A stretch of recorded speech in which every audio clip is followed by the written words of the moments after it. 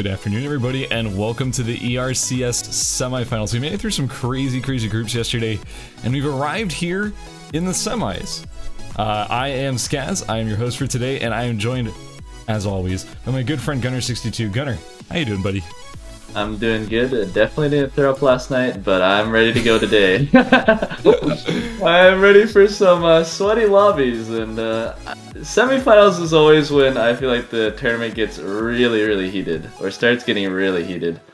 Yeah, for real. Like, this is, man, the games we had yesterday pretty much showed that anybody has a chance of just rising up, causing an upset, potentially breaking into that semifinal period, and it also shows you that even in the qualifier stage, you still have insane games from start to finish, like actually insanely close groups. We've had some of the best players in the entire region did not even manage to qualify. Tons of upsets happened. We have people coming out of nowhere who no one's even really heard of now here in the semifinal period. So if they're able to beat the best of the best and make it here, that means the semifinals is already the best of the best, like the 52 best players out of the entire set of groups from yesterday. So dude, I'm so excited. I'm super excited as well, Skaz. I'm ready to get down with it, and I mean, I'm ready to see what the people in this lobby have to bring for us. Me too. Well, to get things started off, we do have Group A, which should be starting here in just a minute or so. We do have the lobby filling up. This group... Oh, and by the way, before I talk too much about the groups, I do want to sort of give some insight into the seeding process or group distribution for these groups. The way that it works is that when we seed these semifinal groups, we try to avoid people facing too many people that they faced within their qualifier groups. We try to keep that spread fairly even, as well as randomly seeding the groups based on rank. So if you end up in first place in your group, that means you're not only going to be dealing with two other people who had first place in their group as well. So it's an even distribution of, you know, first places, second places, third places, etc. But that means that you sometimes get some weirdly stacked groups as a result. But honestly, since everyone in all of these lobbies are just so good, it doesn't even feel like we have an overly stacked group, because every group is insanely stacked from top to bottom. But yeah, Gunnar, do you want to run us through who's going to be showing up here in the first group, Group A? Yeah, sure. So in Group A, we have X Devon, TTV. We got Binks123. We got Deuce XM. We got TTV Cerellian. I think he's an SA player, or a player from SA, I think. We got Spy. We got Atsuya Shilo. We got Hinamazawa from yesterday. Everyone remembers him. We got Superior. We got EasyHoon. We got Patar. We got 200 MS. We have our good buddy Brandong, forever banned from the in-house server. We have 3Shine, we have Anea, we have Kayokyo, we have Nazimi, we have J-Tang, oh sorry, J7 Ang Tang. It's no, J-Tang. It's J-Tang. And then we have Prime Sub to me to round it all off. Yeah, so I mean, just this first group is insanely stacked, like literally top to bottom, top tier players. And yeah, it's gonna keep going that way for pretty much the entire day. We're just missing one last person before we can get things started. But yeah, honestly, like, I think this group is going to be pretty insane. The thing I'm mostly looking at, I mean, gosh, the top tiers, the top seeds, as well as even some of the lower seeds, all coming in here, like, anyone could take this away, and only 6 players can end up qualifying out of here for the finals. So the fact that we have to narrow this group down to just 6 almost feels unfair. Like, it feels like it should feel like half of them should make it out, because it's just the caliber of players that we're dealing with right now. But you know, only 6 can make it out. That means 12 eventually gotta go. I don't have honestly any idea on who I think is gonna get out, because I'm looking at this and there's like, yeah, easily well over 9 to 12 players. Everybody in this group has a solid shot at making it out. For sure. You know, one thing I'm really excited for is to see if our buddy Brandon can whip it out on the Lennox, because we haven't really seen Lennox take a game in a tournament, I think, ever, really. I think the closest was like in duos squads, I think, but I don't think I've ever seen Lennox really be able to do well in a solo tournament, so I'm pretty excited for that. Yeah, me too. And we are into our first game, so let's get right into it. No time wasted, and here we are. Game number 1 for the ERCS Semifinals Solos event. And like you were mentioning, we're seeing that Lennox being locked in by Brandong. Yeah, of course. I mean, it's it's what he's known for. I'd hope he'd play it. I'm curious what his secondary is gonna be because I don't really know him for playing that many other things. But well, I guess we'll wait and see. So, we got Spy on the Rapier Fur that we've seen him on recently, and actually we have a pretty diverse group here. It's honestly like crazy diverse. I feel like, do we have any double picks? Yeah, the only double pick, two yeah. Talons and two Fioras. Oh, I actually didn't notice the second Fiora. Oh yeah, sorry, we have Gobu. Gobu and Of course, there's Yeah. two Fioras. Yeah. But I mean, aside from that, I think we have unique picks from top to bottom. It's an extremely diverse group. I mean, this just goes to show that when it comes to ERBS, pretty much every character in the game is actually viable, especially in like a tournament setting. I think like every single character is viable. We even saw, like, even though people were really dogging on ISIL lately, we saw ISILs from several people yesterday. I don't actually remember if they qualified. But we saw ISILs, so Yeah, I think I saw Xiaosei play ISIL. I think he might have not making it, but I don't think Xiaosei made it. Yeah. Yeah, I mean, hey, when you're in a tournament and in that tournament Xiaosei's not making it, you know it's a stacked tournament, dude. Like that is a freaking crazy stacked tournament. But yeah, this. Oh wait, wait! EasyHoon locked in Emma for this game. I just realized that. I actually didn't know he played Emma. Did you know that? I only really know ECU as a Shoichi player, but maybe that's my lack of ECU knowledge. He probably plays a lot of Emma and I just haven't noticed. Yes. Very possible. Yeah. I am curious. So 3Shine's on the crossbow Nadine rather than bow Nadine. I think I've seen him on this more recently. I think he's playing Legend of the General.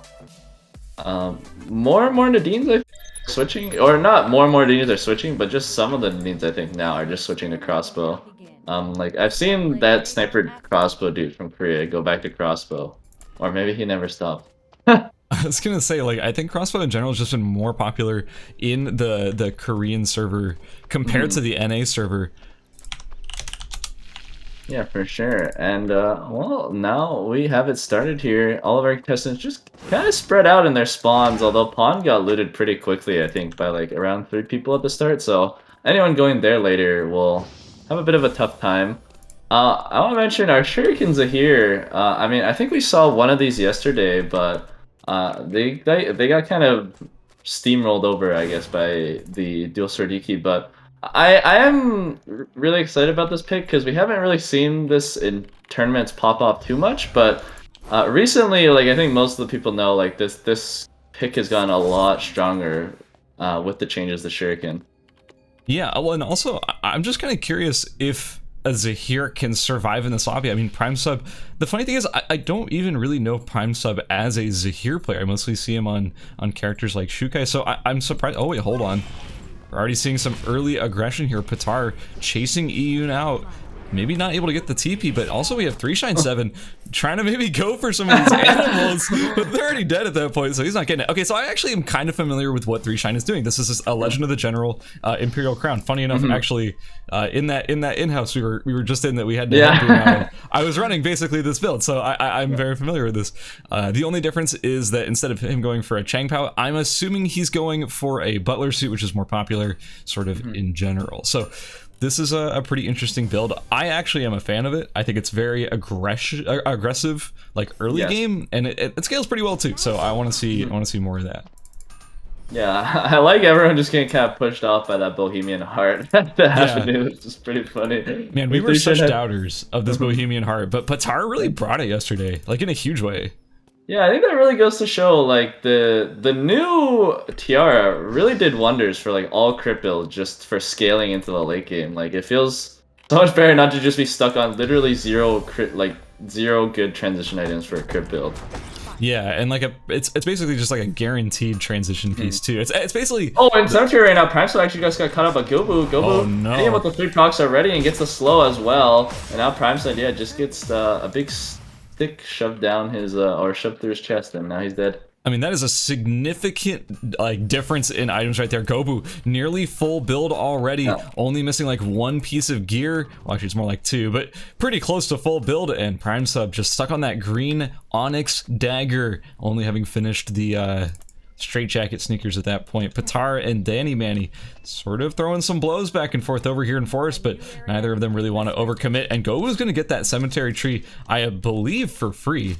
Yeah, and at the hotel tree, I think Brandong and Deuce might actually be fighting for it. I'm not sure. Brandong looks like he just actually just gonna let Deuce XM take it. Yeah, Deuce done his almost his entire build, so pretty hard to fight a Sacella at that point, even if it is early. I gotta give actually Days a huge amount of credit here.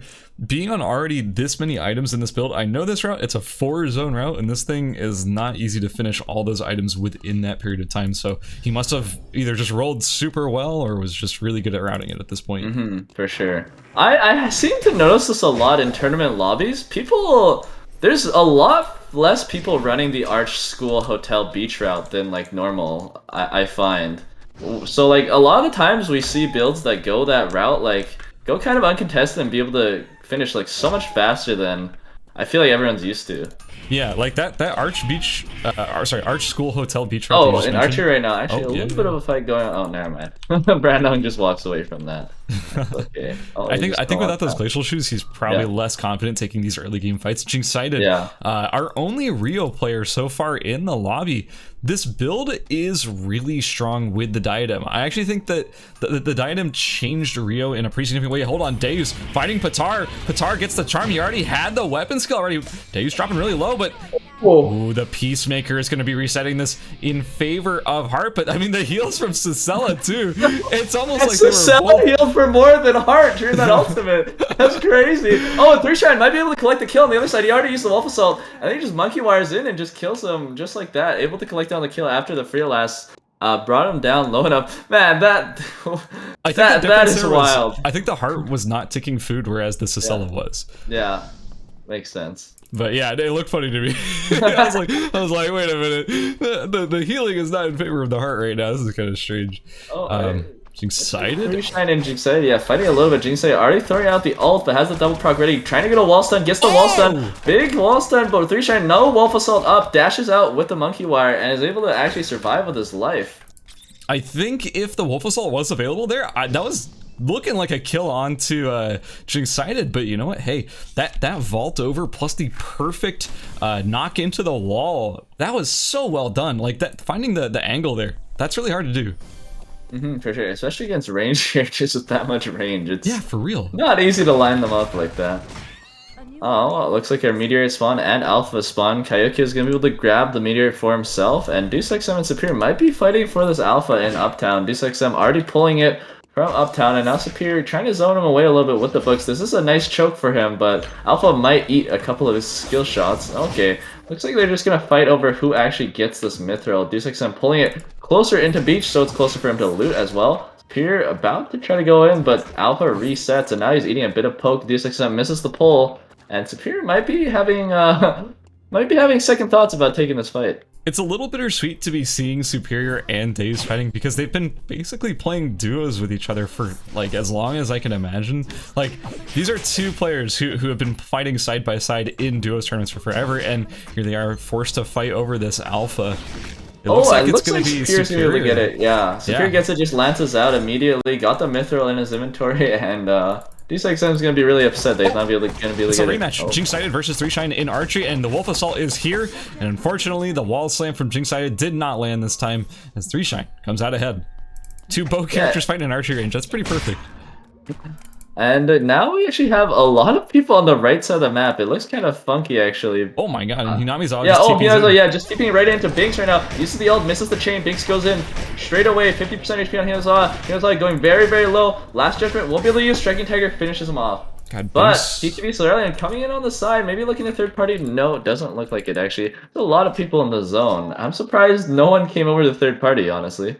Yeah, me too, especially since it's not under console, but it's not like you're not seeing the pings. Like, you know something's going on over there. It looks like Kyokyo being chased out by Nazimi on the bottom side of the zone, and it's Spy is very close by, walking right between them, not really even potentially aware of what is happening. Yeah, I did want to mention, like, Binks was on the Cerberus. Like, we talked about yesterday how Cerberus got a big buff to its range, like the 0.25 range upgrade and the Hydra buff as well. Like, I mean, Nunchuk, that looked like it did quite a bit of damage there, being able to 1v1 a crit, both or just a crit Chiara.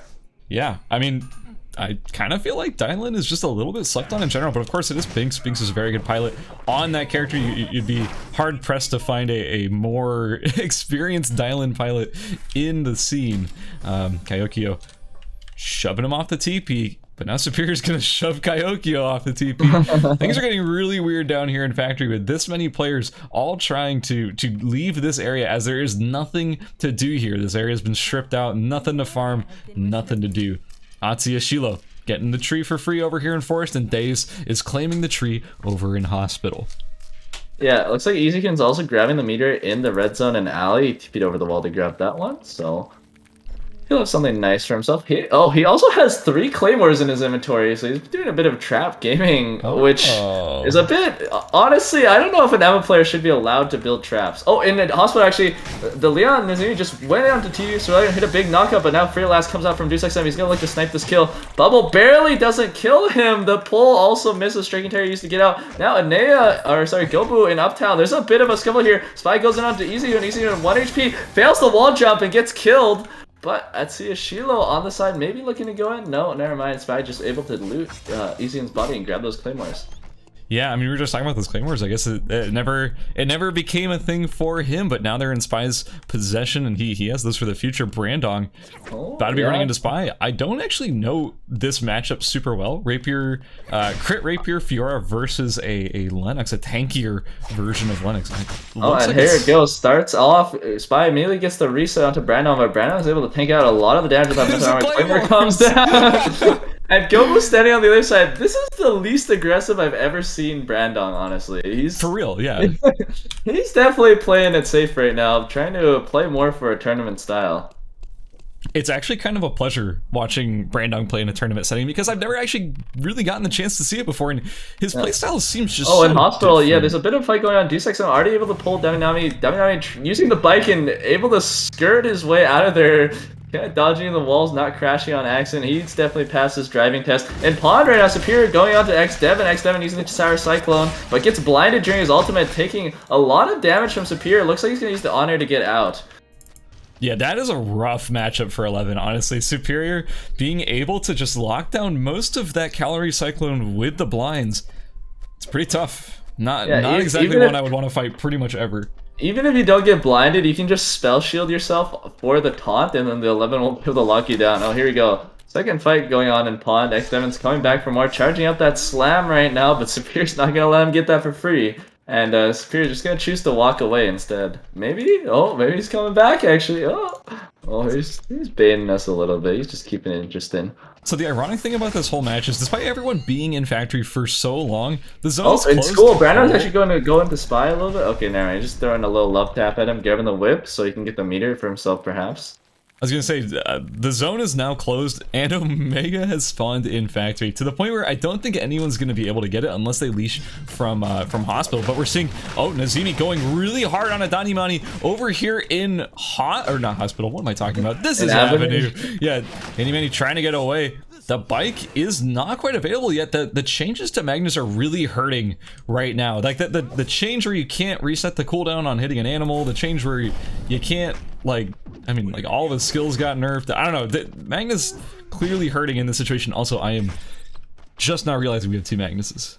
It's Kyokyo and Danimani. I also did not realize we had 2 Magnuses, honestly. One of them's on AMP, and then one of them's on the Deep Dark technology. Hang on, Spy fighting 3Shine. 3Shine dropping incredibly low. Looks like Spy is just going to disengage, though. Neither of them really want to overcommit to this fight. But yeah, hey, this is a build I haven't seen in so long that I'm actually kind of excited to see it. Evening Star plus full percent amp. And there's also a TP coming into Forest. Oh, it's the other Magnus. Never mind.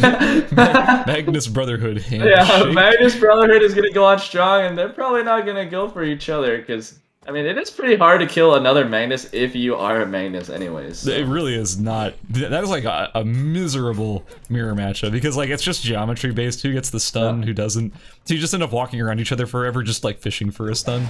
Nazimi going in on Danimani again. We've seen this matchup before, and it went in Nazimi's favor. I don't know. No, he's not. Okay, I know now. He's not gonna overcommit for that. In Archer as well, there's a couple people, or mostly just Brandon getting poked down a little bit by 3Shine. Spy and Brandon had a bit of a face-off, but decided not to go for each other. Yeah, in Hospital as well. So another big standoff. Danny Manny just TP'd into hospital. Let's see if Gobu goes for it. Gobu might be going for it. Yeah, sees Danny Manny. No, chooses to back off. Maybe having second thoughts. Is he gonna go for it? He's kind of scoping it out right now. Now he chooses to go for it. Goes for the auto attack, cancel. And then Danny Manny throws a broken bullet in response. Very tanky right there. Wickline actually has been pulled into the red right now by Binks. Binks is very low. Doesn't get pulled though, dodges the pull, but Spy's on the other side. Free Last comes out. Spy looking to snipe his kill. Striking Tiger!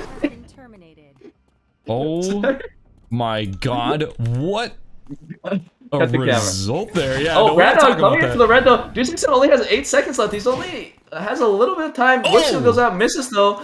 And oh, Nazimi taking out TTV Cerelia on the other side of the map. And there's kind of a standoff going off right here. It looks like in hospital, Devin and Superior are fighting a little bit. Nazimi in forest. Wait, Kyoki trying to get 3 shine over here in school, but it doesn't quite connect. Brandong's also joining in the area. Man, school is getting really congested right now. This is turning into a bit of a fiesta. And Atsuya Shilo is about to get on the action too. I feel like Brandong has just been slowly walking from zone to zone and doesn't really feel comfortable in like basically any of them. Nothing has been favorable for him so far. Yeah, there's not really an easy target to go for in a lot of these tournament lobbies. Like, no one's really under-geared, so all of these fights are going to be, like, really, really tight for him. But the longer it goes, the worse it's going to be, because Lennox is not really known for scaling too well. Looks like in pawn, once again, Superior's chasing Devin. Maybe into the red this time? No, not quite. Devin.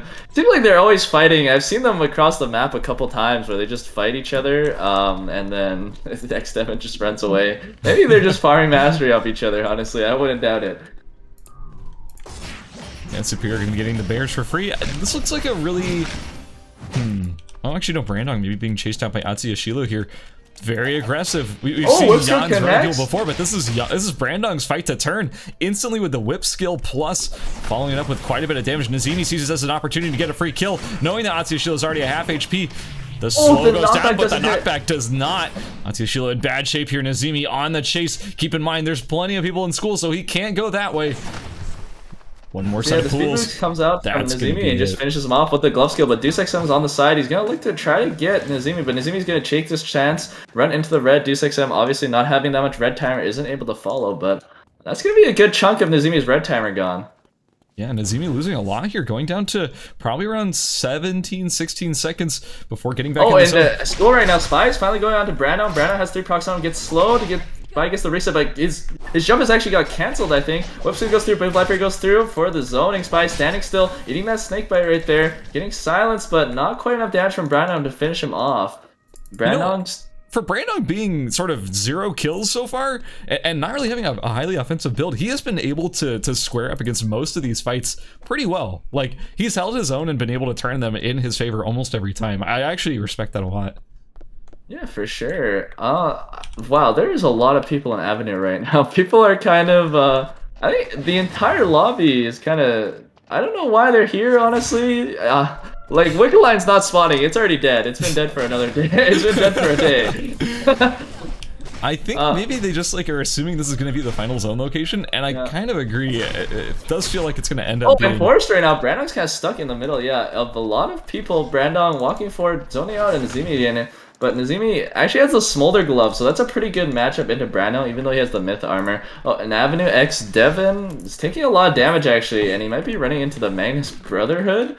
Kind of stuck in the middle here. No, he's able to get out. Deuce, oh, he's going to go on to Deuce, actually. Hits a big taunt, but Deuce pulls himself. That was actually a beautiful self-pull right there. Going for the self-pull instead of pulling Devin. Gave him pretty good tankiness, but Devin's going to be able to get away using that on air to get that spacing. Like, that's, I mean, that's just sort of the 11 special, right? She just gets away from most things. That on air, one of the best escape tools in the entire game. Oh, and Spy just got all in by a 3-shine. 3-shine hitting a nice snipe and uses the activates the Wolf Assault. Spy going down really low. Oh, what? I'm sorry. Wait. What? Deuce, I think, just ran into the red, forgot his timer, and Mi's unaware of timer just explodes. Was that actually what just happened? I think that's what happened. Like... We'll have to check in the match replay after the tournament or something, because I'm really curious what happened there. Oh, Spy in school, yeah, goes in, but gets wall stunned by the crossbow skill. Spy doing a lot of damage though. One more attack will do it. Crits and gets him. I actually really thought that was in favor of 3Shine with the wall stun from the crossbow skill. I thought that was going to be enough to give him like the time he needed to get the damage. That was a 36% chance to crit right there, by the way, on that last auto attack. Was that what happened? Oh my god, Spy. If you look at his build, he's not running the full crit. That was an act of God right there, that crit. So Gobu, I actually want to kind of highlight Gobu's build right now. Gobu has fully transitioned from his crit build into full tank blazing lance, which is pretty strange. He might be able to go out on this. He does have the pull, but doesn't have the wall stun yet. Gobu using the spear shield, doing a lot of damage. Smolder's ticking as well. Hits the dash right there. Almost killing him, but Nezumi able to get out into the red. Oh, but he dies to the smolder effect, I think. Yeah, I think he did. Wow, nicely done, Gobu. And now he's looking to go back in on Danny Nami, maybe. Oh, never mind. I didn't think he was gonna die. Wow. That Smolder. Yeah, I didn't think he was gonna die. To be honest with you, I wasn't tracking him because I didn't think there was any chance that Smolder killed, but I guess it did just enough. Maybe he accidentally aggroed a dog or something. Who knows, man? That is man, he just went to the rest of the bush. I mean, he looked like he was fine, and then all of a sudden just drops dead, like just suddenly to the smolder. Gobu gotta be happy about that one. Yeah, for sure, for sure. I mean, he has 2 kills now, and that's... I mean, the only other person with kills really is Spy, and I guess X Devin now. 3Shine, of course, fell already. 2 Spy in school. Our Fiora players are actually kind of popping off this game, and it is a force. Yeah, top of 4. Spy's going in onto Kayokyo. Kayokyo gonna be forced into the red, taking half his HP bar already from just one quick combo. Might be able to get zoned out here, but Brandon's walking up. He's not going to let Spy get this for free. He's just trying to zone him a little bit. Spy goes in with the rapier skill, but gets knocked back and silenced. Oh, but Spy gets a lot of damage off. Gets whip skill. Blue Viper goes out. Brandon starts kiting back a little bit. Spy taking a lot of bleed. Now he's going to wait for the rest of the ult to disappear, but Kayokyo on the side is not going to let this go quite for free. Brandon forced into the red a little bit. Spy resting on the floor. Danny Nami not letting him though, saying, get up. You can't rest. You can't heal up. Spy also going to be forced into the red. And now the final zone's actually closing. And we have to like keep track of the fact that so many of these players from this weird topside forest fight have been forced to sacrifice a majority of their time, or at least a significant chunk of it. And it looks like X Devin, of all people, has taken the zone for themselves on the south side, and the rest of these players, all 5 of them, 6 of them, it is 6, I just didn't see them. All right, all have to fight for this top begin, boys. We're gonna see some explosions, we're gonna see some interesting stuff. Gobu getting wall stunned by Danny Nami already right there, and Brandon and Spy going at it on the left side as well. Superior still being the only one inside the zone. Brandon got caught down really low by, I think that's the Spy right there. Yeah, gets taken out. Superior going in onto Kayokyo as well. Uses the lance, but he's full unstoppable. But only 4 seconds left, 5 seconds left. Is guaranteed to die. Who's gonna get it? It's Spy. He gets another kill. And man, his timer's looking mighty high now. Gobu forced to all in him. The 2 Furious going at it, but Spy with the giant mastery lead finishes him off. Now Superior's the one with the little timer, and he's gonna be forced into the middle. Wait, everyone's gonna try to get this kill. Who's gonna get it? Oh, it's actually Spy! And now it's Kayokyo who's next. He motorcycles out, but X Devin follows with the on-air, and then he blows up as well. Man. Wait a second. So, what? I thought, okay, for real, I thought Spy was going to end up dying to zone timer considering he had very little to work with, but he somehow walks out of that with like 3 or 4 kills. Spy popping off in a huge way right here, jumping all the way up to 7 kills before the end of this game, and he still has the claymores, man. They're in the bush now. The claymores were the good luck charm. He has a Scotty on, man. I don't even think he cares at this point. He is so strong. Goes in onto X Devin, or X Devin goes in onto him, and it's just a straight up 1v1. They're just right clicking each other. Spy almost getting out DPS, honestly, but not quite. And then looks like Spy is the one who wins that little stat check at the end there. And oh my god, he takes to the lobby with 8 kills, first place. Holy moly, that was insane. Out of nowhere, Spy jumps all the way up from like, he had like 3 kills going into that whole final zone, and suddenly he's ending it with 8. I didn't see that result coming. I don't think anyone really did. And in fact, good for him. Like, that's a huge result. With this 8 kills first place, he's basically guaranteed to qualify for the finals. So that's a massive game for Spy. If I'm Spy, I am ripping my shirt off. I am just grabbing a drink. I'm sitting back. I'm relaxing. Maybe put on some funky music or something, because I got no worries for the rest of the day. I'm good. I got 8 kills. Yeah, I'm actually really surprised that game. Like, we kind of thought Deuce XM was going, or I kind of thought Deuce XM was going to take it after he got that wick. I mean, he had the Taproots, the Scotty, but he wasn't actually able to get any kills. Yeah. So he actually didn't get that many points from this game, which really sucks. I mean, I'm almost certain he went into the red and exploded, and that is a really tragic way to go. The tournament staff are confirming that Deus had 6 seconds of timer and died because it ran out. Nice. Deus, gotta watch that timer. No memes right on us. Knees unaware of timer. Yeah, I gotta say, X Devin being able to make it out the end as well was kind of wild. Like, he really was just right place, right time. He wasn't part of the fiesta, and he goes in, was able to get 2 kills for himself. And I mean, that's a pretty nice finish as well, especially when the rest of the lobby kind of, I mean, the rest of the lobby wasn't able to get anything really. Like, it was Spy who took everything. I was kind of expecting Gobu to start hitting people sooner. I kind of feel like the Magnus has got to just sort of stand there like statues and not do anything. And I was kind of expecting, you know, Bleeder Gobu to start, Bleeder Fiora to start burning people to death with that Blazing Lance. But I kind of feel like, there's this hesitation from everyone in that final zone. Like, no one wanted to draw too much aggro. Everyone was just sort of playing it safe. And then as a result, when everyone eventually is like, well, we're gonna run out of time, we're gonna fight each other, it was just Spy that happened to get the last hits on all of them because he just has like the biggest burst damage. He could save his W for it. So yeah, I mean, yeah, that was just like, what a bizarre final zone. You don't see that every day. Yeah, especially because everyone in the final zone was so tanky. Like, it was really hard for anyone but like Spy to really kill anyone. I want to say, like, we even saw Gobu and like, I think it was, I forget which Magnus it was. It was the tankier Magnus. They went at it a little bit at the very start, but then like Gobu just got wall stunned and they did like no damage to each other. And everyone was just so tanky. Like, yeah, a bit of handshaking went on, a bit of just chaos. Yeah, that's all I'm gonna say. Chaos for sure. I think it was Danny Manny that was the tankier of the 2 Magnuses. Well, we do have the scores. They're already up on your screen. So let's see where our players are currently standing after game number 1 in semifinal Group A. In first place, we have Spy with 48 points. In second, we have Devin. X Devin. That's a pretty good result. Honestly, X Devin, the whole game felt like he was getting bullied out by Superior. I thought that there was going to be a pretty like mediocre game for X Devin.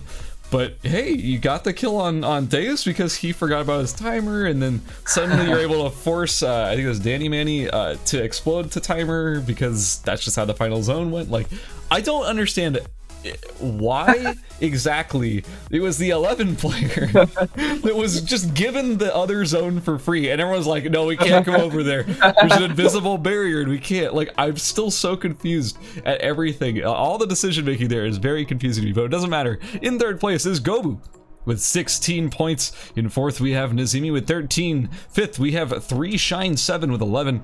And we have Danny Manny rounding up our qualifier spots in sixth with 10. Just below them is Superior with 8, Binks with 5, Kayokio with 5, Brandon with 5, Deus with 3, Atsuya Shilo and Cerellian both also with 3. And then from 14th and below, we have Hinamizawa, ECUN, Jinx Sided all tied with 1. And then Patar and Prime Sub to me with 0 points down there at the bottom.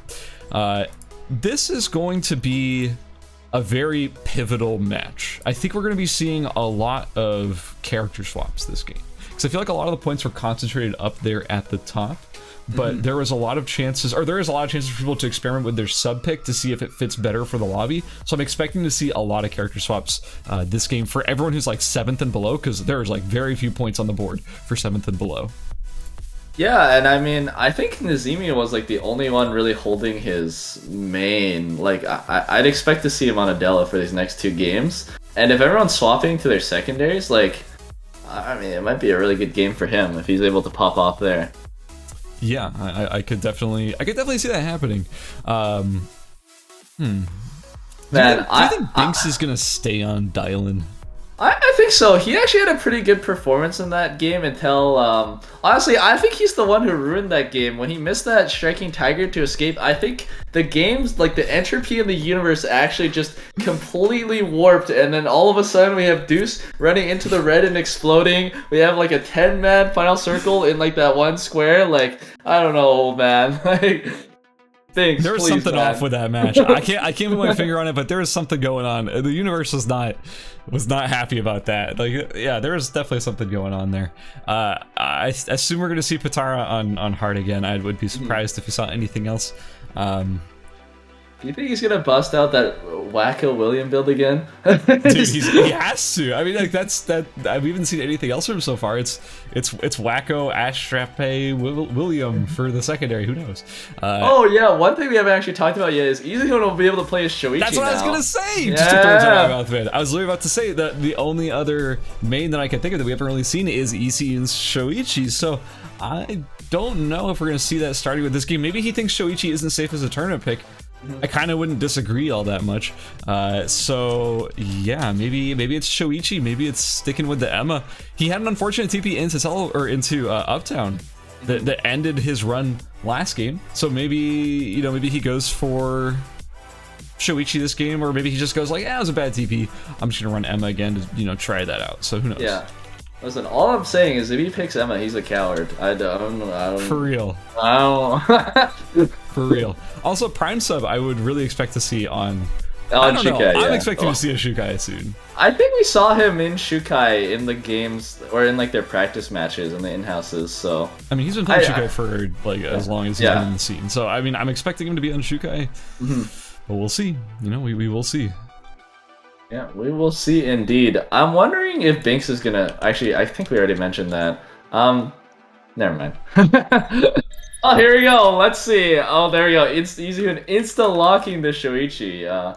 Very quick on that. That's very good. Well, we save the suspense because he wasted no time being right there on that Shoichi. We're seeing Superior swapping it up. That's kind of interesting. We're seeing the Emma being pulled out here. Hinamizawa is on Yuki. Well, I don't think Hinamizawa was on Yuki last game. They're on Kiara, right? Yeah, he was on the Kiara. I think he died to Binks in Factory. That's right. So we're seeing the return to form Hinamizawa as we saw yesterday, running people down on that Dual Swords Yuki. I'm excited to see that this game. Also, Dave's also swapping over to his sub on Eva. Binks is on Sylvia. I haven't seen a Sylvia personally. I've seen a lot of people randomly switch to Sylvia this patch. I have no idea why. But... I can't imagine it. The character can't be good. There's no way. Nah, weird. No way. If I see another Kiara Sylvia, I think I might just lose it, honestly. Dude, but same. I'm curious, like Jenny, I mean, we didn't see like a crazy performance from her yesterday, but like the more I've been watching these in-houses, like Jenny does actually look pretty good now. I think Jenny is decent. I can't say for sure that I know Jenny is the most insane character of all time because we haven't seen that crazy Jenny pop off in a tournament setting. It's been mostly Jenny's running away and getting chased repeatedly all day. But yeah, I don't know. X7 switching over from the 11 over to Jenny. We're seeing a lot of character swaps. Even Patar. Oh my god. Not on William. We're seeing a Luke. Also, these zone these zones. I'm getting PTSD right now, honestly. Looking at these spawns. Yeah, the archery hospital and factory. It's it's pretty spicy. We'll say that. We'll see if everyone's able to actually get their loot off. Superior's the one who got the loot school. I'm also really excited to see this sub pick. Gobu. I mean, you can hardly call it a sub pick at this point. Gobu's on Rio.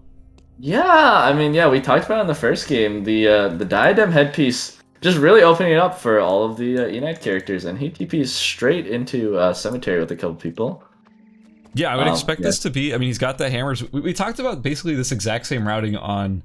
Oh, no shot. Is this what I think it is? It's Ancient Bolt. Oh my god, Gobu, what is this? This is so gross. It's an Ancient Bolt. Oh, this is filthy. Oh, what is going on? Am I gonna see someone die at 2 minutes in the game again? I mean, that's the idea. Is like he can run anyone down right now. He's probably gonna go, over to Chapel and maybe like Factory or something. It's probably a diadem. It's probably similar. Remember that Shaosei XCR route we saw yesterday? It's basically you can run the same routing and finish an entire Rio build with both diadem and Ancient Bolt. But he's going for looks like a Schrodinger's box instead, which is. Dude, I don't know. I love seeing stuff like this being brought out. Even if like I don't even know if you invented this or whatever, but like seeing it show up in a tournament when it's pretty fresh to an item being added to the game is like I love it. That just gives me those happy nerd feelings. Yeah, it definitely makes the tournament more exciting as well when we get to see kind of these routings like pop up for the first time in the tournament setting. Yeah, for And sure. oh my god, Ali, like what is going on in Ali right now? There's like 3 Yukis here, there's a Shoichi here, there's a Luke here, and there's a Chenny here. Patar hits the clean sweep immediately onto He's just trying to Iwazar contest the but... stones. Yeah, contesting stone, man. We're back in the Stone Ages. Oh, Iwazar is gonna go in with a stun, but not doing quite enough damage. Not enough crit to his build yet. Looks like Patar will finally be able to finish his Vajra and have his weapon complete, which has to feel a lot safer after that. It's getting weird over in Beach, by the way. Deus and Binks throwing blows back and forth. Brandong's here as well with the Gleipnir. Oh, the laser comes out immediately. Brandon loses half his health. I think Deuce is going to keep chasing here, but not quite in range to hit that light trad, though. Oh, Spy versus Danny Manny. Danny Manny actually getting the upper hand here. Spy without finished shoes. Danny Manny has the shoes. Well, no, he doesn't. He has slippers. But whatever. He's Yuki. He's faster anyways. These speed gates, though, are doing huge things for Spy. Spy gets away? Okay. You know, I'm surprised. Legitimately. I just realized, no. Danny Manny does actually have shoes, but it was just a bit of a bug. I think it had someone else's inventory. Maybe I clicked on Hinamizawa's inventory. Yeah. Okay, I definitely when I was saying that, I definitely was like, wait a minute, I'm pretty sure Danny Manny has shoes, but whatever. Maybe I'm losing it. Oh, okay. In factor right now, Nazimi actually just hit a quick combo onto Kayokyo, but it looks like Kayokyo's actually just too tanky.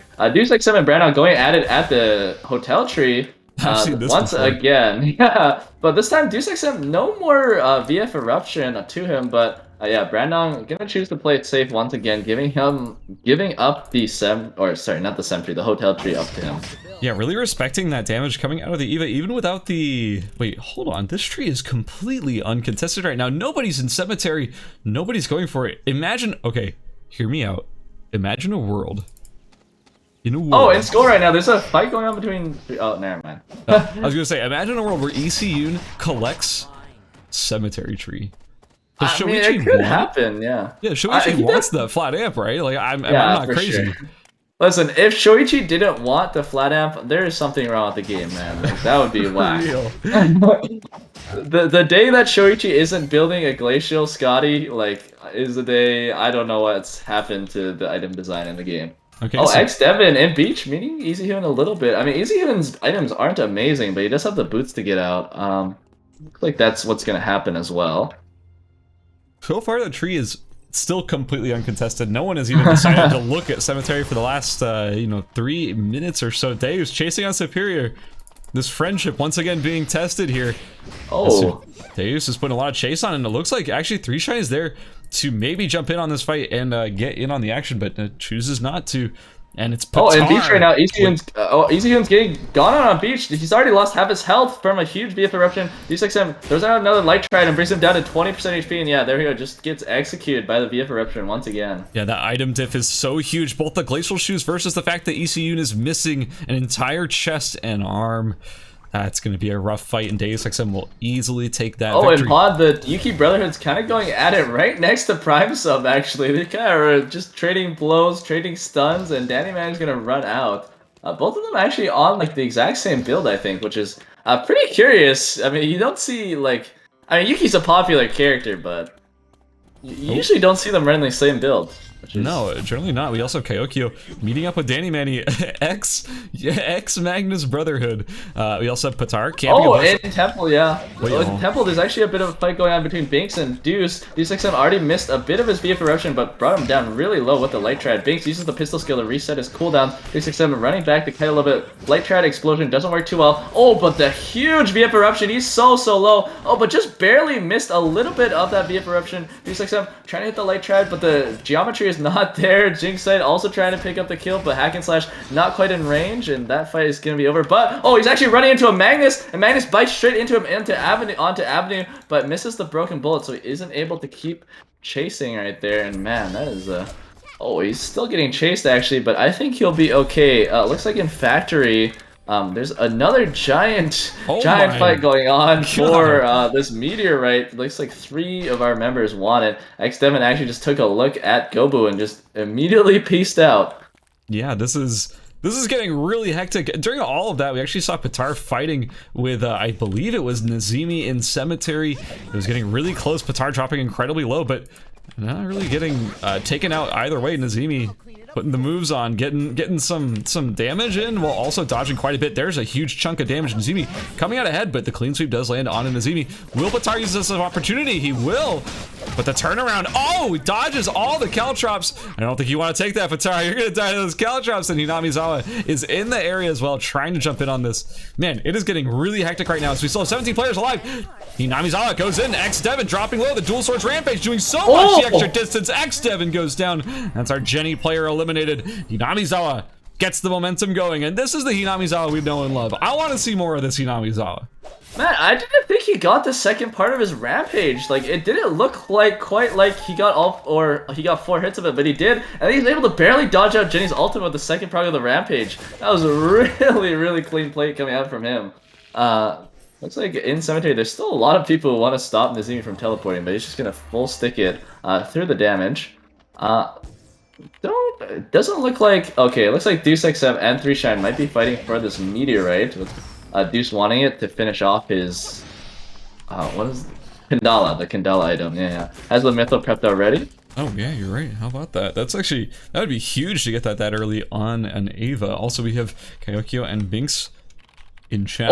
Spy just TP'd into Brandon Hotel, but yeah, he's just gonna instantly start running away. Yeah, pretty prudent decision right there once you TP into his zone. If you see someone, just run. Yeah, don't engage. Especially if you see there's 16 players still alive. Like, there is so many opportunities for third parties. And speaking of third parties, Hinamizawa's going in on anybody he sees right now. Brandon. He really doesn't care. Oh, he was able to get him two. He has 2 Mytho right now, actually. So he'll be able to upgrade his lace cover into a Mytho cover later. And we'll see what he does with the other Mytho, maybe a Mytho Boots. Deuce XM is able to grab that meteor we were talking about earlier. Gobu TP's into Chapel, I think, and now is going onto Hinozawa TP's onto Gobu. Another TP, actually. Gobu, oh, wow. Gonna see this. Nazimi over the wall, gets the snipes off immediately.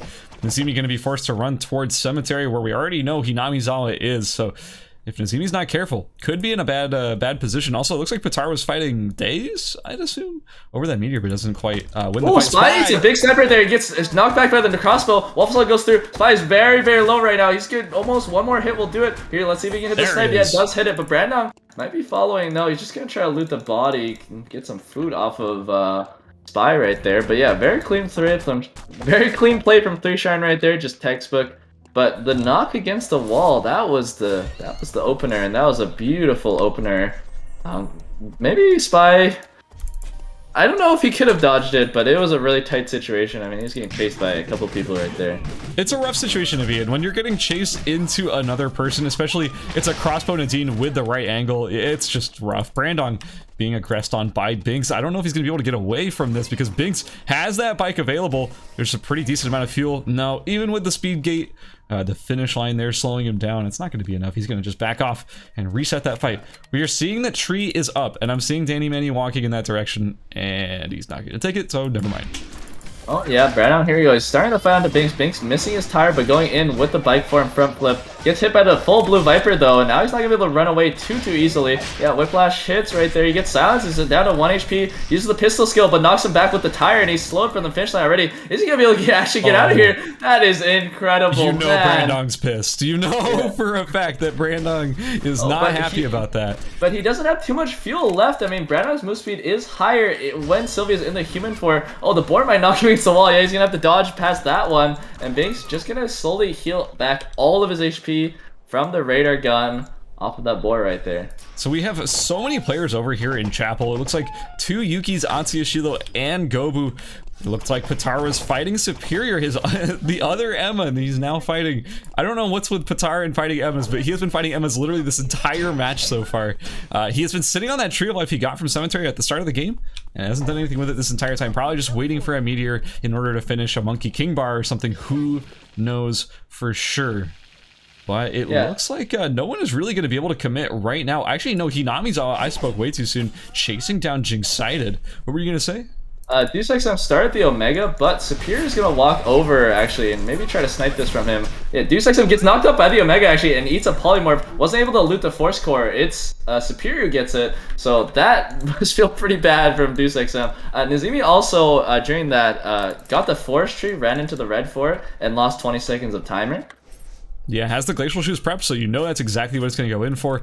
In Factory, actually, Pitar's going on to Superior, but eats a full Emma combo off of a snare. Shoots the ultimate right there, but isn't going to follow up with a clean sweep because he didn't hit the ultimate. But DeuceXM on side going in. He throws out a light trad. Superior doesn't hit Superior, though. VF Eruption also doesn't really nick him, or just barely nicks him right there, and Superior's going to run into Chapel. To recover.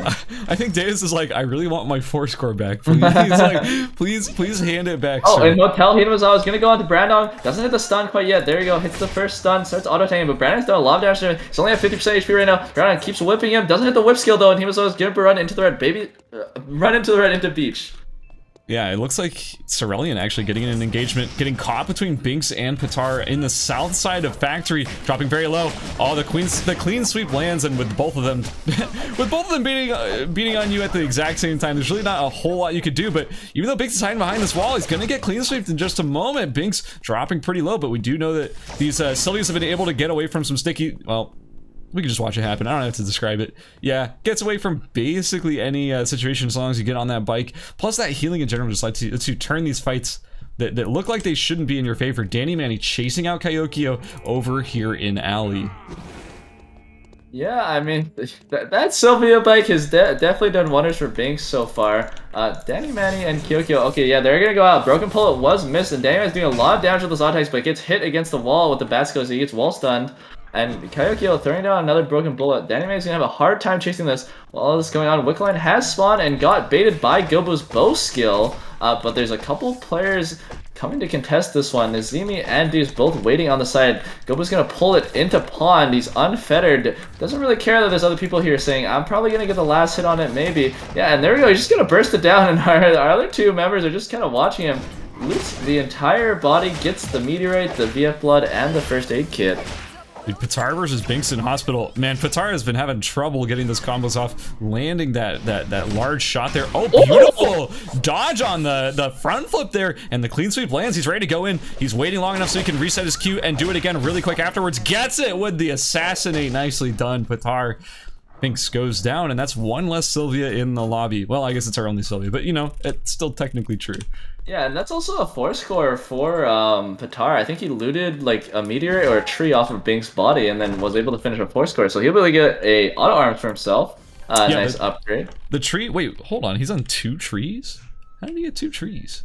WTF 2 trees? WTF. Yeah, I don't know where he got the second tree from, but he's sitting on a Semifinals and now a 4 score, which is pretty huge for him. Yeah, so I think I want to highlight what Gobu did, by the way, on that Wiccaline. Kind of played it perfectly. Like, I'm just gonna sit here and say it. Gobu played that Wiccaline fight so perfectly. A lot of the times you see these Wick engages, they like people will be like, I'm gonna shoot it once and then like run to his zone, wait for it to reset, and just keep baiting it till it's 100% safe. No, Gobu said, I'm gonna all in Wick, but I'm gonna go into this Superior in Chapel right now, actually fighting with that Hilo, got knocked against the wall and took, I think, an ultimate, and then lost like all of his HP. Kyokyo TP's in, but the engagement has ended, unfortunately. Gobu fighting it with Prime Sub a little bit, but both of these people probably not really gonna be able to kill each other, so they both decide to keep looting instead. But yeah, he pulled it into this choke point right here, which basically meant if anyone was going to come try and contest that, he knew there were multiple people in the area.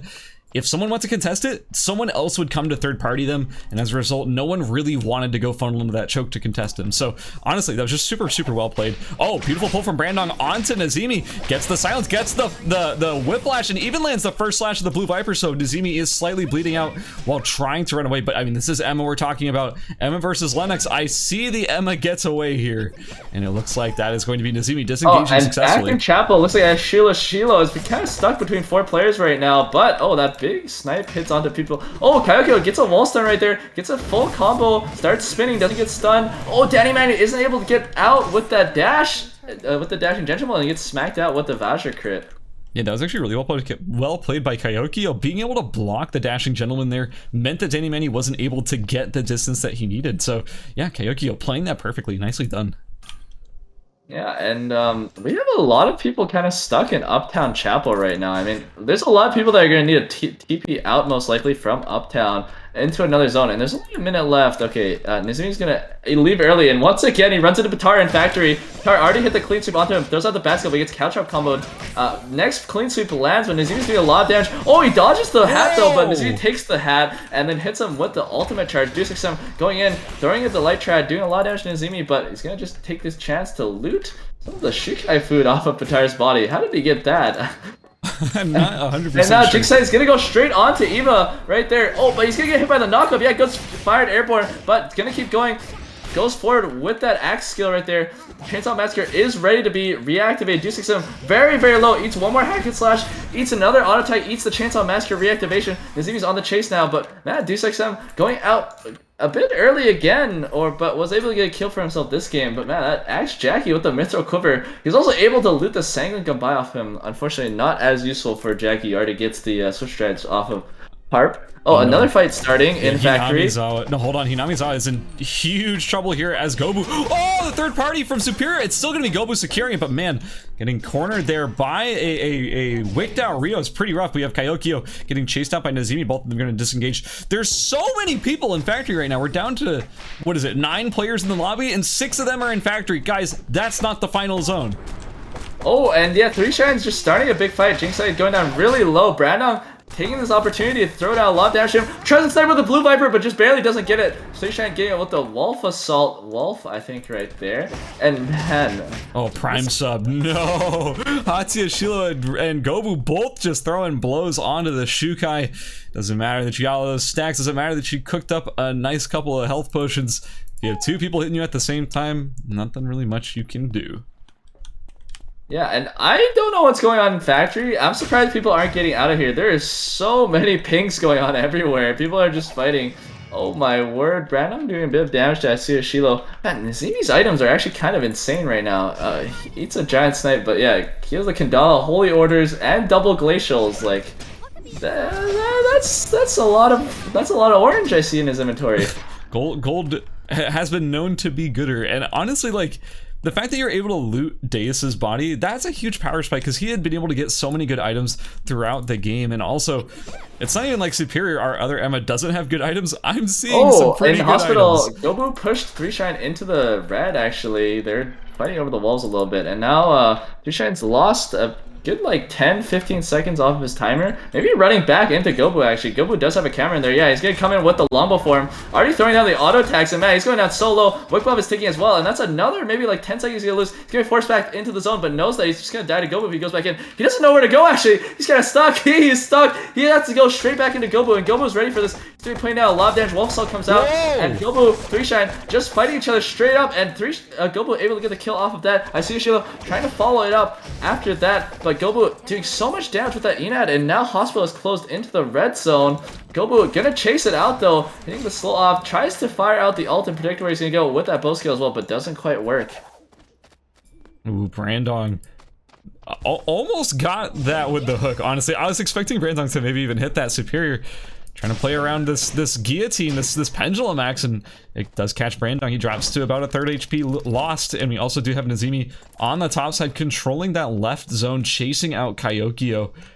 This final zone is about to get pretty intense. I don't actually know who ends up taking this. It looks like Gobu has lost his wick buff, and I don't really see anyone with an overwhelming advantage aside from the fact that our Emmas just have good items. Oh my god, Gobu's just pelting Brandon right now. Brandon's lost almost all of his health off of those real auto attacks, but I see Sheila is able to get it with that last stomp right there. But Gobu once again just using the longbow range form to just poke Atsuya Shield down so low. He's lost almost all of his time. Wow, that bow skill hit centered on the spear, but spear, I mean, Gobu walked straight into the guillotine, and now the final zone has closed, but Gobu's range is insane right now. He's playing Sniper Aya. Oh, he dodges the snare as well, gets another kill for himself. Now, Atsuya Shield, 6 seconds left, but he's losing almost all of HP. Hits a wall stun onto Gobu. Kyokyo comes in on the side with the spin, but isn't able to hit him. Gobu's just 1v1ing the entire lobby right now. Gets wall stun by Atsuya Shield. Motorcycle comes out, not enough damage though. Gobu kills another person. Now, Nazimi coming in on the side, trying to third party, but Gobu's HP bar is too high. Nazimi has his back against the, or Gobu has his back back against the wall though, but he's able to dodge almost all of the Emma skill shots so far. Polymorph goes through.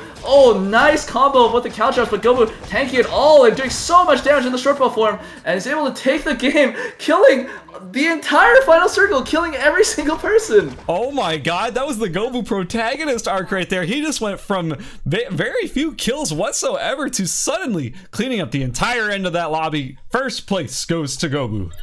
Yeah, man, that is incredible right there. I mean, you don't really see Rios really on NA that much, and then Gobu's just showing like, man, these new items are pretty good, giving us a lot of room to work with. Yeah, he's not even running diadem actually. Man, but that longbow range with the myth quiver as well at the end, like, I didn't know what I was looking at. He literally just keeps auto-attacking people, and I mean, you're supposed to have an attack speed reduction in that range form, but it didn't look like it from what I was seeing, and he was just pelting people at the end.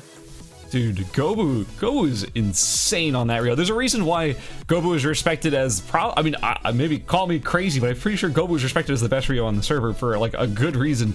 Like, that is insane Rio play right there. No fear. I feel like Superior, yeah, I feel like Superior was like kind of in shock in that fight. Like, it was like, I got arrow rained, I'm being sniped. I feel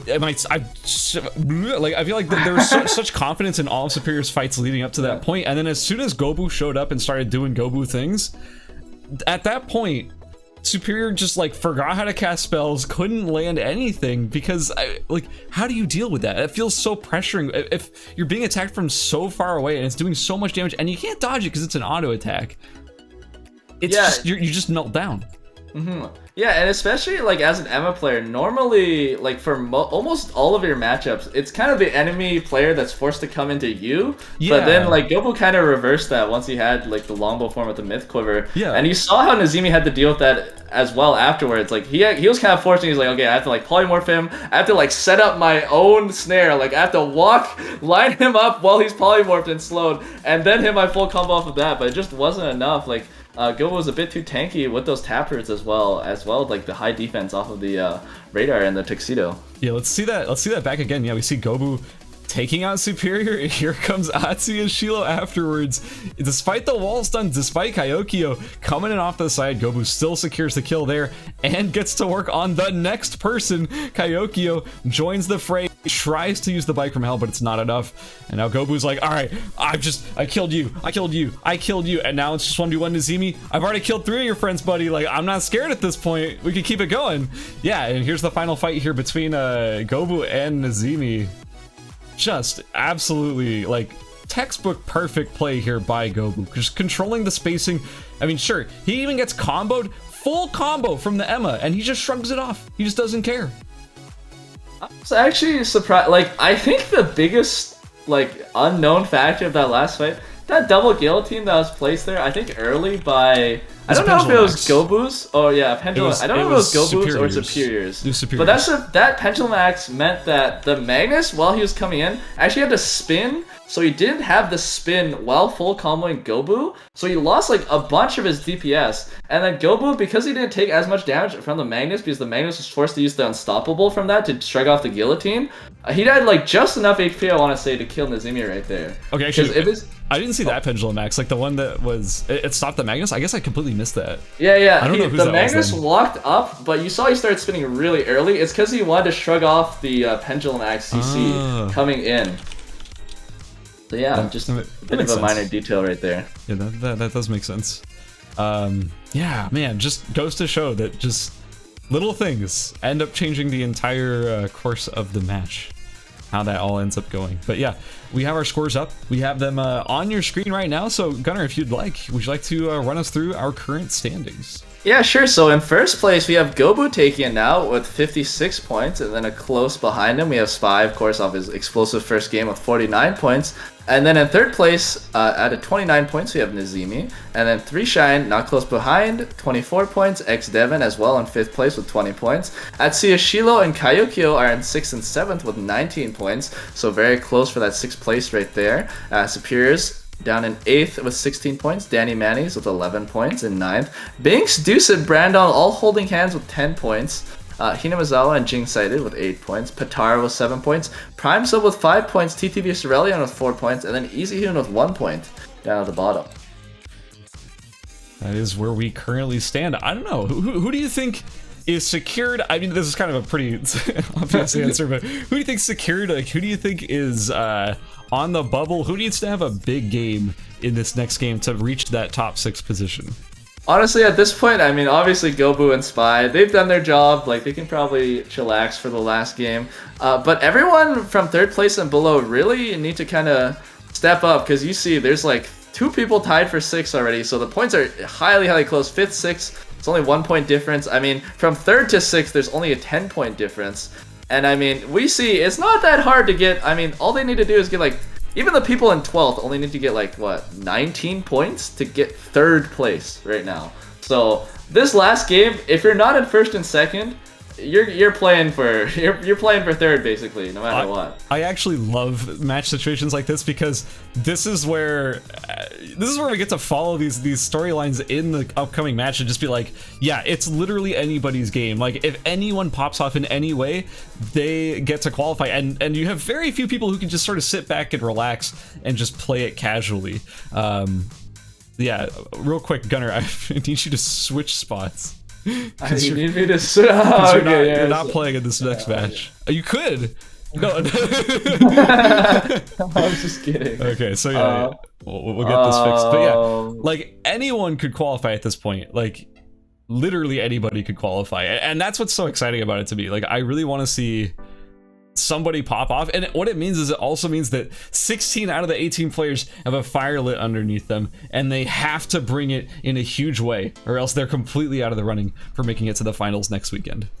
Yeah, especially like, I mean, I just gotta, if you're like Binky, or sorry, Binks, if you're like Binks or Deuce, and you don't make it because of what happened in the first game, that has to feel like terrible. So I feel like those two especially are gonna look to pop off in this last game, like, just kind of play their heart out, because you don't want people telling stories about what happened in that first game.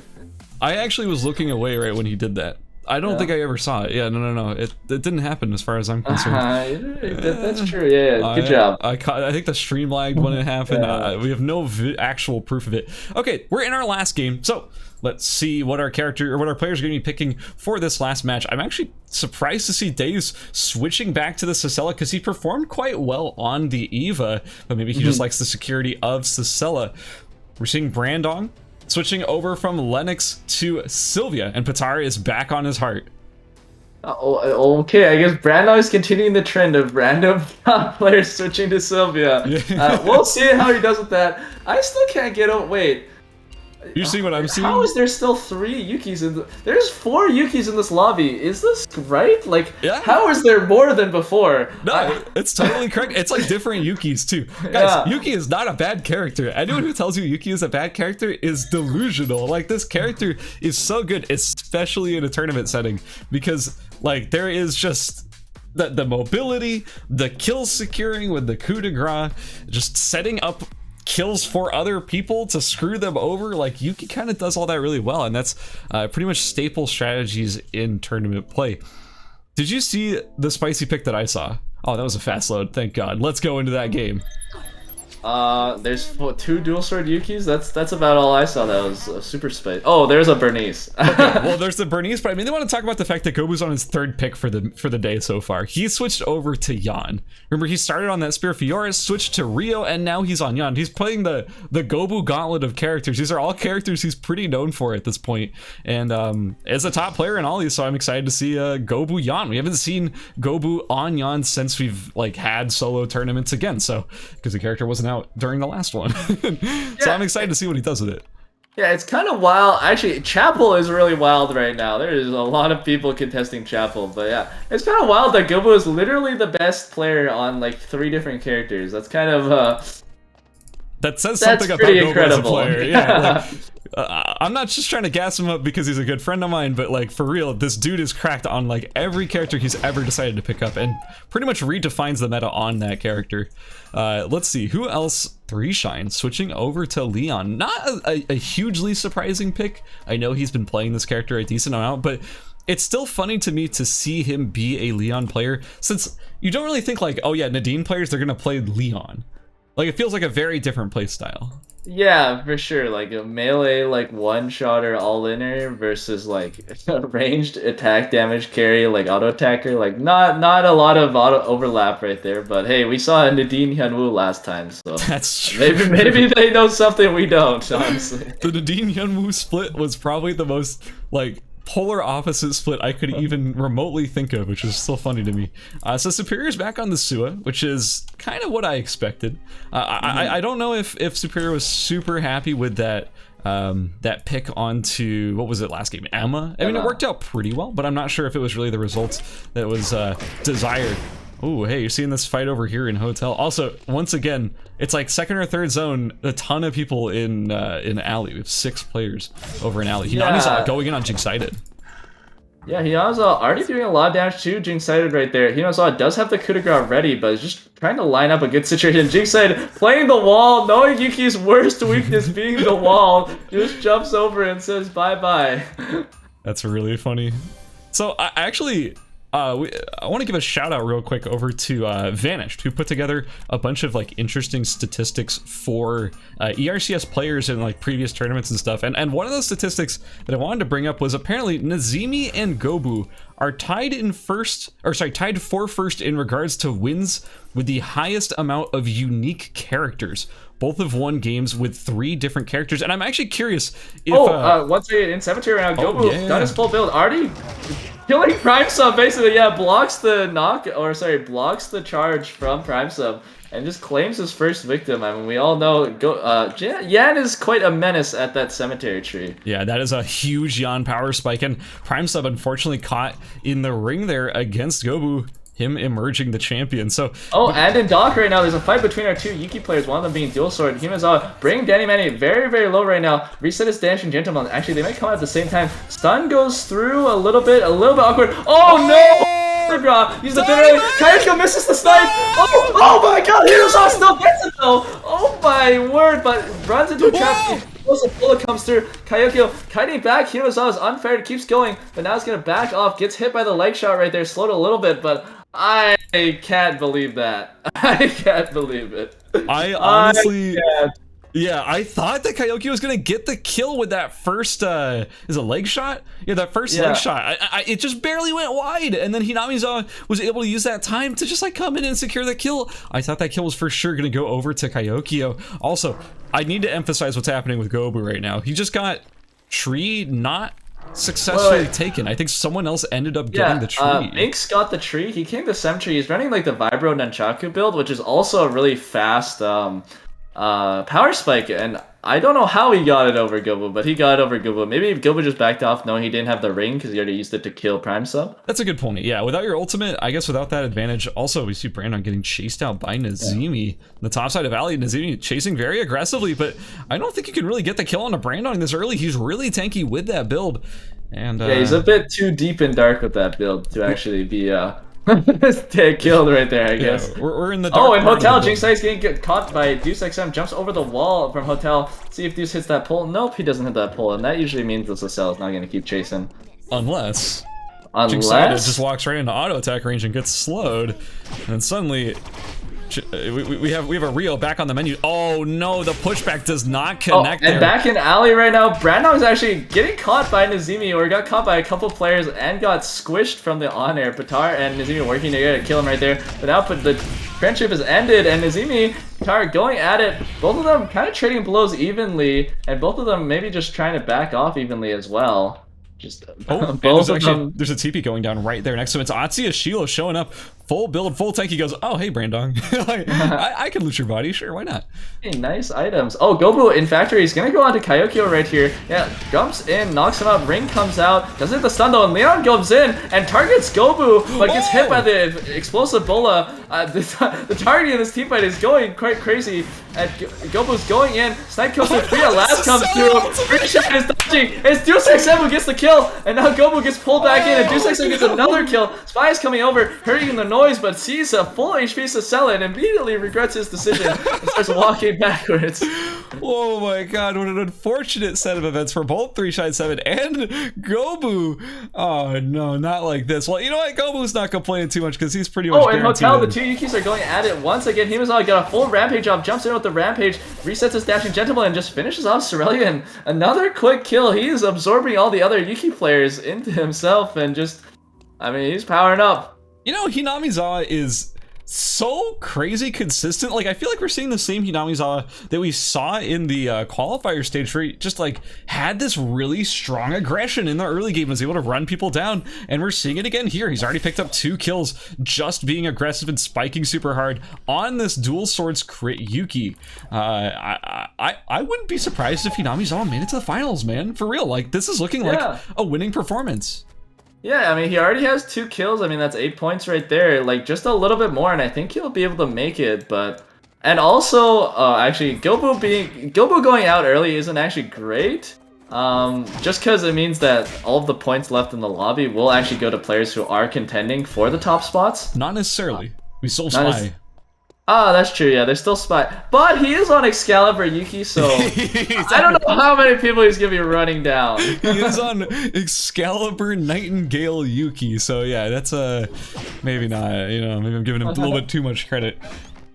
Hey, who knows, maybe he'll mind control people into the red and have them explode outside of Avenue. Hey, it's already happened once so far. Devin got a kill that way. You can't count it out completely.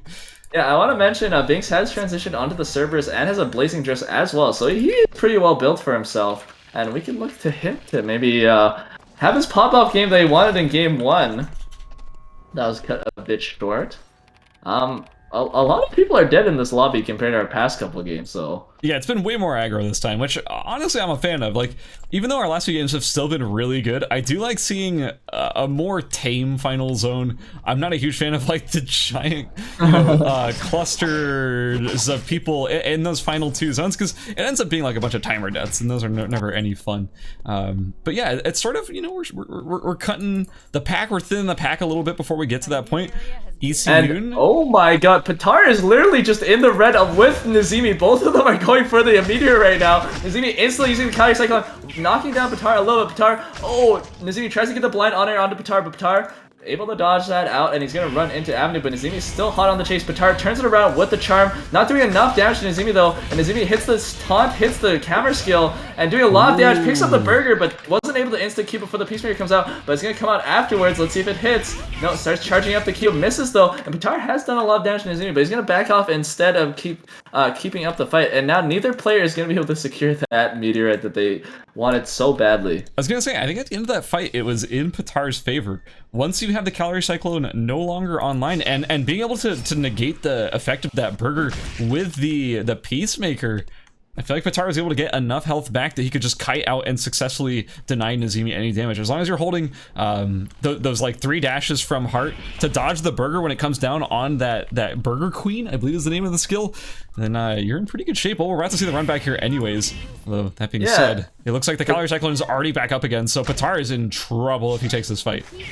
Yeah, Patar, let's see if he dodges the hammer this time. No, he doesn't use the dash out to get the hammer, but he does hit the charm right there, but Calorie Cyclone goes through, taunt goes through as well. He's going down really low. On hair is instant cast and instant death for Patar right there. Nazimi just walking up to him slowly and taunting him or slamming him, and able to get the kill off from him. In hospital, DeuceXM onto Hinamizawa. There's going to be a quick fight right there. Hinamizawa missed the rampage right there, but is able to dash out. DeuceXM is pretty fast with those glacial shoes, but maybe not fast enough to catch up to a Yuki with that Mithril Quiver. Yeah, that is an incredibly hard chase to actually pull off. One dash away, and the Yuki's pretty much out for sure. I'm actually surprised to see Hinamizawa sitting on the Mithril shoes and not using them. Not to say I'm an expert on whether that's the correct decision, but normally when you get a Mithril piece of gear, you kind of just slam the Mithril piece of gear. It's pretty much a no-brainer, especially with that Mithril Quiver as well. But maybe valuing the crit chance a lot here. in dog right now, I think EasyGun's actually cosplaying as a dog. I don't know quite what's going on. Okay, there we go. He's gonna go for the Yan, I think. Uses the dagger skill to go in. Jumps, uses 2 dashes already. Gets the Ruthless against the wall, but gets wall stun. Throws the dagger over the wall. He's gonna keep chasing, but Kayuki's on the side, just waiting patiently. Deuce also TP'd in here. But yeah, there we go. Asashila uses the WWE ring to try to get out. Deuce uses the bubble to cancel the knockback, and Asashila goes out just like that. Man, Deuce that was Dude, that was a nice TP. I was gonna say, Davis is the king of right place, right time this game. I feel like none of these fights have really just been straight up kills, aside from maybe that kill in Hotel against Jinx-Sided, but like, just walking into a, like, I'm gonna teleport into factory, press R, oh, I got a kill, cool. Oh, there's someone else low, cool, I'll kill them too. And now teleporting into another zone and getting another kill handed to him for free. Like, that's just such good fortune here for Days. I'm not saying undeserved, but quite fortunate. Oh, and Pond right now, yeah, there's gonna be a fight between Nazimi and Hinazawa. Hammer skill already goes through, but Hinazawa doing a lot of damage. Instant taunt goes through with the Cali Cyclone. Rampage is used, but I don't know if he got hit. Oh, dashes through and tries to get the coup de grace, but it does not hit, and he does not have enough mana to keep getting out of there. So Nazimi's gonna pick up another kill for himself, just knocking out Hinazawa, and he's also gonna be able to get that Meteorite and the Mithril Quiver and the Mithril Boots off his body. So that is quite a hefty upgrade for him. Yeah, let's watch that again real quick. This fight between Hinamizawa and Nazimi. The most important thing I want you to check here in this fight is the sidestep on the Yuki ultimate, that coup de grace. If that connected, I'm pretty sure Nazimi was just straight up dead, but just perfectly sidestepping that and then identifying that there was no mana left on Hinamizawa. It was just so well done. Oh, sorry. It looks like a lot of people are setting up for Wick. Spy and Superior had a little bit of a scuffle, but Spy was able to use the sword skill to block the knockup. Huge commitment. Binks going in on Deus XM. Deus XM getting the advantage here. Oh! That's a striking tiger! Oh, whoa! Canceling the free at last for the striking tiger. That is one way to do it.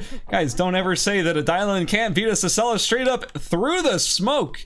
Handling it like a champ. Binks takes out Dace, who was already on 4 kills.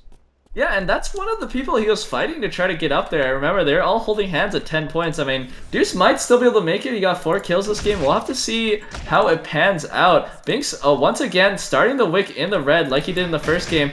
Full silence to try to DPS it down quickly. Now he's going to use it to reset, get the double hits in. But he's going to have to run probably into Forest. I mean, oh, never mind. Nazimi's not going to come chase this. That was a kind of dangerous Wick play right there. I mean, high risk, high reward, I guess, but kind of sketchy if someone came over and contested him there. Yeah, honestly, I respect it though. Like, that was really well done.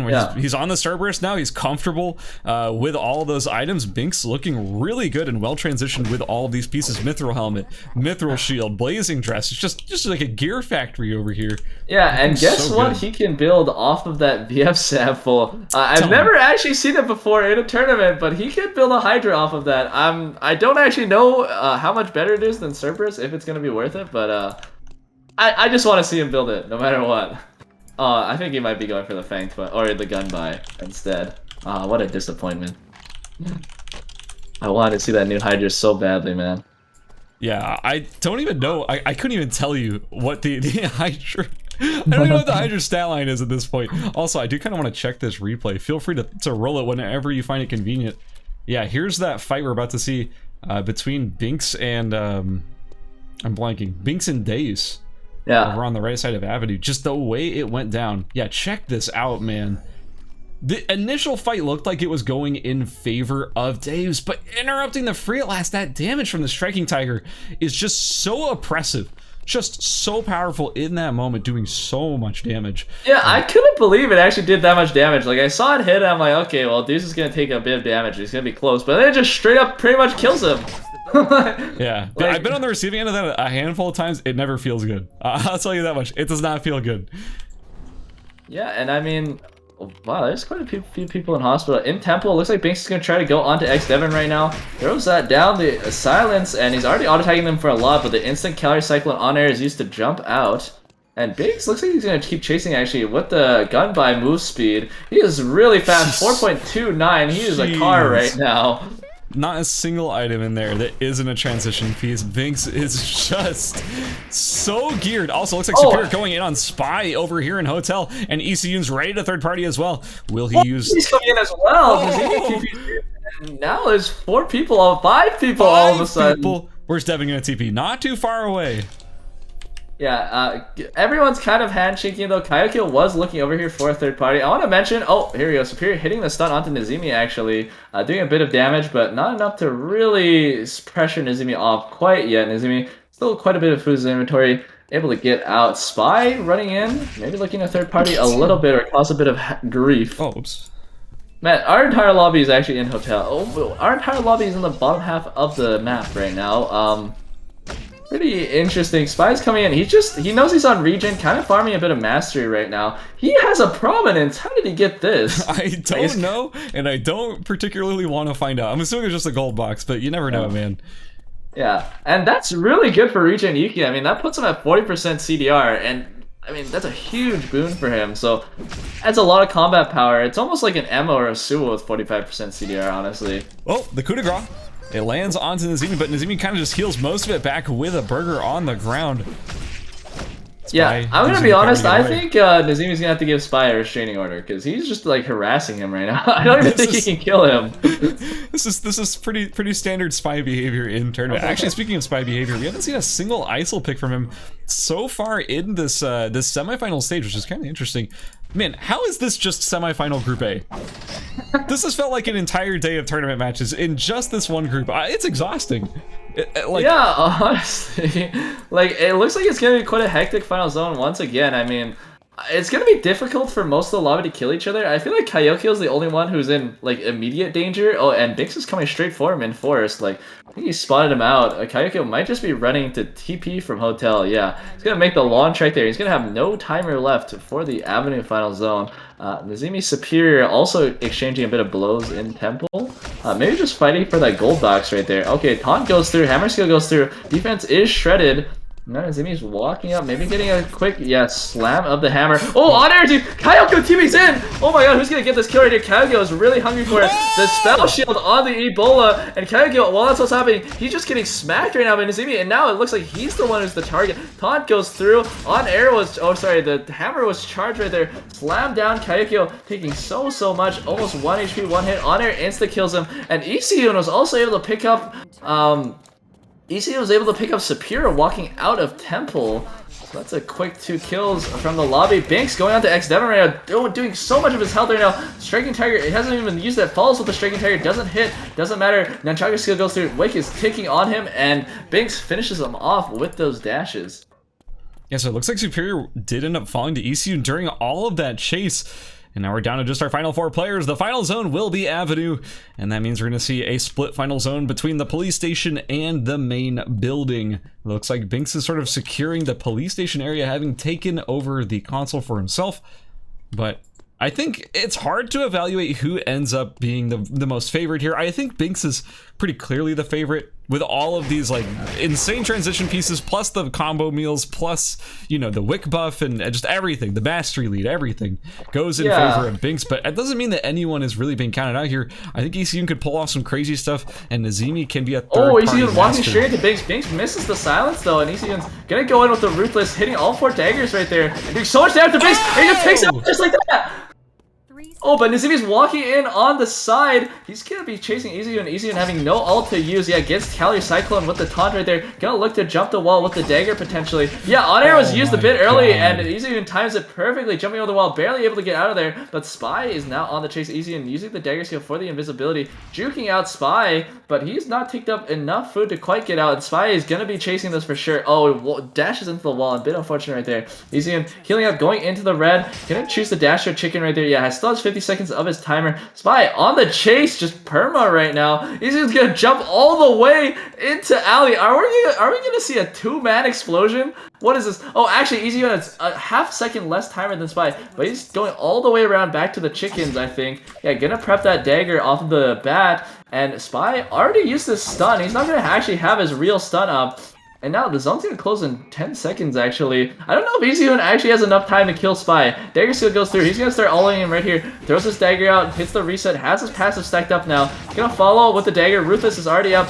The parry eats most of the damage, and now Nazimi is over here. Might be able to get a kill for himself. Slam goes through, taunt goes through, smacks him down with the calorie cyclone, and now Izuyun has only 15 seconds of his timer. He might explode right here. He has to deliver 50 seconds. Nazimi might just be able to camp out these final zones. No, he's gonna let him go to the other zone with a bit, like, not that much to spare. I'm shocked to see Nazimi let this happen. Yeah, Nazimi's not gonna let this happen. Jumps to the other side. 2 seconds left.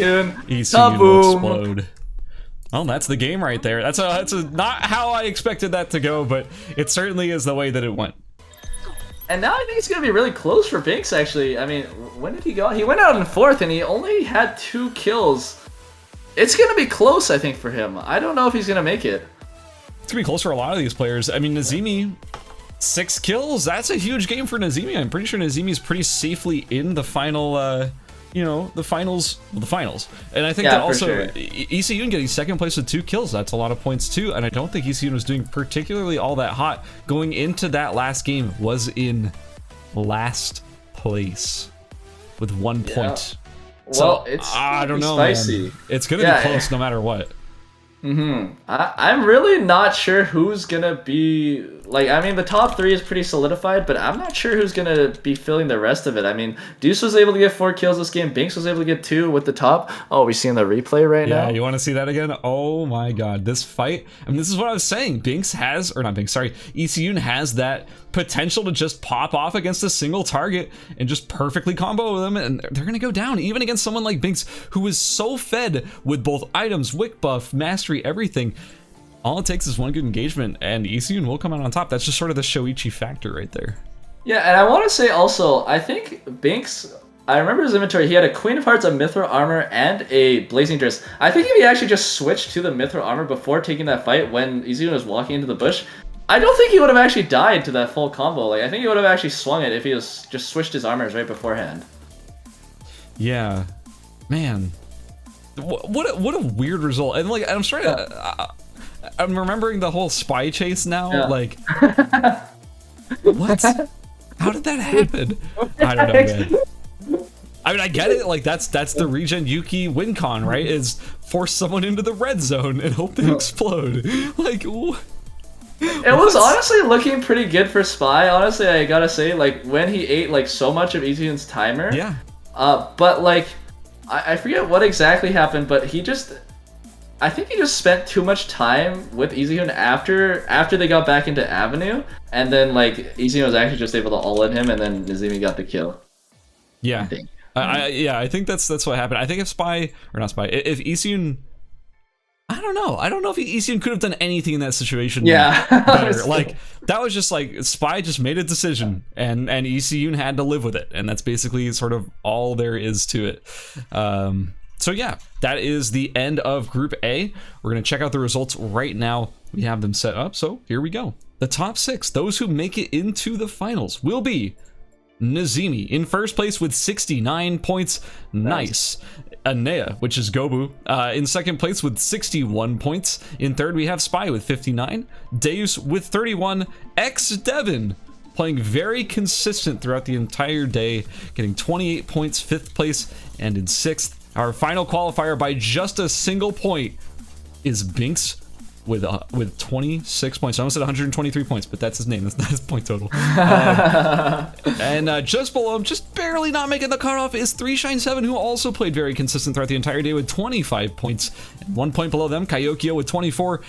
9th place, Atsuya Shilo with 22. Superior and ECUN tied with 21. Hinamizawa with 19. Danny Manny with 11, tied with Brandong, also with 11. Patar, Jinx Sighted, 10 and 9 respectively. Cerelian with 7, and Prime Sub with 5. And that is the conclusion of Group A. We're going to be going to a quick break in just a moment here. When we get back, we're going to continue on with the ERCS semifinals. This was just the first group of the day, folks. We still have 2 more insanely stacked groups to get through, so don't go anywhere. We'll be right back.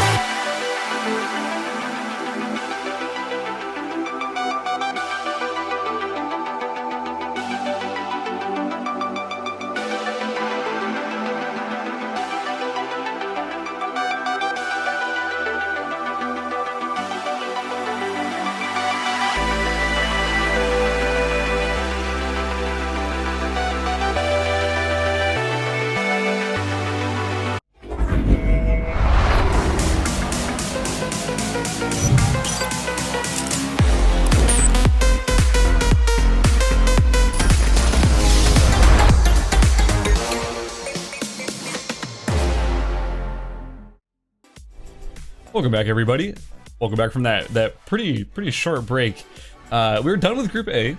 For those who were here or were not here, I want to quickly remind you of who was able to qualify over for the finals next weekend, which are going to be held on the official Nimble Neuron channel at 4 p.m. PST next Saturday. Let me double check the date, so I'm not lying to you. Saturday, October 9th. You're going to want to be there for when we have the best of the best of the best, all joining us for one big brawl, 5-game best of 5. And yes, the top 5 who did qualify for the finals. Once I get it. Again, are Nazimi, Gobu, Spy, Deus, XDevon, and Binks. Those are our 6 players who did end up qualifying for the finals, and we're about to get started with Group B and see who makes it out of this group. This is, I would say, the group of death, but basically every group is the group of death so far. So yeah, Gunnar, you want to run us through who is in this group that we're about to see right here in Group B? Yeah, sure. So we got Meek Speedy, we got Esther, we got Bandit Bagel, we got Lockney, we got Neo Spitter, we got Elvin, we got Pistachio King, we got Tezka, we got Coping, which is Free Stratos. We got Mr. Hurricane, we got Chuwu, we got Absolute Terror, we got Anat, we got the Sushi Bill, we have Wraith Kira, we have Minhai we have Trick, and we have Ghost Electricity. Yeah, this is a pretty stacked group from start to finish, and I think we're ready to get right into it.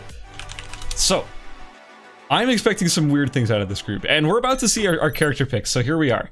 I'm expecting some weird things, and immediately the first thing that my eyes immediately are drawn to is Wraith Kira on Nathapon. Yeah, I mean, he's pretty much the only Nathapon player, I almost want to say, in the world. That's not true. Didn't we see some Nathapon action yesterday? I'm trying to remember who it was. Yeah, I think we did see one person play Nathapon. But it's pretty uncommon, right? Yeah, it's pretty weird, and I remember seeing a stat from Vanish. I think Nathapon is the least picked character in tournament history, so it'll be cool to see him.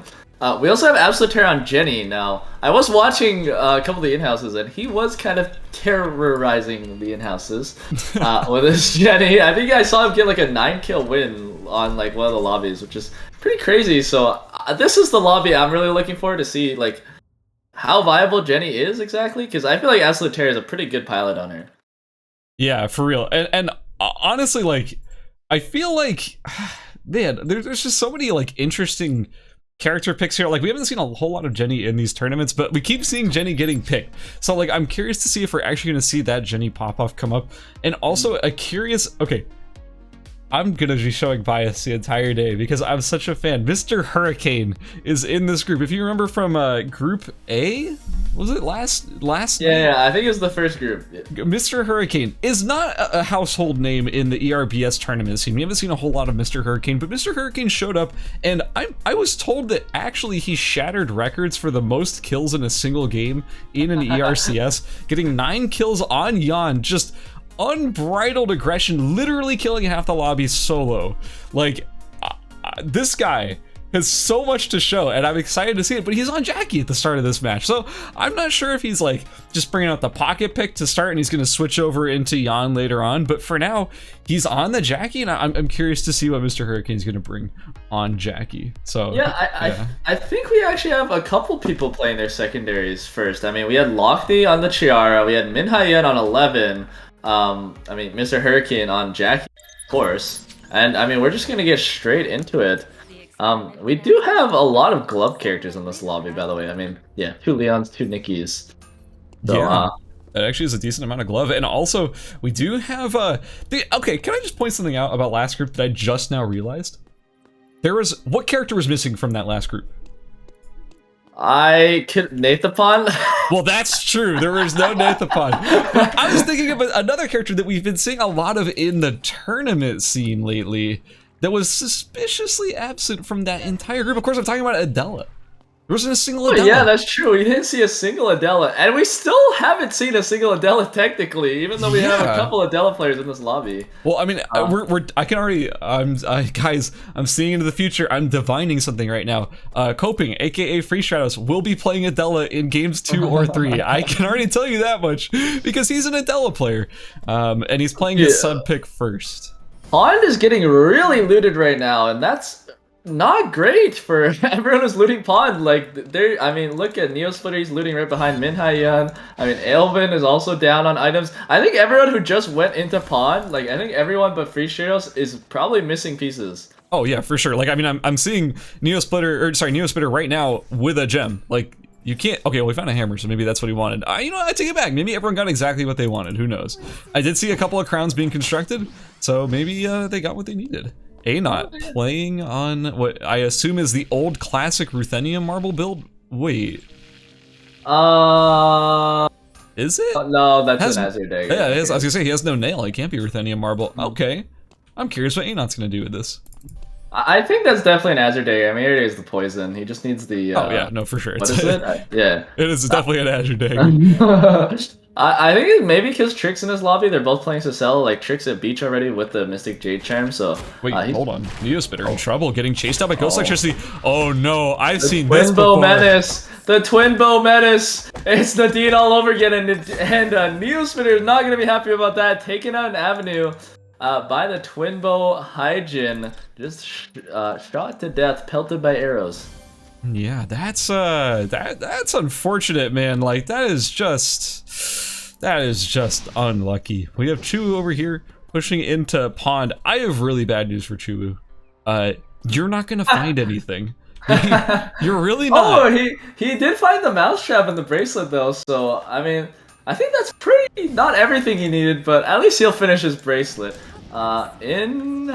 What should I say? Wraith Cure is actually killing a knot right now in oh, never mind. He barely missed the panorama in Cemetery, so wasn't able to convert on that kill, but most likely Wraith Cure is gonna be able to get the Sem tree for himself, and a knot is definitely not.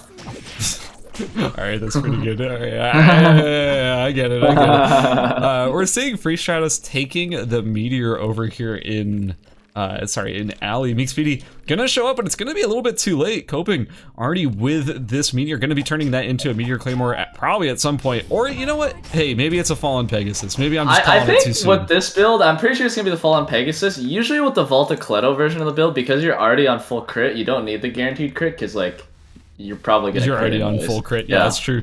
But like even then, like meteor claymore just being how good it is. You could always just transition into like tank with Meteor Claymore. Like that's true, yeah. Totally possible. Also, Pistachio King, very struggle build wise. No, go for the tree. It's right there. Nobody's taking it. Just take it, man. It's a donation. He's allergic. Okay, he got tested. He's allergic to trees. That's like poison ivy or something. Yeah, no joke. How's Teska doing? Okay, so Teska's on this sort of standard super tanky harp Jackie. Yeah, we all know this build. This build, it exists, unfortunately. Yeah, I don't know. I think so far we're seeing some pretty standard stuff across the board from pretty much all in of our Doc right now, I think Free Stratos... Oh, never mind. I was about to say, I think he's setting up for a kill on onto Lockney, but just decides to do the Bears instead. did go for that fallen Pegasus. You were actually 100% right. I made the wrong call. Ooh, Chu and Esther. Bit of a glove brawl over here. Yeah, Chu, not a lot of items complete. As we heard earlier, he's just gonna get punched. Oh, the parry is not triggered by Esther. Very patient play from him right there. He's gonna keep chasing him and the puddles go through. He gets the move speed. He also has the Jolly Roger slow about to hit. See if he does it. Chu charges up the punch, gets further away, but not over the wall. Uses the jab to try to slow him a little bit, but it doesn't matter. Esther knocks him against the wall with the surf up. Waits for the parry again, man. Oh, he just... Esther's patience is insane. Like, oh my god! In Doc right now, actually, there is a huge fight going on between multiple people. Free Straight House went on to Elvin right there, but wasn't able to get enough Stigma stacks to recast the Last Judgment. And Anot's actually getting chased by Lockney right now, but Lockney's actually just gonna run past and chill because he doesn't actually have the Meteor Claymore yet, which means he's quite a bit weaker than how that build usually should be. Yeah, for sure. I mean, I was gonna say, during all that, there was actually another fight in Temple, and it looks like it's Ghost Electricity teleporting right in between the two Leons. In Archery, Tesca is going straight for Absolute Terror. Chainsaw Massacre is already used. Absolute Terror using that finale. Oh, it cancels Tesca's jump, actually, and charms a mid-jump. Absolute Terror gonna go back for a bit of damage. Will he be able to get the kill? No, he just tries to disengage. Instead, Tesca starts running back, but Chainsaw Massacre already done. Maybe... Oh, actually, Absolute Terror is gonna go back for more. Just hits him with a little love tap, but I don't think he's gonna all in there anymore. Wait, Bandit Bagel in a lot of trouble in the Leon Mirror matchup. He's gonna be able to duck dive over the wall, but Ghost Electricity might be able to get it. Yeah, Ghost able to combo him right there, cancels the surfs up with the fear and secures that kill. Yeah, I mean, I'd say unfortunate for Esther that the kill didn't go in his favor, but I guess even more unfortunate for Bandit Bagel getting taken out there by Ghost Electricity and Esther. An unfortunate third party. Oh, in Archery, it looks like Tesca and Absolute Terror going at it again. Tesca already taking out almost half of Absolute Terror's health bar. Absolute Terror running out of there with the speed boost now, knocks him away with the carpet. But Free Straight House is right there. He's sitting in that bush, and Absolute Terror, I think, might have hurt him. But he's healing up a lot. When you don't have a lot of base health, I mean, you heal up, your health bar goes up a lot higher, obviously, or a lot faster, because you have less of it. So he's just gonna get out of there, but he has no more food. Yeah, I think Free Shadows was looking very intimidating there. It was very menacing seeing that Kiara just standing still in the bush, ready to third party. I'm kind of surprised. I'm just now realizing Min Hyun on a very bizarre build of 11. Weight of the World CDR tank. Not something you really see every day. Aelvin in a fight against the Sushi Bill. Emergency surgery goes down for Sushi Bill, trying to get the gap closed. Looks like Aelvin is in a lot of trouble here as Sushi Bill is putting the pressure on. There goes the double bypass, getting a lot closer. It's really hard to get away from these Cathys after the rework to her kick. Oh, actually a beautiful parry. Oh, a nice suture thread to pin Aelvin against the van. The chase continues now into the red. Sushi Bill is committed at this point to get this kill. Aelvin dropping so low. The double bypass is about to... Oh no, it doesn't. That's going to be Aelvin getting out, losing a lot of timer. Sushi Bill sacrificing a lot of timer as well in order to make that happen. That's a tough call to make, and I don't know. Oh, back in Archery, Tesca's once again going on to Absolute Terror for the third time. And once again, the ult used, Chainsaw Massacre is used as well. He gets charmed, but Absolute Terror is very low now. He dashes out a little bit. He's doing a lot of damage to Tesca, actually. Throws down the carpet, pulls him away. Keep in mind, he still has the Play Dead to revive with, so Tesca backs off, not triggering the Play Dead passive. Ghost Electricity versus Mr. Hurricane. Both these players keep dropping incredibly low. This is another Juggernaut build. I've seen more Juggernauts built in this tournament than I've seen in the entire game. I think this was the same build that, like, I think it was Mr. Hurricane that was running that yesterday too. I want to say. Okay. I feel like it was. I could just be wrong, but yes, that is not a standard build whatsoever. Oh, in Hospital, it looks like a Knot has full comboed Wraith Cure, taking out a lot of his health with the Caltrop combo, but just chose to take out the cameras instead of chasing forward. It can be risky to chase, but also keep in mind... Sushi Bill's actually going to come close, but... Oh, I think he heard him stand up a little bit. But Sushi Bill is just going to take a couple auto attacks, actually, and then chooses to back off. That is a lot of damage he just took. Yeah, it looks like Wraith was here to try and contest the tree, but it's Anot who gets it in the end, being able to successfully defend that and make a... It looks like, yeah, it's going to be a Scotty this quickly. Wraith Cure camping the corner, gets the connection, gonna get pulled back in just a second here. That's a momentum loss, but Anot could third party at any moment. Unstoppable. Actually, it doesn't even hit, but yeah, the Unstoppable from Kathy's ultimate right there, the emergency surgery, getting him out. And No, yeah, I mean, Nightingale to Scotty is a pretty big upgrade for. Oh, actually, in the factory, Absolute Terror able to just quickly take out Pistachio King with a quick ult combo right there. proving that he is the stronger Jenny in this lobby at the moment. Just, I mean, and then Uptown, actually, there's a fight going on between Trick and Esther. Esther's just running it down now. Lockley's coming in for the third party on the side. Gets the chain onto Leon, gets the first kill onto Leon. Now has the signal stacks onto Cicella as well. Uses Rapier skill to pull forward and uses the last judgment to finish him off. So a quick 2 kills for Lockney right there off of that third party, and he's gonna be able to, he's really accelerated his mastery off of that. Got the meteor claymore at some point. We must have just like not have noticed it because I mean there's a lot of meteors on the map, but yeah, all the way up on that meteor claymore, Lockney suddenly going from 0 kills to being a huge threat in the lobby with that extra mastery. And I have to point something out. Well, actually, maybe that has to wait because Ghost Electricity is chasing Aelvin over in Chapel, but Aelvin's going to be dashing away, probably getting away. Yeah, even is managing to parry the arrow rain. Oh my god, I think Wraith Cure TP'd into Alley and then just... I don't know who all-in'd who, but Wraith Cure is able to take out Tesca really quickly with a combo. So that's Tesca falling a bit short early without any kills. Bit unfortunate for him right there. Wasn't able to kill Absolute Terror and complete his life goal. Yeah, considering everything that happened between those two, there must have been beef or something. Like what, what compelled them to fight 3 times in a row in the same zone? It wasn't like it's like, that's that guy again. I gotta go beat his ass. Both of them left at some point, and then both of them TP back to archery at the same time, I think, and then fought again. God, what a weird situation. All right, it looks like Free Shadow's chasing Mr. Hurricane. We haven't really seen what this Juggernaut build can do, but I mean, it looks scary. I mean, he could build a Kandal if he wants. I don't think he's gonna do it though.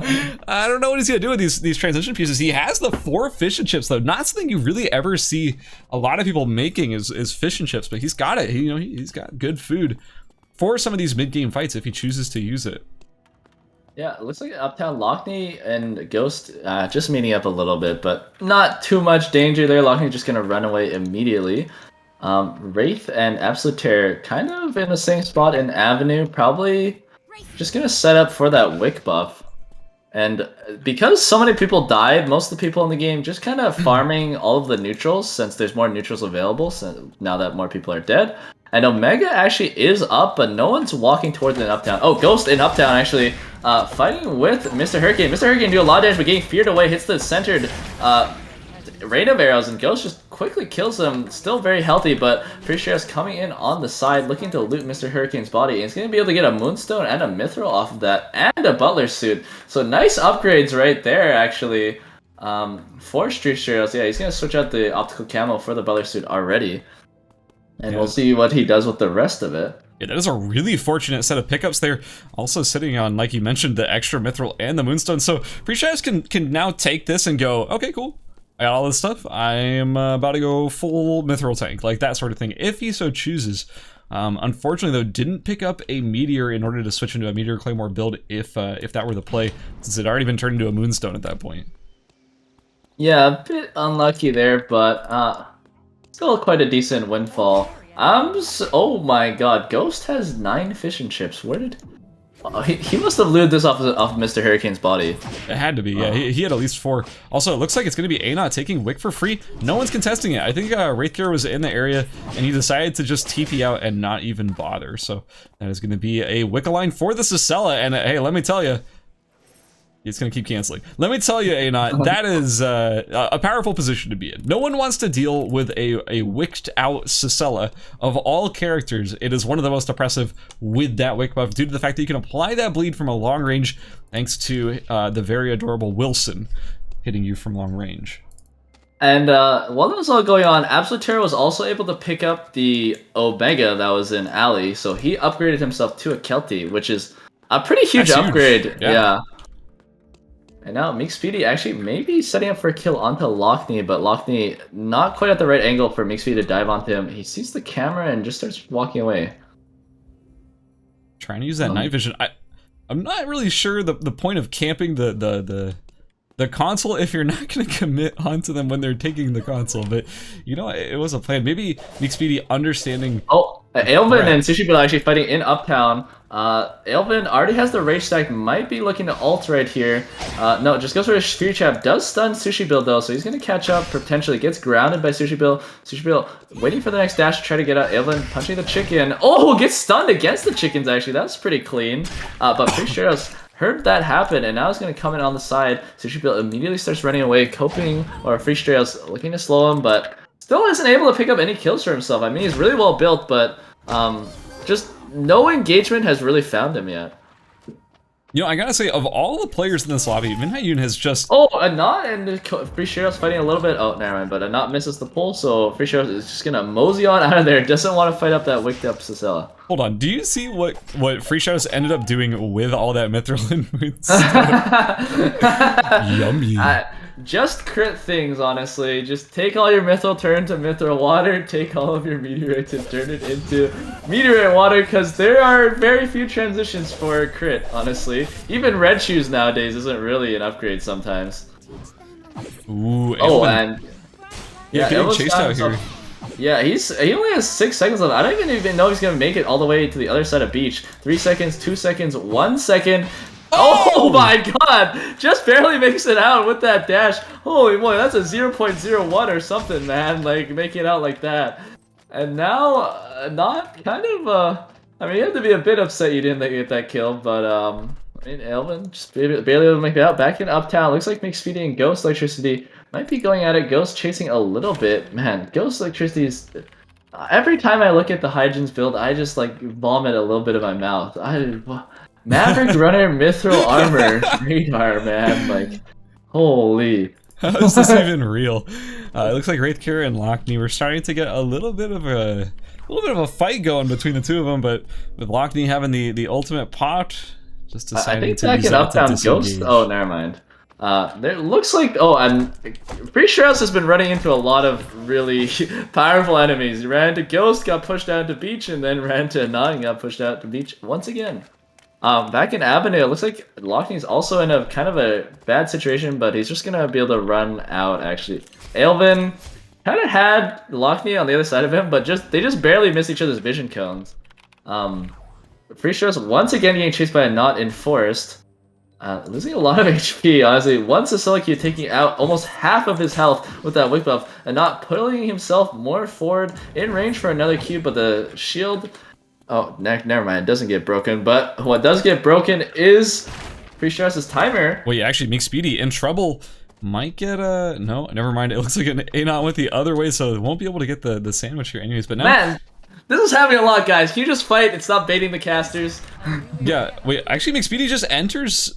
Wow, yeah, enters Uptown to try and get away, but right as the zone closes, so that's not going to be pretty beneficial at all. Oh, and Ali, Minhyun, and Aelvin. Oh, never mind. I was gonna say, Ghost Electricity is gonna go for this gold box, and Anat's gonna try and stop it from happening, but Ghost gets it regardless. A free blazing dress.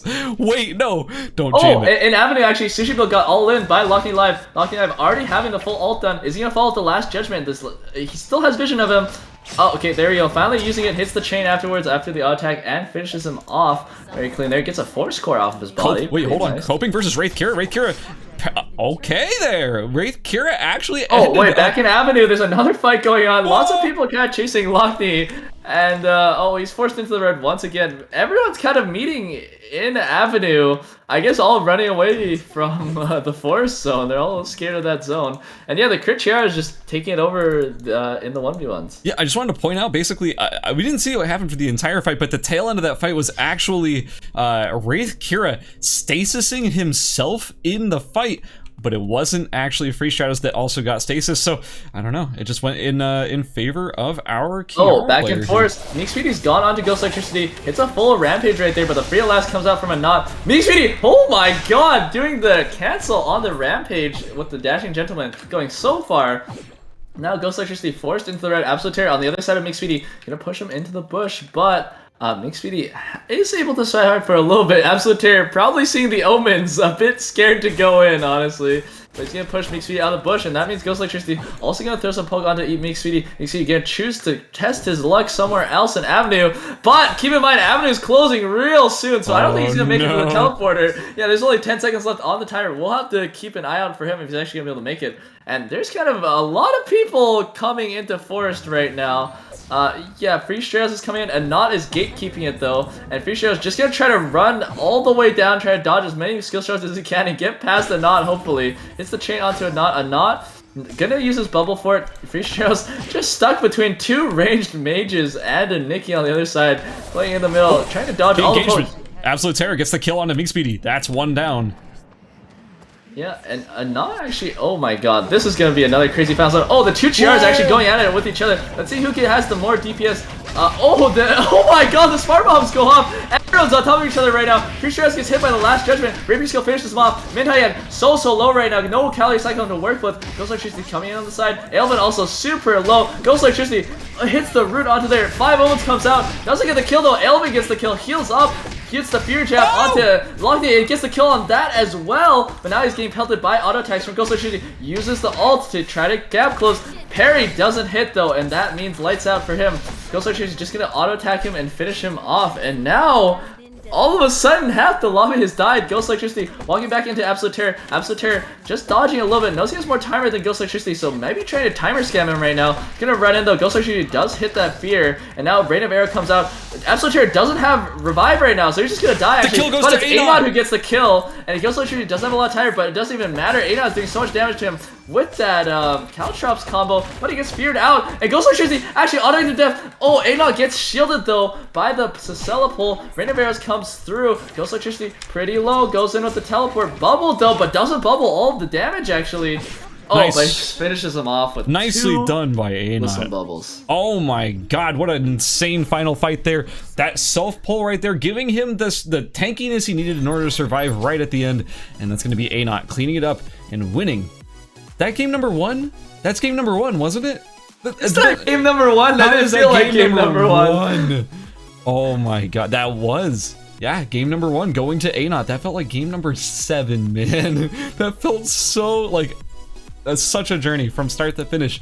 In first place was Anon with 2 kills. In second place was actually Ghost Electricity with 4 kills, coming up with the highest kills in the game, tied with Lockney, who dropped in 5th with 4 kills as well. In 3rd we had Absolute Terror with 2. In 4th we had Aelvin with 2. In 6th we had Minhayun with 1. In 7th we had Free Shadows with 1. It felt like Free Shadows had more than 1, but I guess it was just that 1 kill onto Wraith Kira right there near the end. And in 8th we had McSpeedy with unfortunately no kills, but in 9th we had Wraith Kira with 1. Man, it doesn't feel like a lot of these players who are dropping in the lower placements that they dropped in, doesn't feel like they dropped in those placements because it was so late in the game, but there was just so many people alive at that point in the game. It was like the first half of the game, the first half of the lobby died off pretty early, and then it was just this lull in the action where everyone was fighting but no one was dying, and then suddenly things started rolling in. But that means that you're gonna have players dropping in 9th place that feel like they were there at the very end, because that's just how many people were alive at the end. That's just how the cookie crumbled in that situation. Yeah, I mean, it looks like the kills were super concentrated for the top half as well. I mean, like 2-4, 2-2-4 for the top 5. They're all gonna be sitting pretty close to each other, I think, in the leaderboards. And I think the scores are ready, potentially. I want to double check before we have to make sure that they're incorporated into the broadcast first. Even though we see the scores, we have to make sure they're loaded in. Yeah. Yet, so just get, all right, don't worry. Don't listen to this guy. The scores ready. Let's go over to the scores. Oh yeah. Hey. Okay. So you want to run us through it? All right, sure. In first place, we got Ghost Electricity with 28 points, of course. Oh, actually, yeah. He actually got first place, even though he came in second, because he had the extra kills on over Anon right there. And then we actually have a tie for second and third. Anon and Lockney both at 24 points. Close behind, we have Absolute Terror with 18 points. And then in fifth place, we have Aelvin with 16 points. And then in 6th place, we have Free Shales with 9 points. Going forward, past the top 6, we have Ray Kira with 5 points, Esther, Minhayan, Meek Speedy with 5 points, Mr. Hurricane, Teska, and Sushi Bill with 3 points, Trick, Banabagel, and Mustachio King all with 1 point, and then we have Chu and Neo Spitter both sitting at the bottom with 0 points. Yeah, so that's where we're currently standing. It's kind of similar to Group A in the sense that it feels like all the points are concentrated right up there at the top. We don't have a lot of those like. In the past, in previous tournament groups, we've had weird situations where someone's had like 4 kills, 10th place sort of thing, where it's like high kill counts, but you drop relatively early. Not really in this group. It looks like all the high kills also ended up with those high placements. So, yeah, it's been hard for points to be acquired by the ones lower down on the list, and honestly, I wouldn't be surprised if this ended up being similar to the last group, where it's like a scramble to fill in those last spots within the last few games. And before we go into the next game, I actually want to check a replay of that crazy fiesta that was over in Forest real quick. If we could go check that out. Yeah, man, you want to run us through what's going on here? Yeah, I mean, just so much. I think it was Lockney who got the first kill onto Free Shares with the Rapier skill, and then Alvin and Minhayan go super low, and everyone's just trying to get the last kills. You see Ghost tries to get out the first tick of the 5 Omens, but doesn't have enough damage because he's running with the non-amp build, and then Alvin was able to pick up both kills, just barely finishing them off. But Ghost Electricity, waiting patiently for the parry to come out, knows that if the parry doesn't get hit, he can just kill him with auto attacks, and that's exactly what happens. Yeah, that is... Man, the fact that Aelvin was able to get that kill right there at the last second meant that Aelvin was allowed to have enough HP to survive the fight. Like, I don't know, it was just this weird domino effect of just, you know, getting the last hit, getting the HP recovered, and being able to stay in that fight for just a little bit longer. It really does add up. Like, it's a huge burst right there at the end. But we're getting close to starting the second game. Who are you keeping your eye on? Because me personally, I'm keeping my eye on... basically anyone who's just in that like 5th to 9th place, especially since the gap between 5th and 6th is actually kind of big. It's 16 points versus 9, so it's really like Free Stratos down to like Meek Speedy is only a difference of 4 points between 6th and 10th place. Like that could shift around like crazy, that 6th place spot. Yeah, it's not like the first group we had where like the person at the end got like a huge pop-off and they're at like 50 points or something. Like the first place player is only at like 28 points, and that's like pretty easy to overcome with one game. Even if you don't have like an insane pop-off, if you just get first with like 2 kills, I mean, or like maybe like 2-3 kills, you'll be able to take the first place. But I think our true hero that we should look out for is our poor boy Neo Spitter, who got griefed in Avenue minute 1 into the game by Ghost Electricity and had to wait that entire game out watching everyone else play.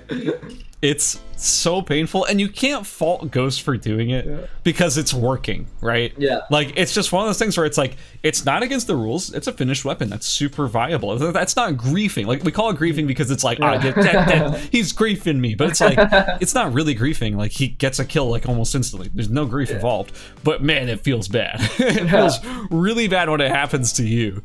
But yeah. Well, for his keyboard's sake, I hope Ghost, maybe someone just lags out Ghost's internet and increases his ping so he isn't able to loot as fast. But it looks like we're going into our game. Yep, we are in character select for game number 2, round 2 for Group B. Things are about to get pretty spicy here. Are there any picks that are standing out to you immediately? I mean, we have the Yan coming out now, the Hurricane, of course. I mean, we saw just how strong that pick can be in Mr. Hurricane's hand, so I'm excited to see that. I'm also excited to see our Adela's coming out of the woodworks and all coming out at the same time. It's about time too. Honestly, I'm gonna be perfectly. Oh, never mind. I didn't see it. I was gonna say I'm surprised to see Coping still on Kiara, but no, I was just looking at the wrong person. Yep, we have 3 Adelas. We went from 0 Adelas the entire day to suddenly 3 in one lobby, and it's no surprise, it's the 3 Adelas that were doing really well in that qualifier stage. Remember, Minhayun popped off super hard, I want to say winning their group on that Adela, and of course Free Stratos, we know he plays Adela, we know that Lockney plays Adela. These are notorious Adela players. Yeah, and Minhayan, keep in mind, almost went back-to-back in his groups. Like, he did go out, I think, in 2nd or 3rd in one of the games to ERCS, I think. But it was mostly because like he wanted every single kill in the lobby, not because he was the weakest. He was certainly the strongest, and then he just wins the next game anyways. So, I mean, he was looking really good yesterday on the Adela. Yeah, for sure, for sure. Well, I'm curious to see how it's going to end up shaking out. I'm pretty sure these Adelas are going to be bringing a lot of heat. Wait, Bandit Bagel's on Heart? I guess. Is this? Wait, I don't think I've ever seen him play Heart. Have you seen him play Heart? I don't know, actually. I mean, I can't say it completely...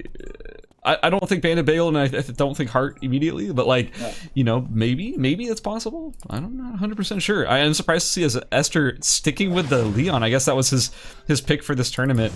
He did say that he wasn't planning on playing too much ISO. Oh, no, he did it. Tezca, you psycho. He did it. He is not respecting the rules. God, the rules of the game right now. Lennox players get a power trip off of that thing, man. It's so uncool. Listen, the worst was probably, I think I've ever seen of that, was like Nathapon's release, and everyone throw down their W at the TP, and then straight up somebody would die.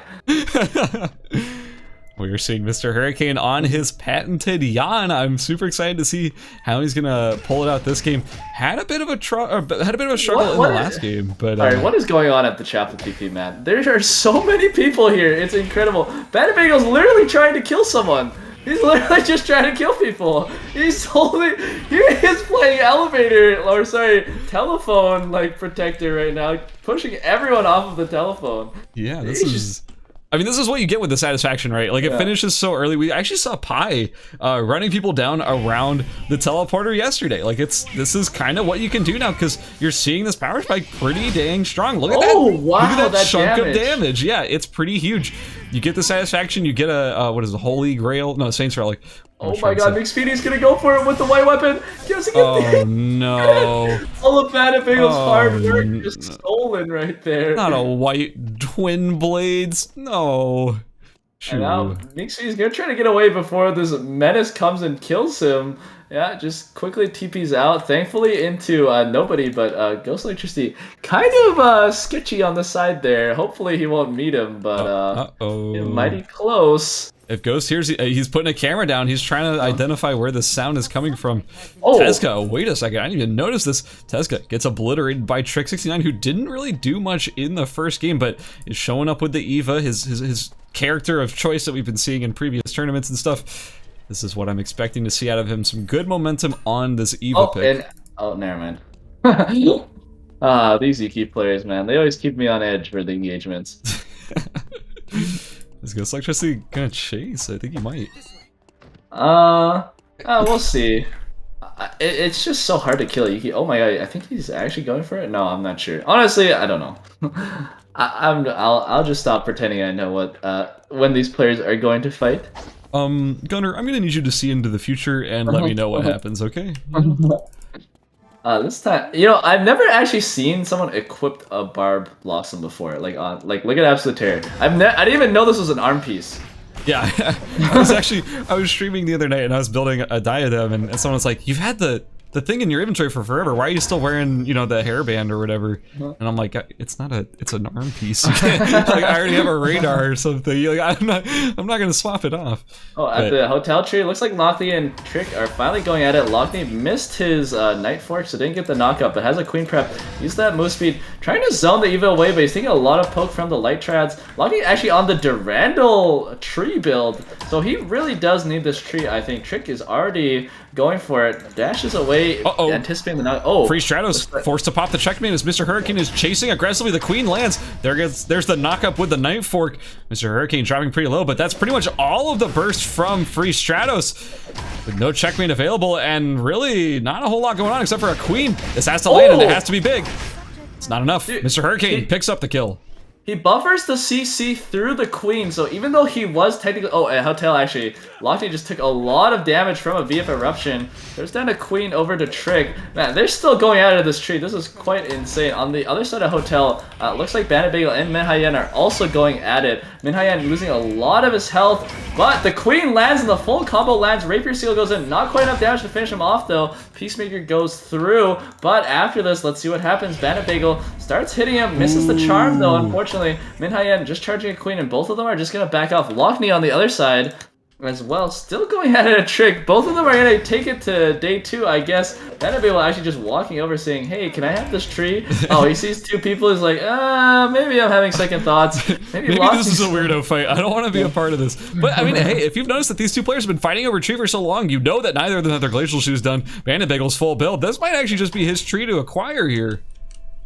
Yeah, I mean, it looks like Lockney and Trick are both kind of just sitting outside the range now. Oh, Lockney's gonna go for it. Trick is probably gonna harass him from outside of Fog. Okay, Banabagel gets hit by the Queen, actually gets hit by the full combo. Banabagel goes in. Queen comes out as well. No peaks are here available, but the checkmate doesn't hit. And now Trick comes in here. Rapier skill gets the kill though. VF Eruption, Lockney dodges it by going into him. The Queen comes out and stuns him, but Trick is still mighty close to him. Gets knocked out by the Night Fork. Speed Zone gets used. Oh, the VF Eruption once again dodged a little bit. Oh my god, that was a beautiful dodge actually.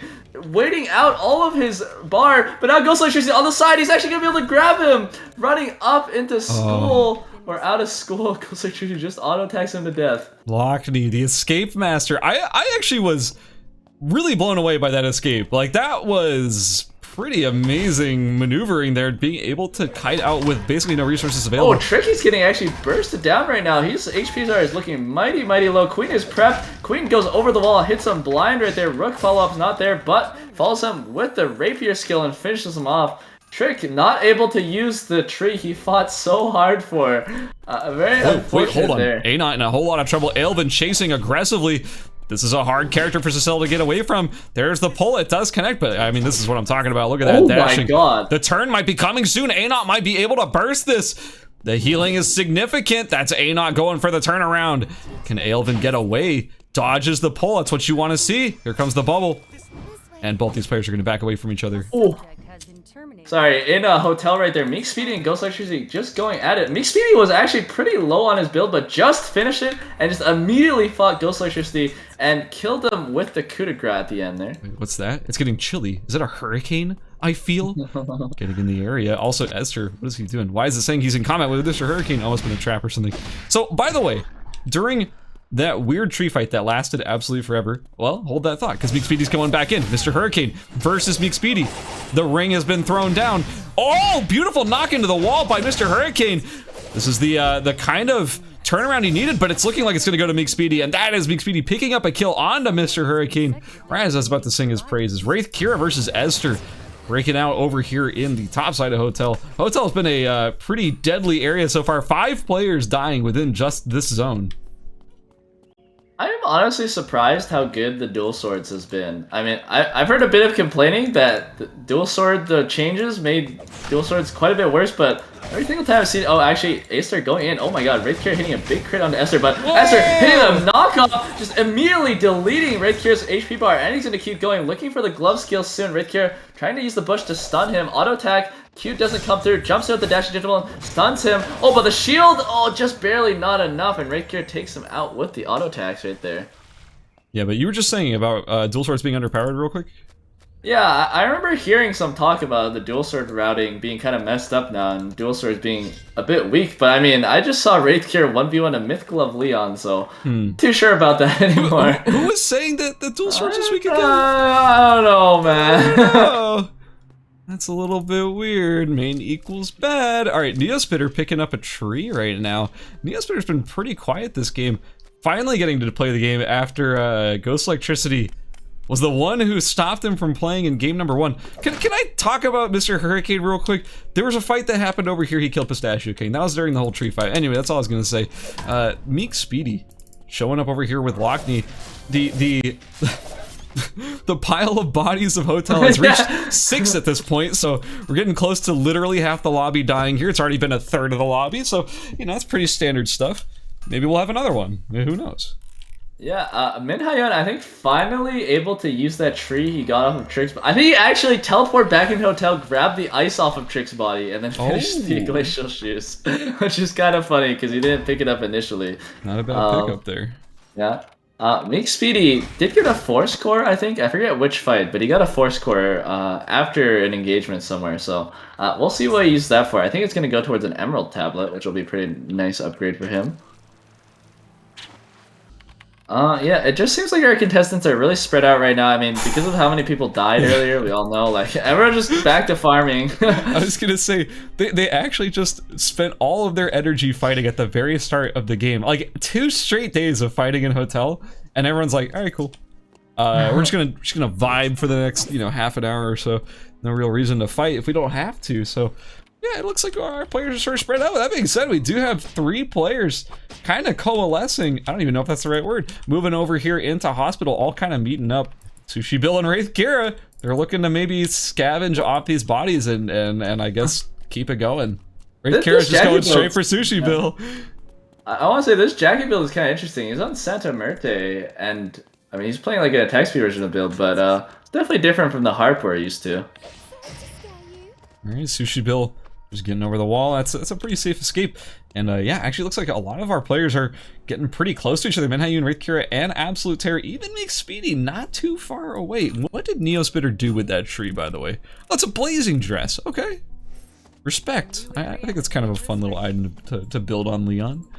If Neospitter does actually go to Hotel at some point, he will be able to pick up a Myth Glove off of Esther's body. It's there, Ooh. He'll just have to find it, which, yeah. I don't know, it might not happen, but if it does, I mean, that's a pretty big upgrade. That'd be a huge pickup right there. I'd be like, yo, Neospitter, you're gonna want to get over there, because that's a pretty nice thing to pick up right there. But you know what, hey, maybe he'll never actually find it. I was going to point out something, and then I blanked on what it was. I think it was the fact that we had, what's his name? Omega spawning in Alley, which is pretty deep in the red. No one's going to be getting Omega at all in this game, so that's just not a factor. That's 1 less force core on the map, something that we should be kind of accounting for, that it's no guaranteed force core for anyone here, which is going to be pretty important for some of these builds. Like, Absolute Terror really wants to upgrade to that Kel at some point, and you can't do it if you don't get that guaranteed force core. Elvin versus Neospitter, it's going way in favor of Neospitter so far.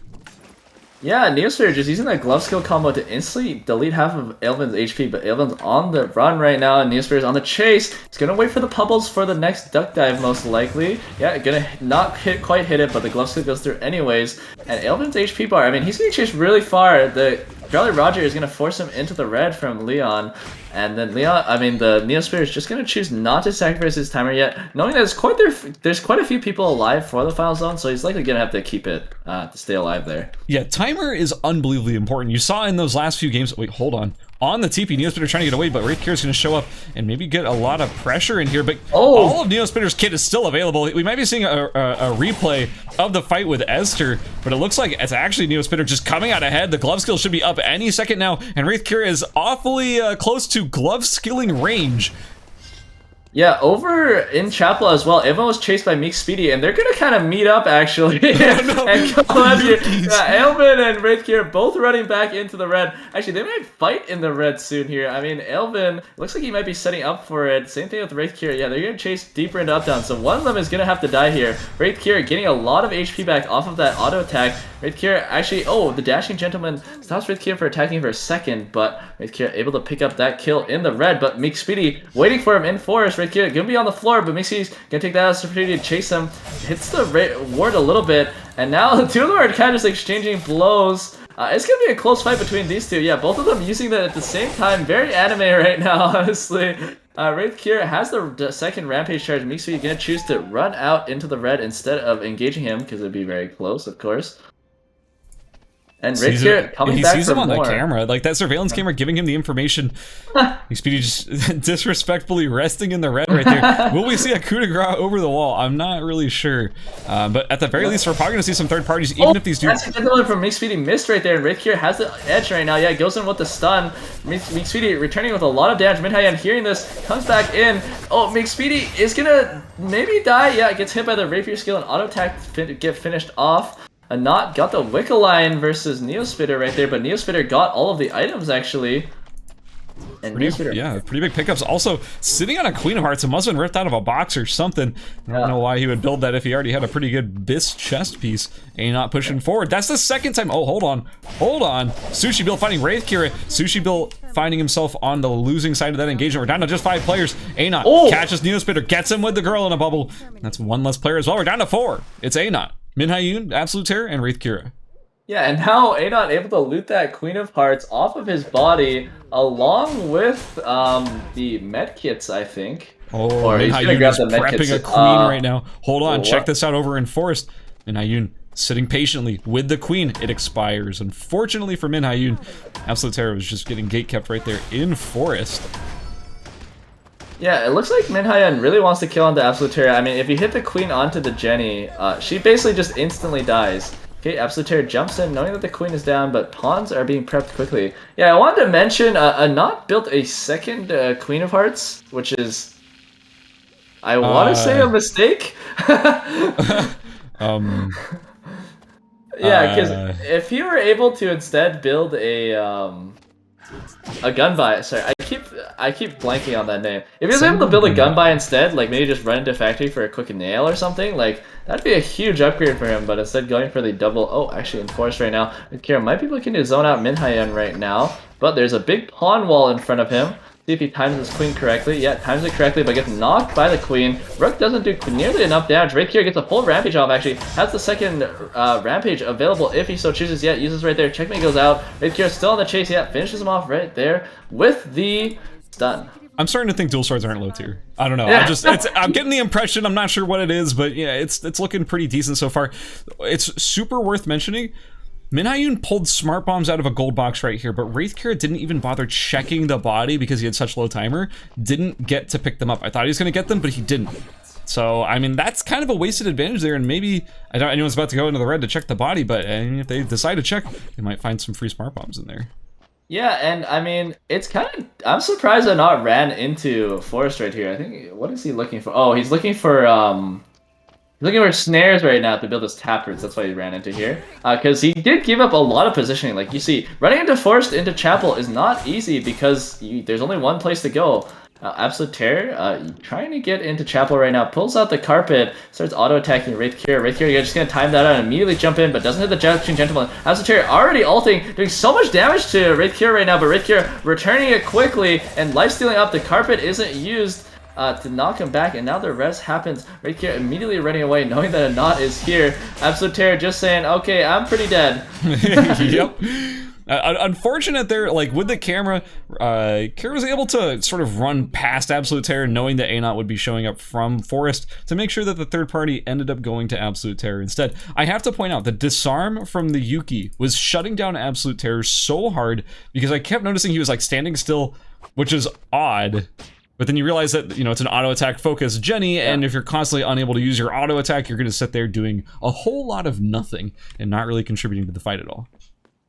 Yeah, and now, I mean, this is going to be a kind of hard 1v1, I feel like, for Ray. Oh, did he actually dodge the vision? No, okay, I was about to say. I was like, man, if he was able to walk in there and get the jump on Sacella, it'd be really great for him. But yeah, 1v1ing a Sacella is like pretty difficult when she's this built and has Wick Alliance. And has Wick buff, yeah. I don't really see this being super in favor of anyone but the Sacella here, but you never know.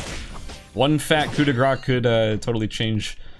It could change everything. You never know. But that being said, the Wick buff will still be available for most of this final fight. It is still just an Azure Dagger. Did not manage to transition to a Suitor Sauna, so that is significant. Even has pretty insane traps right now. Look at that. I think maybe the good strategy for a Wraithkira right here might be to tab out and message the devs to please stealth nerf Sacella before this final zone closes, so maybe he could take the 1v1. Alright, well, we'll see how it ends up playing out with only 7 seconds until the timer goes down. Oh, he grabs the Rampage on the bat, so he's looking to go in right now. Yeah, goes in with the Rampage, second one, but gets pulled in and count drops comboed immediately. And the goes... I think Adot wins that one. It was a good try, honestly. Like, I don't really think there's much you can do there. That was at least a decent attempt. Well, A-Knot picking up, is that 2 games in a row now? These games have been so long to the point where I don't even remember who won game. It must have been A-Knot. I think A-Knot won the previous game with 2 kills or something. Forest final zone. Somewhat, yeah. I think he actually did win the last game as well. Yeah, because Ghost Electricity got second. Yeah. Yeah, that is certainly a way for that match to end. I mean, you gotta give some credit to A-Dot. He actually did play that perfectly. I respected Wraithkira's prepping the rampage on the bat. That was pretty cool. At first I thought I was like, oh, he's just trolling because he thinks he's dead to Sicela. But no, that was a pretty good idea. I respected that. That was cool. But yeah, they not played it perfectly. Like the Yeah. perfect pull, didn't miss. Pressed D. I mean, pressing D. Hit his skill shots and pressed all of his buttons. Yeah, and got that's skill testing right there, and he pulled it off 100%. So well done, Anot. Another win, another 3-kill victory. In second place, we had Wraith Cure with 4 kills, still a decent amount of points. In third, we had Absolute Terror with 0 points, but still decent placement. In fourth, we had Minhayun with 2 kills, and we also had all the way down in seventh was Meek Speedy with 3. Seventh and 3 kills is still a pretty good result. That's probably like the second or no, not second. It's probably the third or fourth most points in the lobby, maybe close behind Minhayun, who had 2 kills. But also, even all the way down in 10th was Mr. Hurricane, dropping with 2. 2 kills is 2 kills. That's not a bad result either. Yeah, that's not bad, especially because the lobby is so close. Like, yeah, I mean, it was not Wraith Kira and I mean Minhayun who took a lot of the points. I mean, even Absolute Terror going out in third, like, I think 2 kills going out in 10th is not equal, but it's like close-ish to that placement right there. So, I mean, he still has a good shot of making it in at the last game. Yeah, for sure. Oh yeah, no, hold on. I had to make sure the scores are all good because we had an issue with the scorekeeper's game crashing. We good? Oh well, we'll move on. We're loading up the next game, and then once we're in there, we'll see if we can get the scores to you before the next round starts. But we don't want to hold up the tournament too much. If we have to like piece it together with replays later on, we can do that or something. I don't know. We'll figure it out. But yeah, that's gonna be it for round number 2. Just from my assumptions, I'm assuming Anon's pretty clearly in first place right now. I feel like winning 2 games and not being in first place, like something. Yeah, no. If Ghost was still alive in the finals, in the final 3, I think it would be close. Yeah, because Anon was not even first place in points coming out of that first game. Like that, he wasn't third, technically tied for second with Lockney at 24, and Ghost Electricity was in first with 28. Because the kill difference was so huge, he only had 2 kills first place as opposed to, a bunch of kills. But we do have the scores on our end. We're going to be putting them into the system real quick, so you guys can be seeing them up on stream in just a moment. But just for the sake of time, I'm going to run through them now so we can get into the next game as soon as possible.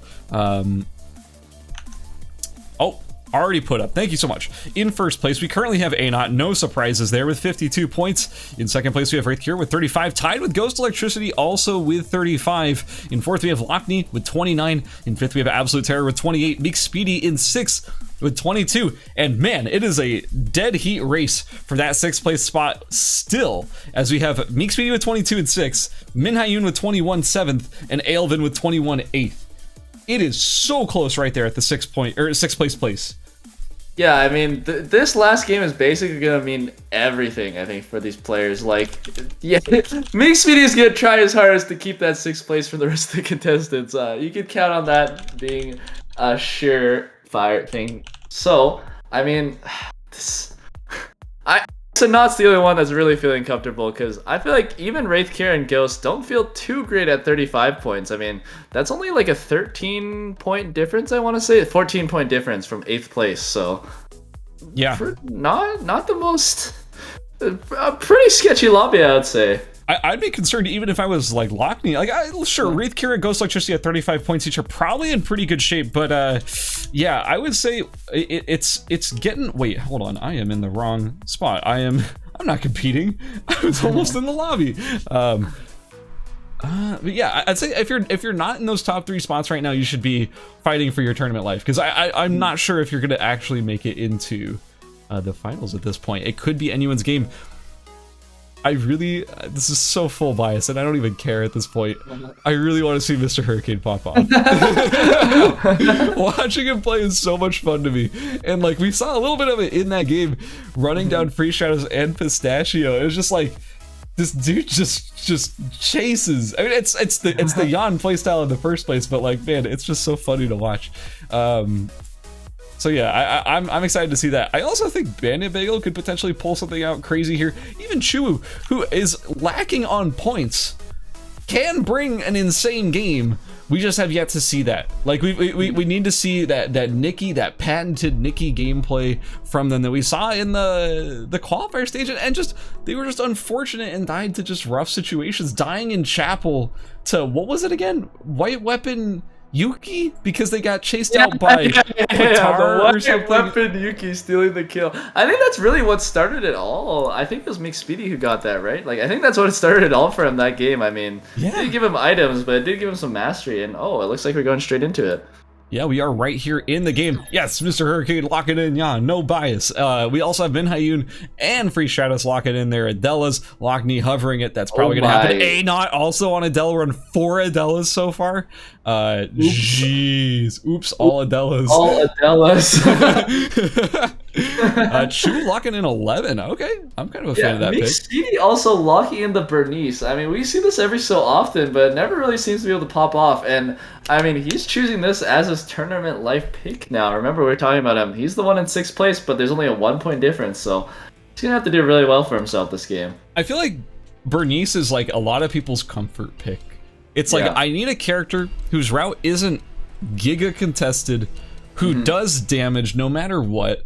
The only issue with Bernice is he just doesn't have the mobility. So I guess it makes sense if you're looking for a pop-off game, you're not just playing it safe, you're not picking Jackie, you're not picking 11, you're probably picking someone like Bernice who can just have that crazy high kill game. But maybe the real strategy is to find something in the middle that has the mobility but also the damage, like probably like an Adela or something. I don't know. It's hard to say, but if you're comfortable on Bernice, show us the Bernice. Maybe we'll have a good game on Bernice. I really want to see what builds the Adelas go for this game, because last game we saw some interesting, or we saw some funky stuff. Like Lockney went for the Durandal like grief build that you go for a hotel tree, where you go like full AP and just really hope to get the hotel tree. I think Free Stratos went for Voltacleto. I forgot which version of Voltacleto he went. I don't think he went Cheng Pao. Oh wait, no. Yeah, I was thinking of the Kiara game. No. I don't know what he went for Adela. He died relatively early. Yeah, he was on Volti. He was on a Volti path. I forget what. I think Min Hyun went for the Temple path Adela. So all 3 of them were actually running different builds. So you can see here, like Min Hyun and Lockney as we come into the game, they're both going for the Miscellaneous version of the build. A-Not is actually going for, I think, a Volti version of the build, a Volticleto crit version. And I think Free Stratos is also going to go Volticleto, but then end up with like a Cheng Pao or something.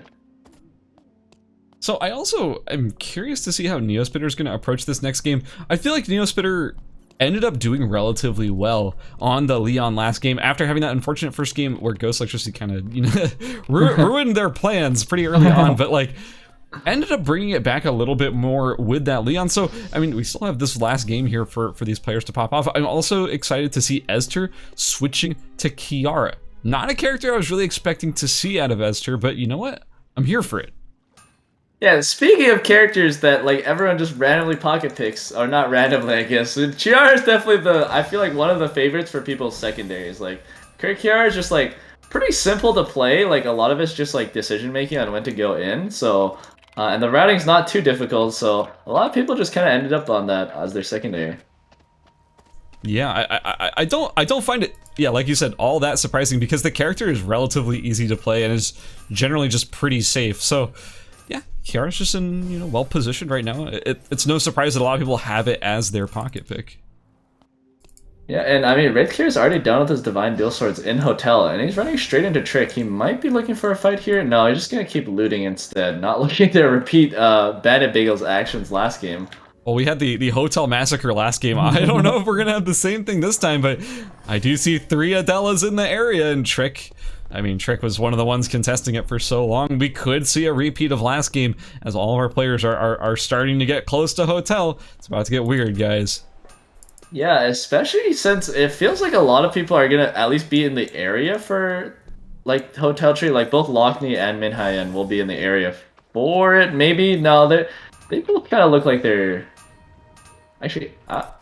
Oh, I think I was wondering why Lockney for a second went into Uptown. I think he was missing a piece. He's missing a flower for his miscellane, which is going through forest and not finding a flower has to be like one of the worst feeling things, because I mean they're everywhere, man. It's a Oh, in forest. alley right now. Neospitter went straight onto a knot going down really low. Neospitter waiting for the next queen sweep, uses the assassinate to catch up right there. Queen is prepped, but the clean sweep will be up soon. Neospitter gonna keep chasing with that move speed from the boots. Clean sweep does not hit though. Neospitter, is he gonna go for the alt snipe? Gets knocked out by the Night Fork. Let's see if he goes for it. He's just gonna keep running up, but the queen is prepped, but the mana is not. Oh, the snipe does come through. Wait until he has to go through the door, but now Mink Speedy coming in through the side. Throws down a trap right there, but the assassinate is used very well to dodge it. Finally, the explosive bullet comes through, and he finishes him off. Mink Speedy able to get the first kill for himself, and maybe secure his spot at the top. Yeah, Mink Speedy, that kill is everything right now. And also, over here in dock, it was Bandit Bagel taking out Pistachio King on that dock sort of area, maybe trying to go for the bears. Good spike timing for Bandit Bagel, and hey, a stark contrast to last game, we see Trick69 acquiring the tree and no trouble. Oh, at Meteorite actually, Free Shadows knocking Esther up a little bit, doing a lot of damage to him, but the item situation is not looking too hot for him, and also the mana situation isn't looking hot either. He's not going to be able to use a lot more abilities, so this queen is going to be actually everything for this fight. Does not hit though, Esther getting the speed boost, and now he's going to try to come in, going into melee range, already hitting him. Throws down the ultimate as well, and here we go. Here comes the checkmate, but it's not going to do enough damage. Chain of Corruption does not land, but he has a lot of damage onto him already. Last Judgment's going to come through soon. He's just waiting for the queen to expire, but so does his Stigma stack, so he doesn't actually get to cast that Last Judgment. Surprised to see that fully expire. I was expecting Esther to go in there, but you know, he kind of just chose not to. Whether or not it was intentional or a slight mistake, the queen's prepped. The queen does not land. Free Stratos missing that right there, but gets the geometry with that knockup.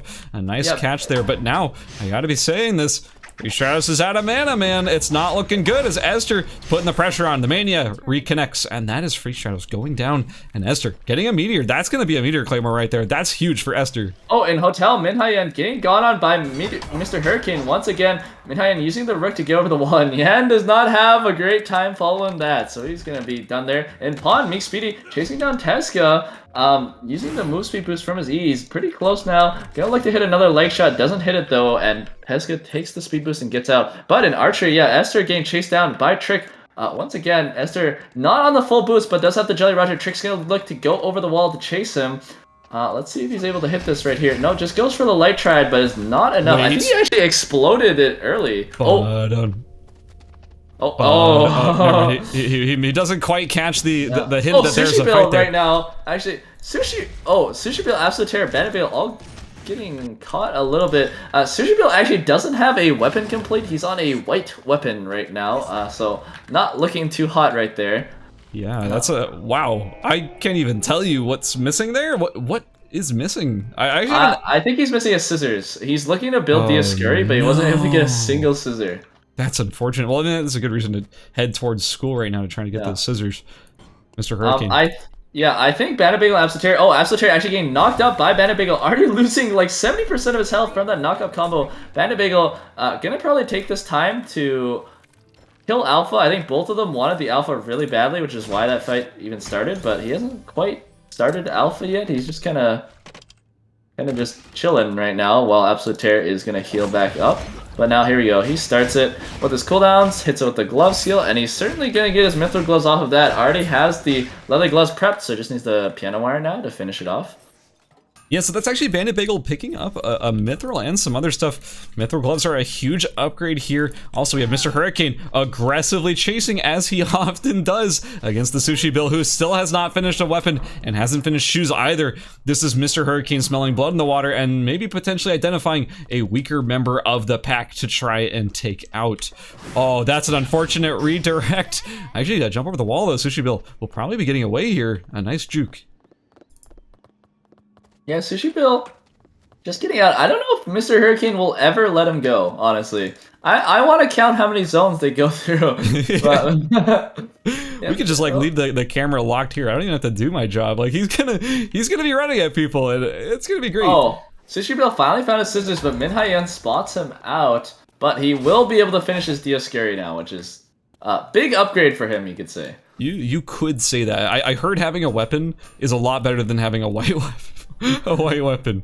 For real. Man, Sushi Bill's inventory is so scuffed at the moment. This is really an unfortunate final game for the Sushi Bill, but not dead. And if you're going to be forced to rat it out and get your build online somehow... He hasn't equipped his weapon yet, by the way.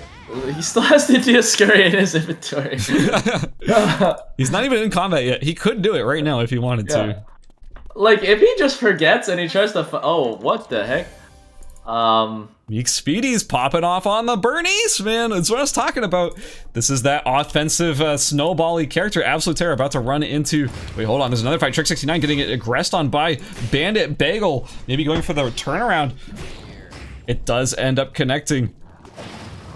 Okay. Meek Speedy is an actual maniac. I can't believe he was actually looking to fight the Adela right there. That is not a hot matchup for Bernice usually. Looks like... Oh, Tezca switching from... Wait, we saw Tezca on Axe earlier, but has switched over to Amp Dual Swords. Oh, and Ali, Mr. Hurricane and Absolute Terror have started fighting. Mr. Hurricane barely not getting the stun off of his ring right there. Absolute Terror gonna run back and try to chase him through the zone. Maybe Mr. Hurricane having second thoughts, running through the red, but is gonna choose to do so to get to school.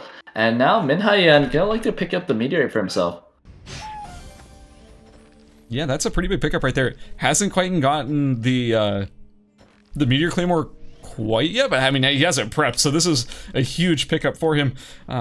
Looks like all of our players at this point are able to just split apart from each other, but that being said, Bandit Bagel and Esther and Lockney and Chu and the Sushi Bill are all about to converge over here in Pond. It's Bandit Bagel and Chu going after this purple box. Chu is having no part in that. Oh, never mind. Are you talking about Meek Speedy potentially chasing? Yeah. Tezca actually just missed a wall jump into Cemetery, which is a bit unlucky, but we didn't catch it on camera, thankfully. Yeah, we would never emphasize that. No shot. Never. Right. So I'm actually curious what Minhyun is going to do with this Glacial Ice. I'm assuming it's going to be Glacial Shoes as soon as he finds some slippers, but he's been having trouble getting them so far. Wraith Kira, caught between two players, the Sushi Bill and Esther. Sushi Bill actually has a build this time. Kind of excited. Yeah. True. I don't think his mastery is probably going to be too hot compared to the rest of the... Actually, no. It's... Oh, yeah, never mind. He's at 6 mastery right now. So well, just a 7, so that's a weapon skill at the very least. Okay, but yeah, it is by far the lowest in the lobby. Yeah. Now, Wraith Kira starting the bears, Lockney prepping a queen, maybe about to start fighting him. Yeah. Starts hitting him, and Wraith Kira's kind of stuck in the middle right now. We'll see if Lockney can hit the queen. Oh, just puts it on top of himself. For a bit of zoning. In Temple, Esther's still chasing Sushi Bill. Finally hits the chain on top of him in the red. Oh, Rapier skills and then catches him with the stun. Sushi Bill returning, life-stealing so much off that Scurry, and then runs out with the... And now Bandit Bagel actually just punches Esther to death. The glove skill with the W. Yeah, Sushi Bill, I mean, not Divine Discord. Butler suit. With Jackie's ultimate, with the double hit, with the adrenaline rush, I mean, it just heals so much, just tanks the whole thing. Gotta have that healing reduction. It's so important for fights like that where you deal with someone whose entire game plan is just stacking healing on hit. Also, it looks like Meek Speedy is maybe trying to get a catch onto Chu over here. But I'm not sure it's going to turn into anything too crazy. Omega has spawned in Factory, but no one's there to contest it. Absolute Terror running in that direction. And so is Ghost Electricity, identifying that there is nobody in that area. But most of our players are all sort of meeting up here in Alley, even Trick 69. Oh, at the top of Alley, Bandit Bagel actually getting... Sushi Bill getting shot by 2 players, and then Trick just comes to collect the kill, throws the full combo onto him. But now Meek Speedy coming in on the side, maybe looking for Trick. Now spots him for a second and then backs off a little bit. And that'll do it for our poor hero. Not able to finish his boots the entire game. Oh my god, just dodging bullets right now. Sorry, I just choked on something real quick. Excuse me. Never mind. Trick about to fight Bandit Bagel. Bandit Bagel going in with the duck dive in Alley.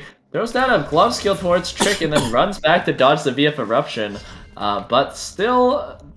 mighty healthy. Looks like the rest of our contestants kind of just split up right now. Everyone choosing to kind of play that mid game, play that farm now that a lot of the lobby is dead.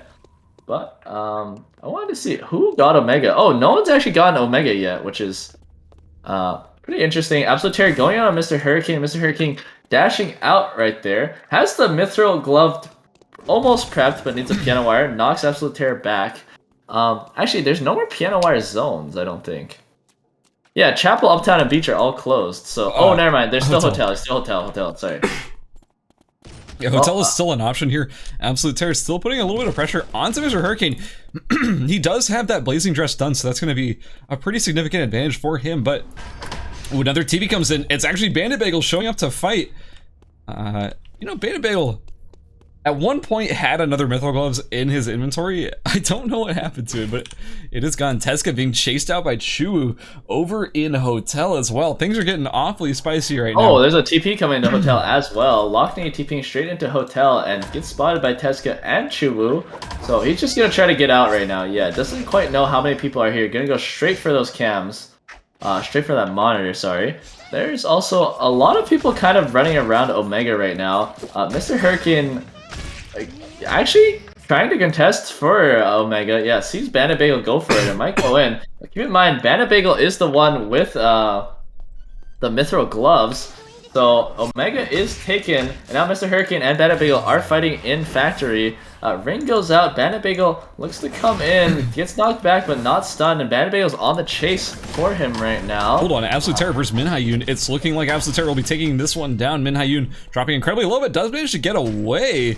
And during all of that, it was actually Wraithkira who picked up Wickeline on the spawn uncontested, pulling it through the red zone. Yeah, and Mr. Hurricane goes back into Bandit Bagel on Factory. Bandit Bagel chasing him all this way through Factory. He's probably gonna fall right now. Bandit Bagel just needs one more auto tag. Mr. Hurricane actually just kind of jukes him from the bush, but it's not enough. Bandit Bagel is too fast, catches up, and just smacks him straight across the head. Sorry about that, guys. That is really unfortunate timing to choke on water. Not the best timing. All right, but we do have Ghost Electricity and Absolute Terror over here in Pond, both of which trying to find maybe a little bit of farm, a little bit of an advantage right now, because at this point in the game, we've reached a point where you don't have a lot of space to roam around, and there's still 10 people alive, so all this farm that does spawn when it does farm gets taken pretty much instantly. Oh, and Skull Trick has Chu caught out a little bit, just throws a bit of poke out on him and then backs off, knowing that it's pretty impossible to kill an 11 with this many zones up, so he just does a bit of poke and backs off. Oh my god, Lockney just TP'd straight onto McSpeedy and Alley, but neither player wanted to take it. That was a pretty spicy TP. Lockney has a Queen prep, might be going for McSpeedy over here. Also, on the other side, Min Hyun also chasing Teska, so our melees are getting kind of pinched right now. Teska was somehow able to get a red blood and has a gun buy, maybe off of Wick's body. McSpeedy. By the way, McSpeedy also has a blood. I'm not sure what he's gonna do with it, but oh, Red Cure goes on to Lockney, hits a huge stun on him, taking out almost all of his HP bar. Lockney immediately on the escape, but there's almost nowhere to escape to. Min Hyun looking to fight Wraithkira right now. Throws down a couple of pawns, but now the radar scan goes through. Lockney just kind of resting, and a lot of people are going to be stuck in alley real soon, so people are going to have to get out. Yeah, it's a lot. Wraithkira actually, with the Force Core weapon complete, goes on to Chua. Chua immediately, yeah, using the on-air plus Kali Cyclone to get out. Lockney starting to drag some pawns away from Wraithkira. Min Hyun also stacking some pawns for the queens.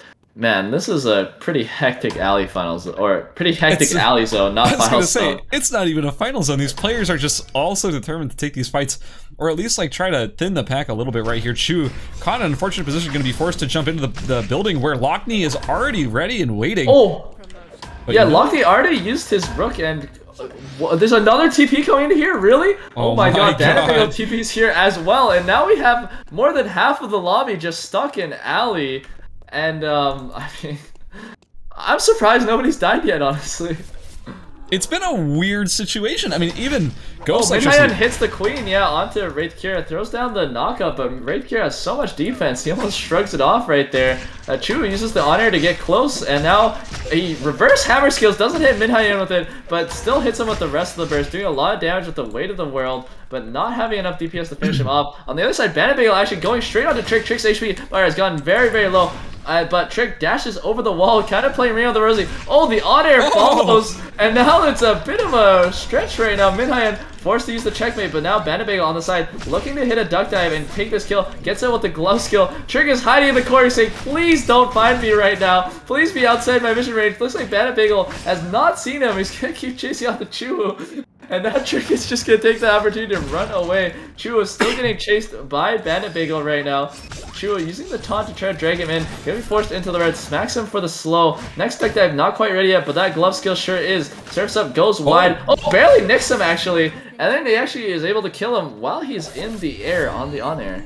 I'm surprised he was able to tag him with that wave there right at the end. It didn't look like he was going to connect, but it did. Tezca catching Wraith Kira right off a fight with Absolute Terror, so Wraith Kira doesn't have a whole lot available. Down to just a single hamburger in inventory. The spring and autumn are finished. Not something you see every day, but Wraith Kira's inventory is looking pretty good at the moment.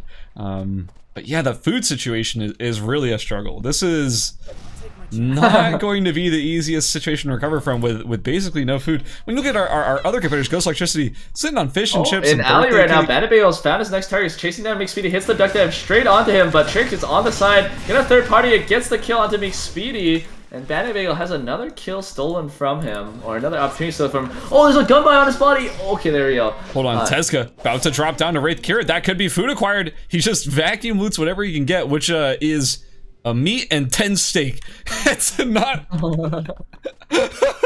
That's not the food he was looking for. Oh, it's something for sure. I'm surprised he picked up the Loigeranzar. I don't know what that could potentially use for, but maybe he'll drop it later. Locked Alive has a queen prepped, but isn't looking to fight on that small bridge. And I mean, wow, Loiger, you're talking about the spring and autumn.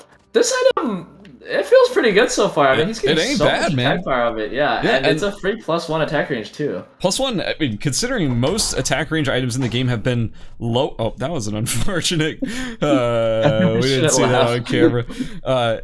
Considering most attack range items have been lowered from their like +1 attack range down to like 0.5 or 0.75, this thing seems to be in really good shape right now with a whole +1 on a weapon with decent attack power. Like, Trick is getting caught on a Wraith Kira here, dodges up to the left, and then throws this combo, but Wraith Kira, gets a wall rampage, so has the rampage ready, but doesn't choose to use her trick, going past the wall, going into temple. Now Wraith Kira, maybe choosing to fall? No.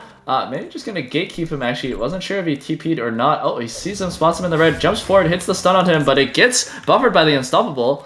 No, Trick just kind of going left and right. Wraith Kira meeting him at every turn. Well, the thing is like, there is a console right here that's just giving away Trick's position. Getting dived by Ghost Electricity right now. Also being forced into the red, Ghost Electricity. But Absolute Terror comes to collect on the side, runs into the red as well. But now Bandit Bagel's below as well, and Absolute Terror is now in the middle. This is quite odd. And actually, the turnaround from Trick, it looks like Wraith Kira is on the back foot, having been chunked out by that laser beam. But here's the engagement. Bandit Bagel, jumped, hit a nice knock up onto Absolute Terror. Lockney one attack away from killing Absolute Terror, but Bandit Bagel just gonna aggress onto him. Lockney Life forced to knock up Bandit Bagel. Bandit Bagel gonna chase him all the way into the red, hits the glove skill on the checkmate, is forced out, but Bandit Bagel gets hit by the queen, gets hit by the rook as well, but is not quite enough. Absolute Terror might actually be able to get killed. Who gets it? It is actually Absolute Terror gets it, and now it's a 1v1 between Bandit Bagel and Absolute Terror. Hits the duck dive up there, hits the glove combo, takes him down so low. One more attack will do it. Okay, he kills him in the red, back into the zone. It looks like Wraith Kira was able to take out Trick. Now it's Ghost Electricity actually trying to explode Wraith Kira right now. Goes in, actually doesn't use the parry quite yet. Using the fear jab. Gets a huge crit onto him. But Bandit Bagel hits the knockout on the Wraith Kira, just knocks him out with the glove skill. Now Ghost Electricity maybe trying to time Bandit Bagel out a little bit. No, knows he can't quite. So he's actually just gonna make his way to the final zone instead, knowing he has just enough timer to get there. That's a pretty solid strategy right there. Honestly, wait a minute. They're both going to be leaving it early because they both don't want to give up this final bridge control. It is huge. Also, consider the fact that Ghost Electricity is now full HP again. The fight has been reset. We have cooldowns reset. Both players have their ultimate. Here's the final fight between Ghost Electricity and Bandit Bagel. This is what it's all come down to.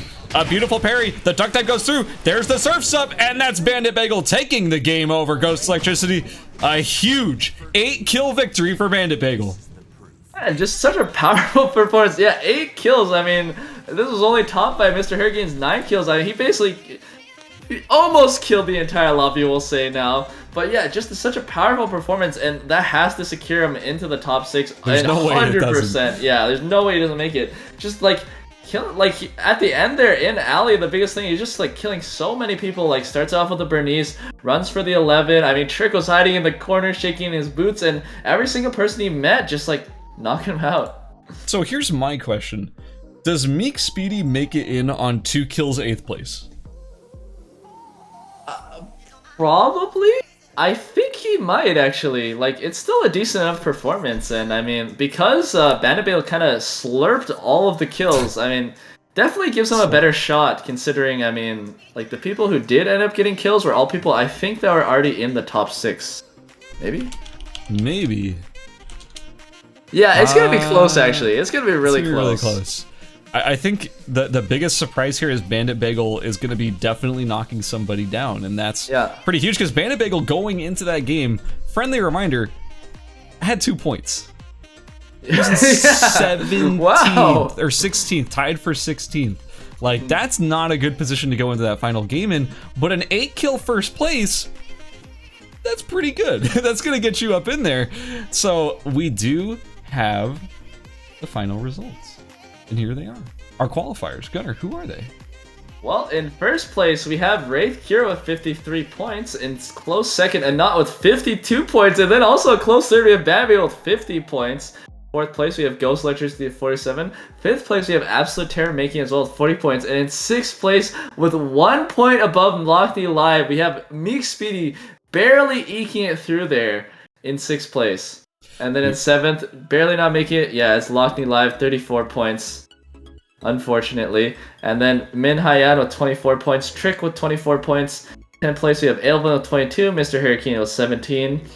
Esther with 13. Neosplitter with 13. Pristrios with 11. Shushu Bill with 11. Teska with 8. Chuwu with 3. And then Pistachio King with 2. A very, very close result here for our final players, and I just want to point out a 48-point game for Bandit Bagel, an absolutely enormous result right here at the end of the group. That's going to be it for Group B. We have concluded this set of the semifinals. It's time to just go into our final semifinal, Group C. But not quite yet. We're going to go to a quick break, so don't go anywhere, guys. We'll be back in about 5 minutes. You won't want to miss this. One final group in the semifinals until we'll see all of our players who are qualified for the finals next weekend. Don't go anywhere. We'll be right back.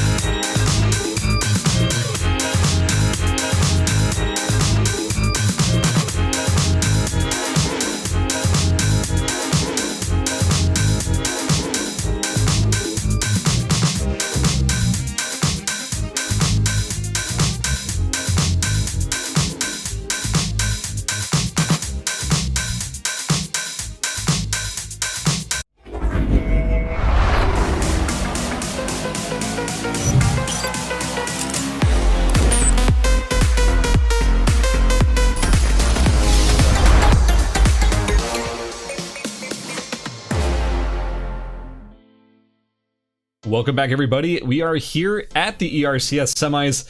It's time to get into our final semifinal group of the day. Gunnar, do you know who is in our lobby this time? Yeah, I do actually. We have, of course, our Heart God Pie Master in this lobby, and then we got Nine Cash, we got Passant, we got Lily Petal, we got Sleeping Lion, we got Water Fudge, we got Lynn Bays, we got Striker, we got Not Demon CA, we got Drooly, we got 200 MS, Souza, Me Isroy, Fruitcake, Zorse, Rustbus, J7 Eng, Zassicle, sorry, it's J-Tang, okay. Yeah, that'll be it for our contestants. Yeah, so it's a pretty stacked group like usual.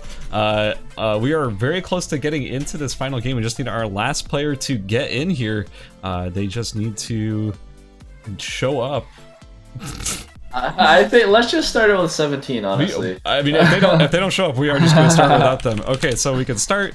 They just showed up. And we are into our final game, or in our final group. Here we go. Yeah, like you mentioned, this is the final group. It's full of stacked players from start to finish. We have Lily Petal, Fruitcake, J-Tank, Passant, Rustbus, Zorse, Nine Cash, Damon, CA, Souza, Sleeping Lion, Striker, 200 MS, Water Fudge, Lynn Bays, Pie Master, Mia's Roy, Drooly, and Osaskal. From top to bottom, this is top players. That being said, there are some surprise entries in here. Do you know much about Rustbus? I've heard his name before. I think I've seen him in ranked before, I want to say, but I've never actually seen him play. It's okay to say you don't, because I mean, he is an underdog in this tournament. I just DAC.GG'd him just to make sure I was right about my information, and he is silver. Yeah, he's currently ranked silver, so he was one of our underdogs going into this event, and he managed to make it through qualifiers and qualified. I mean, that's no easy task at all. I think he was in some of the groups that had some of the biggest upsets throughout the entire tournament. I want to say it was like Magnus Ape's group and Kyoya's group, but I could be remembering a different group. Either way, to get here past some of the best players in the entire scene, it's got to be something there. So I'm excited to see what Rustbus is going to bring. If you're looking for an underdog to cheer for, you should probably be keeping your eye on Rustbus. Man, wait. I completely forgot Fruitcake actually made it. Because I remember like one Sylvia play he did versus Sylvia where he like died after dodging the front flip, and I think my brain was just like, oh, he didn't make it. But now I'm seeing in the lobby, I'm like, oh, wait a second, he did make it. There. That's crazy. Yeah, Fruitcake made it. He's a super solid player. I'm not surprised to see that he made it. Extremely solid player, winner of ERCS duos, along with Ghost Electricity, who was in our previous group.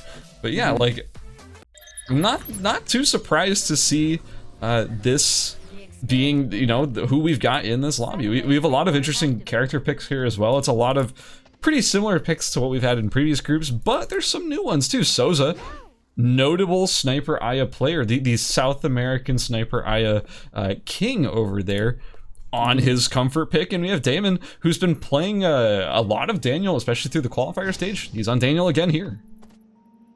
Yeah, and I mean, it looks like we have two Chiaras once again. I mean, Chiara's just been a very popular pick recently. Oh, okay, never mind. Sorry, I was a bit surprised by Nine Cash's build, but it makes sense. He's going for Durandal, which actually makes perfect sense. It's pretty much expected.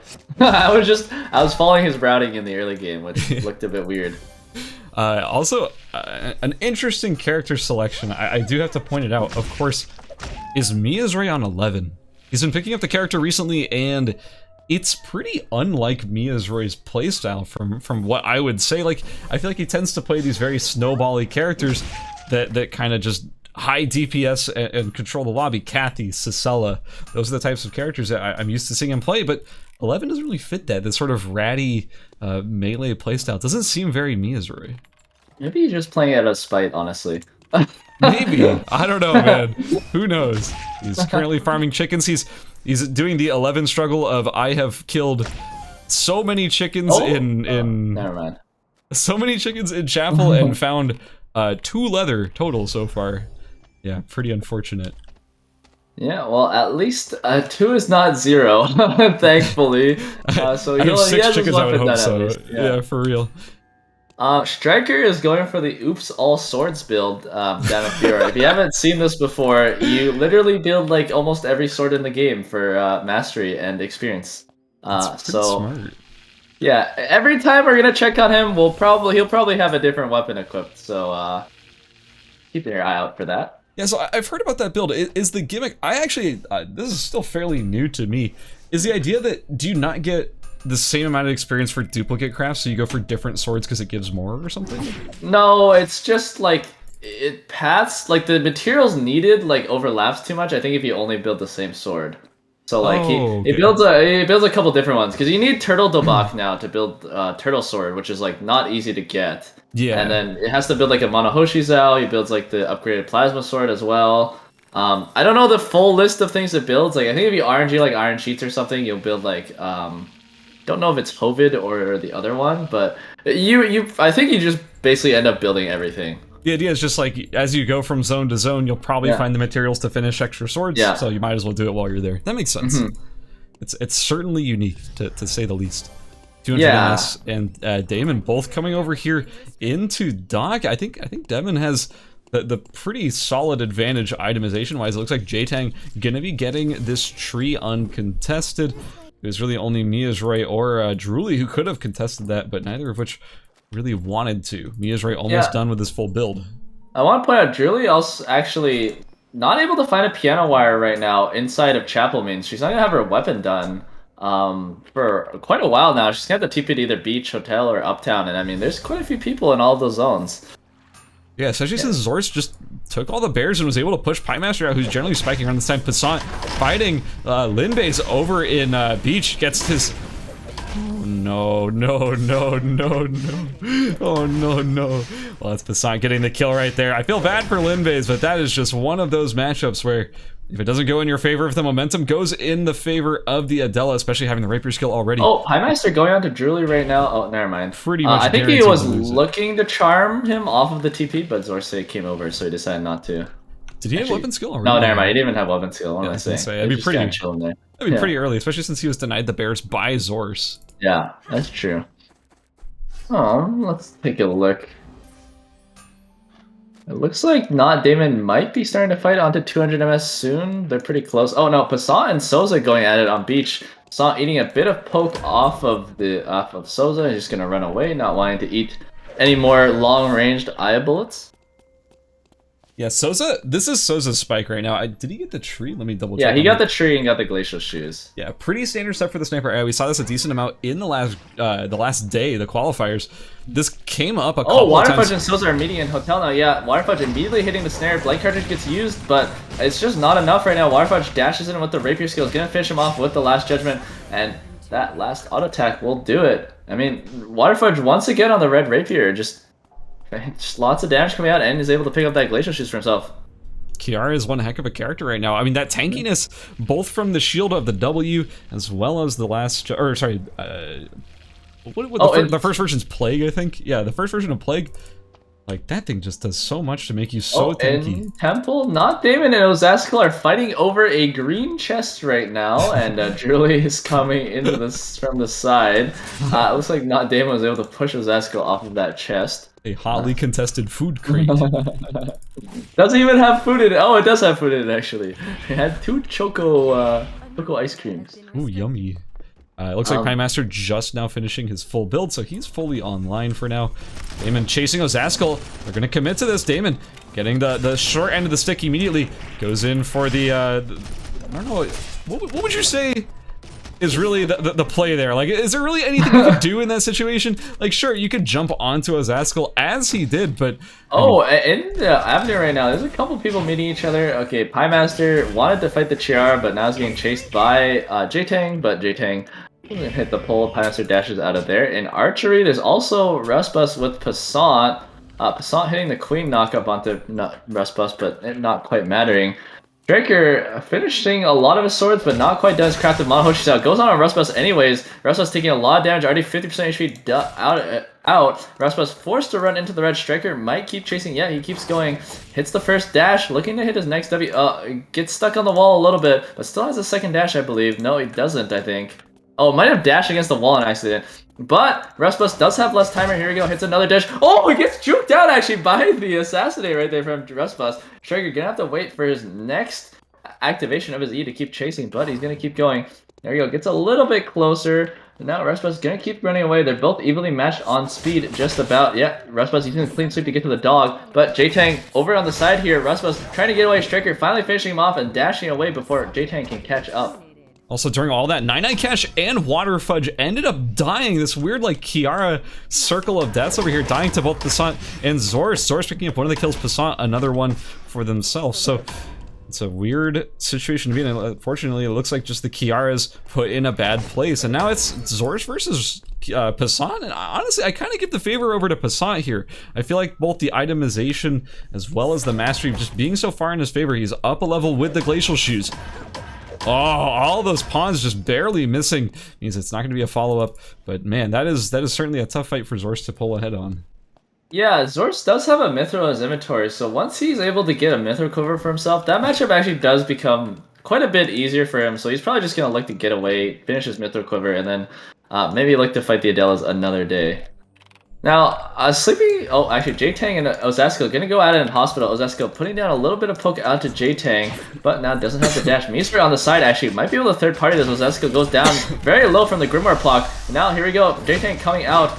Oh, isn't able to actually get the kill, though. The Fear at last picks it up because Ozasco dodged the hammer throw. And now, Misra gonna just jump away.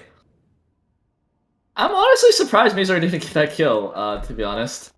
It's kind of, I mean, well, it's unlike Magnus, right? You don't have that, you don't have that insane, like, bike burst to secure a kill. Sure, you have your E, but if you're already using it to get into the fight, it's not going to be available for you to get the rest of it. Also, it looks like Piemaster is taking Alpha in the red of Ali. Excuse me, I keep... Me choking earlier is still catching up with me. It's still messing me up, man. Yeah, Piemaster getting the Mithril. Pretty good secure there, but it's going to cost him a lot of timer in order to get that. So, hey, if it's worth it to him, I guess I respect the decision, but it's definitely a risk that he, a calculated risk that he decided to take. Yeah, for sure. I want to see, how is Sleeping Lion doing right now? I mean, we haven't really talked about him that much, but...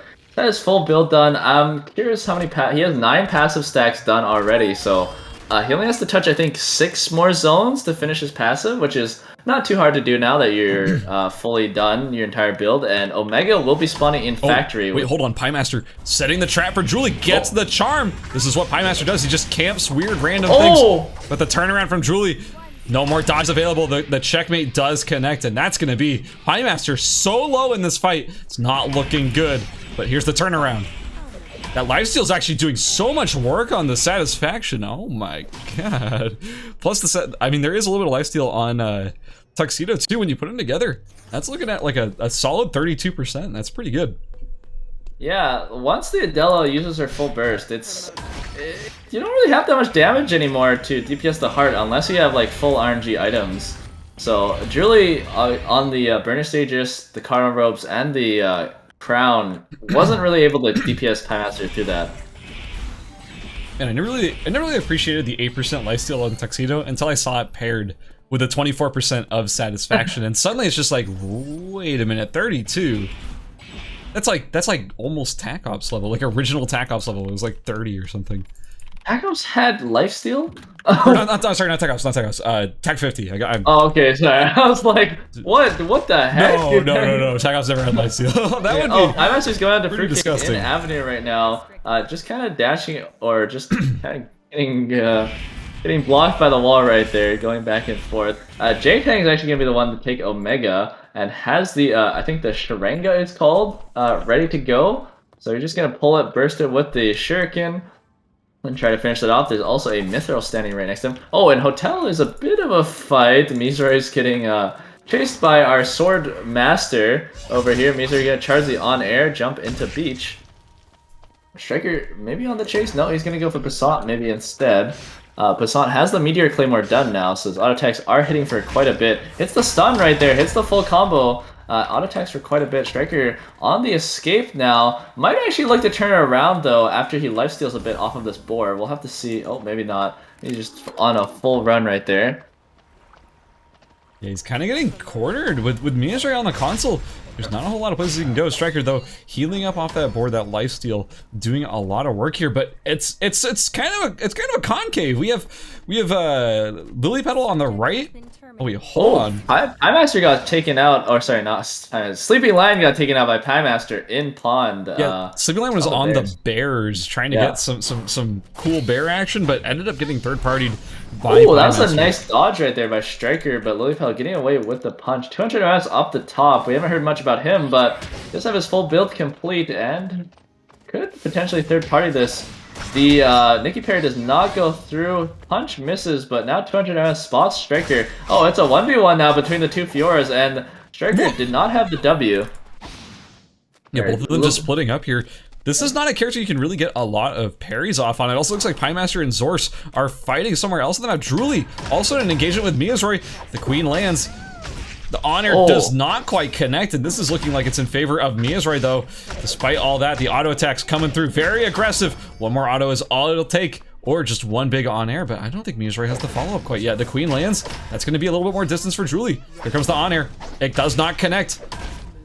Yeah, Drooly just stacking up another Queen right now for the move speed. Miazray is almost in range to do another auto Q combo, but the Queen move speed, oh, the calorie cycling goes out. Checkmate also goes out though, but the last auto attack finishes him off before the Queen can stun him. Miazray picking up the kill off of Drooly right there. Looks like J-Tang is grabbing the wick while that's all going on, but Piemaster took out Zorsi as well. I didn't actually see that. Lilypetal fighting Passant, yeah, in Hotel. Lilypetal taking a lot of damage from the auto attack. Blocking the Queen right there. Passant runs in with the Rapier skill. Lilypetal just barely getting out, but Passant chasing with the extra move speed off of the Queen and the Jolly Roger. Lilypetal will have another punch back up soon. Striker on the side, looking to get back. Maybe try to get on top of Passant. Yeah, dashing in. Auto W's him right there. Misses the Q though. Striker still on the chase. Dodges the Queen, but will Passant knock it? No, he's just going to use his Rook to get out. Ooh, Passant though, getting cornered now by 200 MS. There's a Fiora on both sides, and 200 MS is not willing to let this go just to the red zone. He wants the kill. He smells blood, and he accepts it. That is a free kill there for 200 MS. Well played. Oh, but Striker's coming in from the side, looking to kill Striker, or looking to kill 200 MS. Misses the Q for the reset, but his normal auto attacks, the scaling out the two-hander, much stronger than the Rapier right there. He's gonna wait it out here, but looks like Striker or 200 MS has gone all the way on the other side. At the wake, J-Tang actually killed Piemaster like about a minute ago. I think they fought over the wick, but J-Tang able to come out on top there and finishing quite a host of items in his inventory. Yeah, I didn't quite see how the wick was originally engaged. I don't know if who was third-partying who. Wait, 200 MS? This is kind of sketchy, 200 MS. He only has 40 seconds to get to the factory TP. It's definitely possible, but it's gonna be tight. It's going to be risky because you also have to account for the time it takes to actually TP. And you have Fruitcake about to meet right there. This is not looking good for 200 MS. Anyone interrupting here, I mean, even Lilypetal in the area could be messing this up. Oh no, 200 MS has made a decision. They're just running for the zone. 16 seconds. Can they make it? It looks close. I think he's going to be able to do it. 10 seconds, 9 seconds, 8 seconds, 7, 6... 5, yeah, I think he'll make it just barely. Yeah, it's gonna be a photo finish. Literally 1 second left makes it into hospital. Talk about close. That is so stressful to watch. Everything about that is just like, oh man. Fruitcake picking up, what is it? Kundala from that chest, which was pretty nice pickup, I gotta say, especially for an amp Luke. I mean, he's used all those stats really well. Yeah, that is an ideal build to be picking up a Kundala on, for sure. I'm still kind of enthralled by the number of cameras over here on the fridge. It's like an ancient summoning circle for Wiccaline. Okay, well, we're down to 6 players, and it's kind of no surprise to see these be the 6 players. If you had to say, pick 6 players to be alive, I wouldn't be too shocked if you said these 6 names. It's both of our Fioras as well. Fiora, I gotta point this out. Fiora has been doing so well in this tournament so far. Every Fiora has, I think every Fiora that we've seen in qualifiers and semis has qualified for the next stage. I think every single one. Like, the character is just so consistently good in this tournament setting. Oh, there's a fight in Hotel. Striker goes straight onto J-Tang with the wick buff, sees the wick buff though, immediately backs off, but now he's kind of backed into the corner. Didn't have his ult up actually. Counter-ups go out a bit early, but J-Tang still has plenty of damage to try to throw out onto Striker. Lily Petal waiting on the side, maybe trying a third party, but J-Tang's still full HP. Striker gonna actually maybe take a rest on the floor. No, sees J-Tang finally and gonna choose to dash out the other way. Now that he can start actually running away from J-Tang. Lily Petal though, not if she has something to say about it, and J-Tang gets the kill. Striker doesn't even use his parry, just chooses to die to J-Tang. And now Lily Petal gonna run away from that waked up Sicela. Yeah, I wouldn't want to be in that situation either against that character. J-Tang collecting mithril armors and meteorites in his inventory right now. Looking kinda good. Oh my god, wait a second. Lily Petal actually has a pretty cracked build right now. I mean, she's on 45% CDR with a Kandala and a Queen of Hearts. You know what? You bring up a very good point. That is one heck of a build to have on a Nikki. Like, are you kidding me? This is insane. How did you get a Queen of Hearts and a Kandala? Didn't even get Wick. Yeah, didn't even get Wick. I mean... I guess we take those. I don't know. Yeah, we take those. I want to say, I think, oh my god, J-Tang has 2 mithril armors in his inventory. Anyways, I want to say, I think the Wick buff will actually be gone once the final zones actually start, but sure. J-Tang will have it coming into the circle itself. Or like coming into the final zone itself. J-Tang TP's into the final zone, gets right into the main building, closest to Lily Petal and maybe Miyazure, but looks like he'll be able to be getting that console. Oh no. Oh, Counter-Ups actually gonna face check Fruitcake in pawn. Fruitcake hits the clean sweep onto him. I don't know if he's gonna retake it though. Okay, he does retake it, just starts hitting him. 200 Rapier skills forward, and Fruitcake takes this opportunity to hit a free clean sweep, and now he's gonna go in with it now that the second one's reset. Ultimates onto him, and just a clean combo right there, taking him out. Nicely done by Fruitcake, very clean, so to speak. Oh, back in Avenue, Lily Petal finally getting gone on by J-Tang. J-Tang accidentally pulling himself away from the stun, actually. Maybe it was intentional. Lily Petal did hit the parry, so doesn't have it up for quite a while. Mizure might be looking to steal this kill right here. Yeah, goes in with the Kali Cyclone. Who gets it? It's actually J-Tang who gets the kill, so Mizure failing to steal another kill from J-Tang, actually. That's the second time it's happened this game. Which is not a lot, but it's surprising it's happened twice. Yeah, J-Tang, honestly, J-Tang has been very fortunate to find himself on the not getting third-partied side of these third parties. Pretty much every situation he's been in, someone else has come by and ruined the fight for the person he's chasing. It's been really fortunate for J-Tang. I mean, first that fight in Hotel where Lily Petal interrupted, but now here with Miyazure being the one interrupting Lily Petal. I'm honestly... like, I don't want to call it, but J-Tang's items are insane right now. It's like insane. Yeah. It's definitely looking hard to win against this. I mean, this is pretty bis. Like, this is Suitor Sana with a queen. The only thing you could possibly change is a Burgeonet, but even a Burgeonet's pretty insane. So, I don't know, man. This is looking really good for J-Tang. I swear to God, J-Tang just hopped into practice mode, said, "Give me all of these items. I want to test out my final build." And suddenly he's in this this semifinals lobby with them for some reason. I mean, that really is like best in slot, almost everything. You may argue for Glacial Shoes over Taproots, but with that build, no thank you. I'll take some Taproots. Oh, Fruitcake's going on to Mizure. Mizure charging the hammer right now, but it runs out. Fruitcake retakes it, gets hit by the hammer skill right there though. Taunt goes out with the Kali Cyclone. Fruitcake knocks him back, but it's so much damage is coming out. Alt combo for the clean sweep, but Mizure takes it instead with the auto attack right there. It's really close. I actually thought there was a chance the Fruitcake was going to take it with that turnaround there, the heal off of the clean sweep, but no, it was actually Miyazure who did end up cleaning it up. Nicely done there. 2 kills so far. Will it be 2 kills for the rest of the lobby? I still think there's a good chance, but who knows? We'll find out.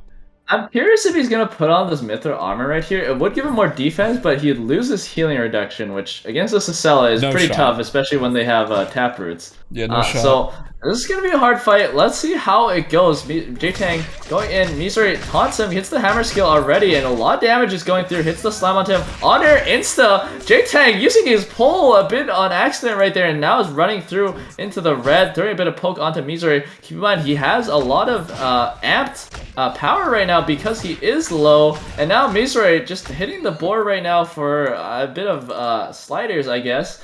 now is outside of the zone, trying to heal up. J-Tang almost back to full HP as well off of that Taproot's healing.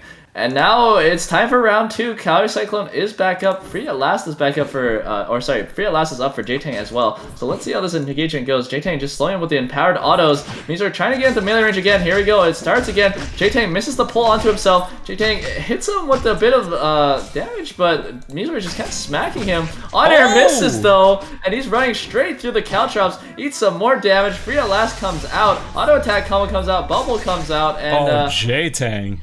J-Tang taking over Mizor right there. Both of them fumbling a little bit, but J-Tang coming out on top. That was an insanely close fight between those two players. Honestly, I thought Mizor had it twice. Like, there were both times where it's like, it really looked like he had it, but then the bubble would come out right in that last auto attack of the double auto attack with a sliver of HP managing to get away, turn it around. I mean, wow, what an incredibly close fight between those two players. And also, I mean, you gotta point it out, if that on air was a little bit closer, if that had hit at all, it was over.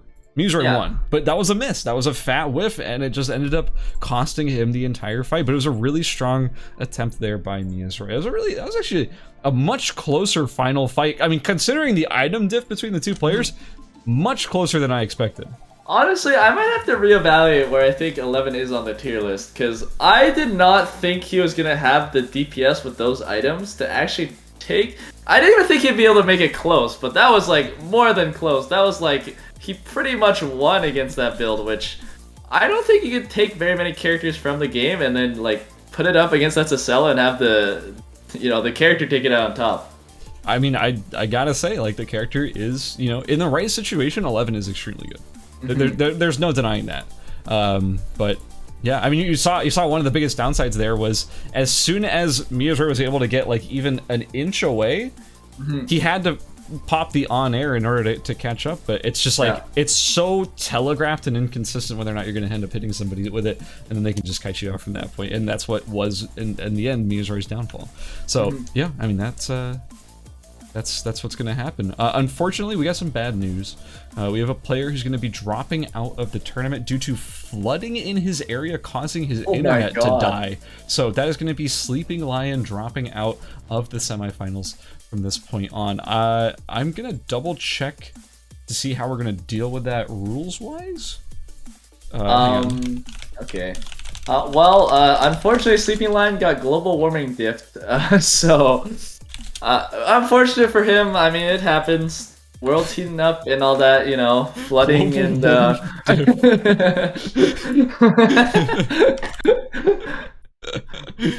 anyways, thankfully for him, or not thankfully, I mean, it's not like, at least he didn't win the first lobby and then his internet disconnected. True. Like, he did get taken out, and I mean, can't feel as bad, still feels bad, but F for our brother in the chat. It's unfortunate. Unfortunately, that just sort of is the way that it is. We're going to be continuing on with 17 players, though. There's really nothing we can do about that. So we're going to be putting the lobby up and fixing this all as soon as we can. But again, there's really not a whole lot we can do. So aside from that, concluding that game, what are you keeping your eyes on? Like, what's standing out to you right now? Listen, if another Sissela makes it to late game with 10,000 items, the rest of the lobby is gonna have to pull out some capital T teaming, okay? I want to see some capital T teaming. Guys, no. Don't do that. It's against the rules. That being said, though, I am genuinely surprised that who do I have to pay to get these lobbies, man? Like, I would love to be in these situations where like really no one's third partying, everyone's respecting you, like they're giving you wick in one way or another. I've seen so many Sisselas take wick. That should never be happening. Yeah, like that does not happen if a lobby is actually paying attention to wick. So it's so confusing to me that this keeps happening. But it's what determines the rest of the match. They end up snowballing off of that wick. If they don't get the wick, it's a much different game. I can tell you that right now. Yeah, I mean, getting like a Taproot's, a gun by, and I mean either a Mithril or a Meteorite off of the wick, it just like is so huge for Sissela. And then the wick buff basically makes her like invincible off the wicked line buff as well. Yeah, like that game, I remember.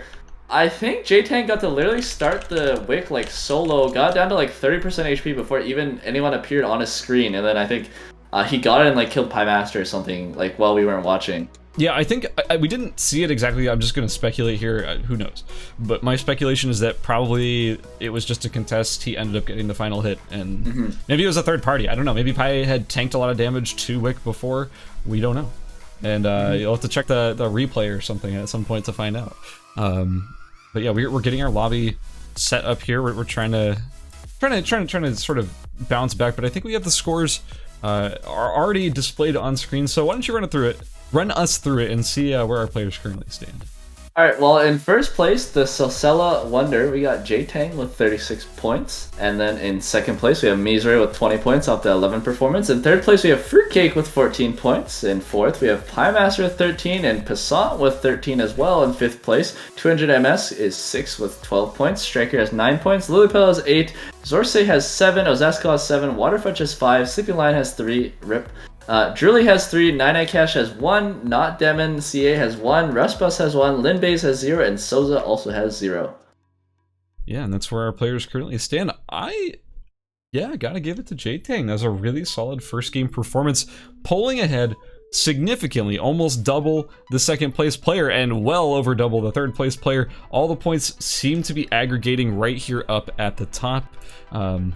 But yeah, we're at 17 out of 18 at the moment, guys. Queue up. No, but for real, we're at 17 out of 18. So once we get all that ready, we are going to be getting into our next game. It'll be game number 2 for Group C. It's been a strange day so far, and this group has been a pretty strange group so far. Yeah. But I'm looking forward to seeing how this concludes. I think because Sleeping Lion dropped it. Oh, yeah, never mind. Yeah, it's because of Sleeping Lion. That's why we're at 17. All right, we're in it. Next round. Here we go. Anyway, yeah, let's go. Looks like Linbase switching on to the Sylvia. Not Devin going for the Nathapon. Alright, we're seeing another Nathapon pop out. Ozaskal on the Magnus. Drully going for Emma instead. Maybe Adela being too contested in that first game. Ooh, wait, we got Lilypetal on the crossbow, Nadine. I expected to see Lilypetal on Nadine the entire day. I'm assuming the Nikki pick was just like, this is my sub pick, I'm just getting it out of the way so I can play Nadine with a clear headspace for the rest of the day. And honestly, the Nikki ended up doing pretty well. It was like fourth place or something. I don't even know any kills really, but it doesn't really matter. Like Lilypetal ended up with 8 points. A pretty solid performance for your sub pick. I wouldn't be too upset if I were in her position. And was Nine on Kiara game 1? I forget actually. Yes. Nine was on Kiara, so this is going to be his last Kiara game for the tournament, for the group, if he qualifies for the finals. But yeah, he died in the weird like Kiara sacrifice circle in the hotel. Okay, yeah, I remember. Waterfudge also died, so yeah, I don't know what was up with that. We didn't quite get to see what had occurred there, but clearly we had deaths. We had some dead Kiaras in that area. Mizray was choosing to go with 11 for another game. I'm just gonna choose that as his primary, I guess. Feels confident on it. I mean, he's been grinding on it, so yeah, it feels pretty confident. Yeah, and here we go. Game starting. Piemaster actually spawned on the left side of Avenue, but zoomed all the way to the middle with the speed boost. Dude, he instead. did that thing again. Yeah. It's actually a smart thing to do if you're in an uncontested loot zone. Because you're guaranteed one of each item no matter which loot zone you're in, you can just choose the closer one and then you loot everything insta-TP. And it's faster than if you looted everything and then didn't use the speed boost to get to the next zone. Exactly. So, I mean, it does all sort of make sense when you think about it just by the mechanics of the game. Interestingly enough, we see Rustbus once again on the Jack... Wait, no, he was on Jackie, right? Am I crazy? I think Rustbus was on Luke. Oh wait, was he on? I don't remember. I also don't remember. Zorse was on Rio before. We're seeing a lot of similar picks from last game. I mean, the only major difference I'm seeing is no Fioras. Strikers switched over to Daniel, and 200 MS has switched over to Rio. We actually have our second Rio of the lobby. But yeah, also Soza switching over to Emma instead of sticking with that sniper. I mean, it clearly didn't work out against Waterfudge. He basically got the perfect Glacial Shoes situation. Oh no, Striker in some hot water right now as the Satisfaction Heart is chasing aggressively. But once he hits that speed gate, he's pretty much good to go. Yeah, I want to mention Souza. We do know him before for his sniper Aya, but I think since the SA server is now open, he's actually switched to Emma as his main, and I think he's still the top. I think he's the top ranked player in SA, or was the top ranked player in SA recently on the Emma as well. So his Emma's nothing to scoff at. He's definitely being shackled a little bit by the ping because he is from SA, but yeah, I feel like his Emma is probably pretty strong. Okay, so we're seeing Lily Petal over here on the Legend of the General build that we were talking about. Wasn't there someone else who was running it earlier? I'm forgetting. Yeah, someone was running it earlier. I think it was it 3Shine? Might have been 3Shine. I think. Yeah, it was 3Shine. 3Shine was also playing Legend of the General. Yeah, so it's basically the same build. Gonna be going for that Butler suit in addition to the Legend of the General and the Crown. Shah Jahan. I think the shoes are tacky. So I don't actually 100% remember, but it doesn't really matter. Also, we have Water Fudge still on the same old Red Panther flat amp tanky Kiara build that we've been seeing occasionally. It's really only him playing it, but I mean, oh well. There's a lot of people over here in Cemetery Chapel. It's getting really congested to prepare for this tree that's about to come up. Striker going in on Damon. Yeah, he's maybe gonna use his ult. Yeah, uses the ult to dodge the panoramic combo, but reactivates it a bit early, but procs the I think that's the inspiration anyways, and just finishes him off with that large amount of damage. Isn't able to loot that much off of his body and might have to get out soon. Nice. Souza's on his rear. J-Tank also scoping out to see if he could get this sentry, but I think decided against it once he saw two other people. Yeah, he got it kind of for free last game, but it's not going to look like that this game. I mean, maybe if J-Tank doesn't get both a free glacial item and a free Wicca line, perhaps it'll be a slightly different game this time, because, I mean, that is essentially how the last Fruitcake game going went. out to J-Tank in Chapel right now. Oh, Fruitcake has his clean sweep dodge, so doesn't try to keep going. Hotel Tree, by the way, is still uncontested right now. I don't know if Browsbus is going to go for that. Okay, Striker going on to Souza, yeah. Souza actually just crafting on the floor, knowing that Daniel have a great way of getting on top of him, and he's just harassing him right now. Doing a lot of damage, might throw out the polymorph soon. No, Mizray now craft. Everyone's just crafting in front of each other. Fruitcake running in with the speed boost, immediately jumps onto Souza, throws out the ult. Gonna wait for his next clean sweep to come back up. Souza decides to die to Mizray, jumps straight into him instead of dying to Fruitcake. Striker looting Souza's body a little bit for some food. He doesn't have any food in his inventory right now. This is the kind of Semtree situation that gives me nightmares. This is what I'm used to dealing with, is like, I just want a tree, man. And there's 4 people who have all surrounded me, and there's nothing I can do about it.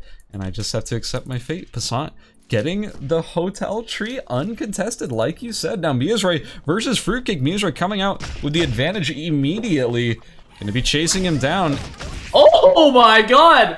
Fruitcake using the assassinate on Mizray's in the air to dodge the on air. Yeah, that is some really solid play right there. Oh, let's see. Yeah, like you were saying, yeah, Passant getting that Tree of Life early, like pretty much for free, is actually really huge for Adela. Being able to build like glacial shoes to upgrade your straitjackets with, just gives you so much extra move speed, which then gets amped by the Queen move speed as well. Allows you to really hunt people down for kills. We're seeing Rustbus getting chased out here by 200 MS. It's not the worst fight in the world for Rustbus. He did manage to get away, but it's kind of disheartening knowing that in a 1v1 matchup like that, you do not find success, you do not find safety. So I'm a little bit worried for Rustbus right here if he's not going to be able to scale into that late game. But hey, being alive is better than being dead at the very least. Yeah, for sure. I think J-Tang and Mizray are kind of squaring off in hospital right now. Yeah, Mizray was actually waiting on the speed boost, is running in with the speed boost. Hammer skills J-Tang right there, but now the taunt has run out. Mizray gets one more hit off right there, and is still doing a lot of damage. J-Tang autos the board. Mizray also autos the board, but doesn't get the RNG good on the burger, so just full charges the on-air. J-Tang uses the bubble to dodge it. But Piemaster actually saw J-Tang but decided not to third party. Now is going to go in for the third party. Going straight onto J-Tang, throwing a lot of damage on him. Has him kind of cornered right now. Dashes straight in. J-Tang throws down the free at last, but dies during the charm. Oh my word. Everyone is dying everywhere right now. Over at the top meteorite and alley, this looks like people have gotten pushed off by Nine. Back in Chapel, Piemaster's hitting Mizray. I mean, it is chaos. During all that, it looks like Osaskal went down, and I didn't quite catch who got it, but also Passant went down to Water Fudge over in Hotel. Everyone deciding to fight all at the same time. Mizray, Piemaster, and Drooly about to meet each other over here in Chapel. Drooly not aware of the weird battles that have been occurring in this area so far. Piemaster forced to jump into the red as Zorst decides to join the fray as well, and Fruitcake is not far away either. Yeah, Piemaster trying to get back in now, getting hit by Zorsei on the side. Zorsei has his ultimate prep, but isn't close enough for a wall stun. Throws out the bow skill, not gonna catch up to Piemaster too easily. Gets hit by the charm. Piemaster still running away. Zorsei trying to chase him out right now. Hits him with another E right there, but doesn't have the slow quite yet. Gonna jump over the wall, perhaps? Yeah, there we go. But now didn't get the reset, so probably gonna back off. Yeah, it's gonna be both of these players deciding to disengage. How's Fruitcake's inventory looking? Fruitcake has been sticking with the same build. I know it's sort of a comfort build at this point, but it's interesting to see the diadem. Not really a headpiece I was expecting too much on Luke of all characters, but honestly, I see the merit. It seems like it would be pretty good. That cooldown reduction and just the relatively decent offensive stats in general just being relatively beneficial for Luke, especially on that type of Luke. Let me do a quick stack check on our Nadine. 120, not the most insane game so far. And also, Lilipelda went for the Changpao version. Wait a minute, this is the kind of build I like. I actually, this is a build that we used to run in a squad. I'm excited to see you running the Changpao version right now. Changpao's a fun little item, honestly. Yeah, it's hard to build, but if you are able to build it, it definitely has some insane stats. Like, it's not, I wouldn't say ever best in slot for a chest, but it's like really, really, really good until you get like a myth or armor or something. Yeah, it's got a funky build path, but it actually can build exactly along the route of a Legend of the General, so that's sort of the idea behind it right there. Also, it looks like we have Fruitcake camping out this tree, knowing that we have a Heart player not far away, potentially gonna go for it. This could be the bait, but no, Fruitcake's actually just gonna go straight in. Doesn't even catch the wolf, and now his bait has been completely sort of revealed at that point. Also, it looks like Striker gonna get the tree uncontested over in Hospital. Finally gonna be able to get that Blazing Dress, which he so desires. Yeah, I think there's gonna be a big fight for this forest tree. Nine sees two targets on either side of him. Still wants it though, because he has a meteor in his inventory. Could give him a force core, which would be a big upgrade right there. Nine TP right next to him. It's Miazroy.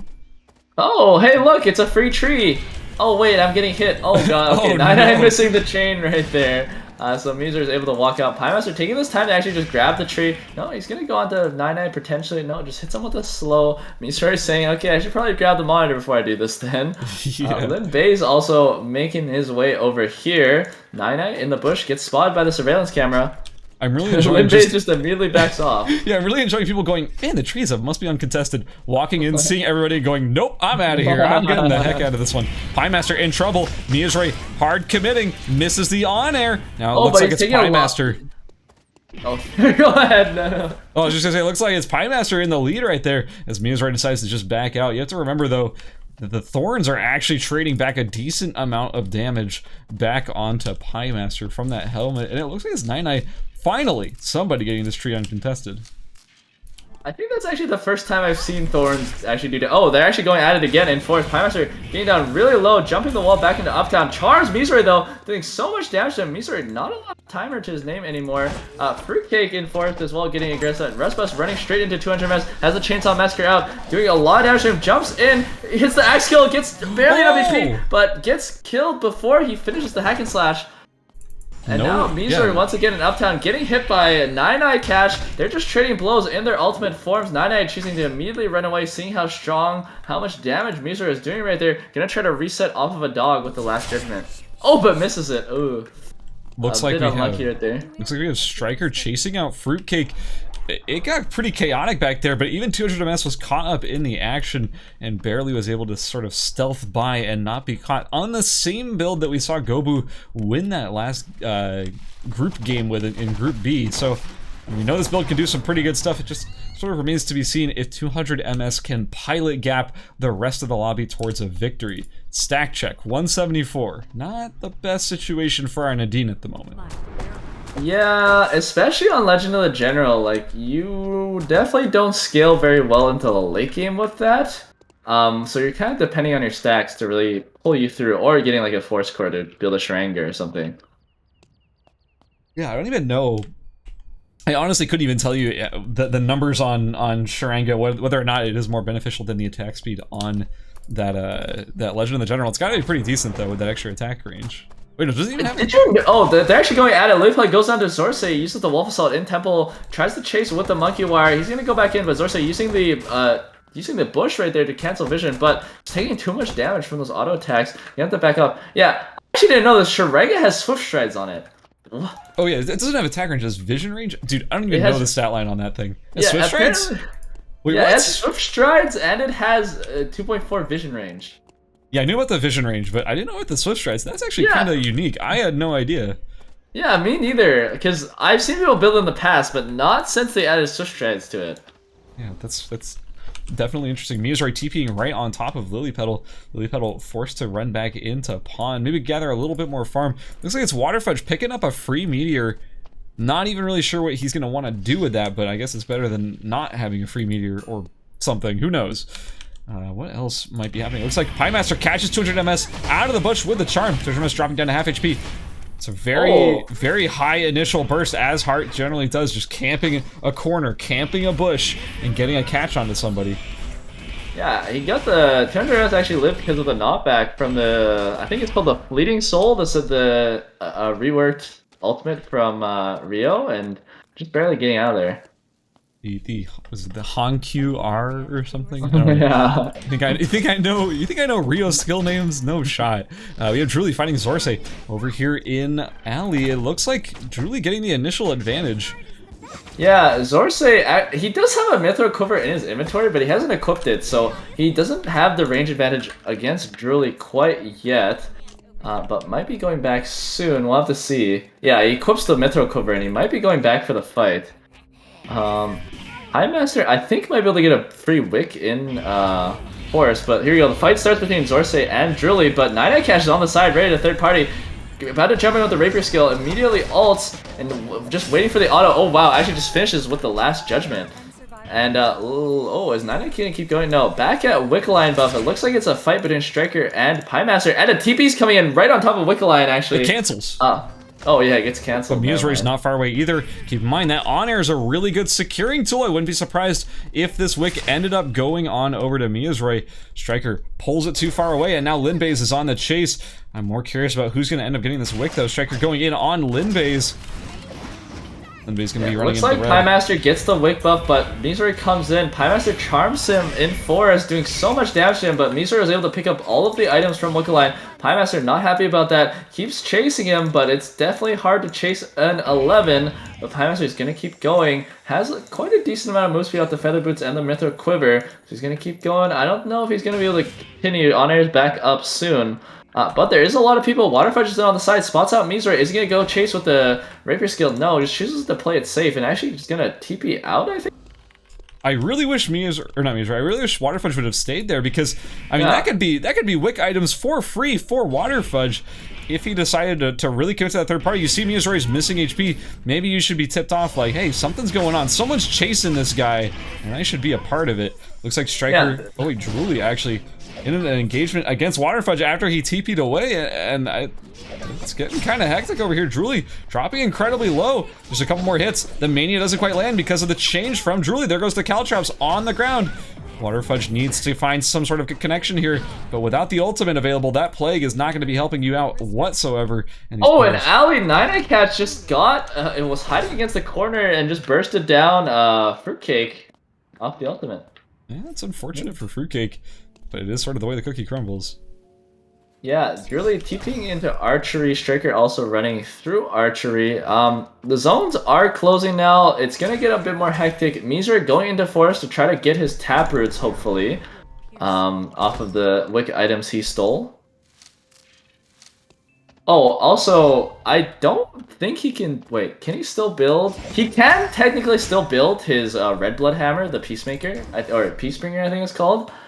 So look out for that later if he's able to get to Alley Temple later on. Yeah, that is a very huge upgrade for this late game 11 build. But that being said, I don't even know that Dagda is that much worse than it, since Dagda is just so well statted at the moment with a 98 attack power and 28 extra. Oh, and basic Hotel attack Striker's going damage. onto Lin Baze. Lin Baze knocking him back with the tire and just gonna escape over the wall and come back in. Actually, he really wants this yellow chest. Both of the players actually really want this yellow chest. Ooh, it's Striker a just playing in and out. Okay, he goes in right here with the all-in. Hits the, or uses, doesn't quite want to go in with the masterpiece off of that inspiration.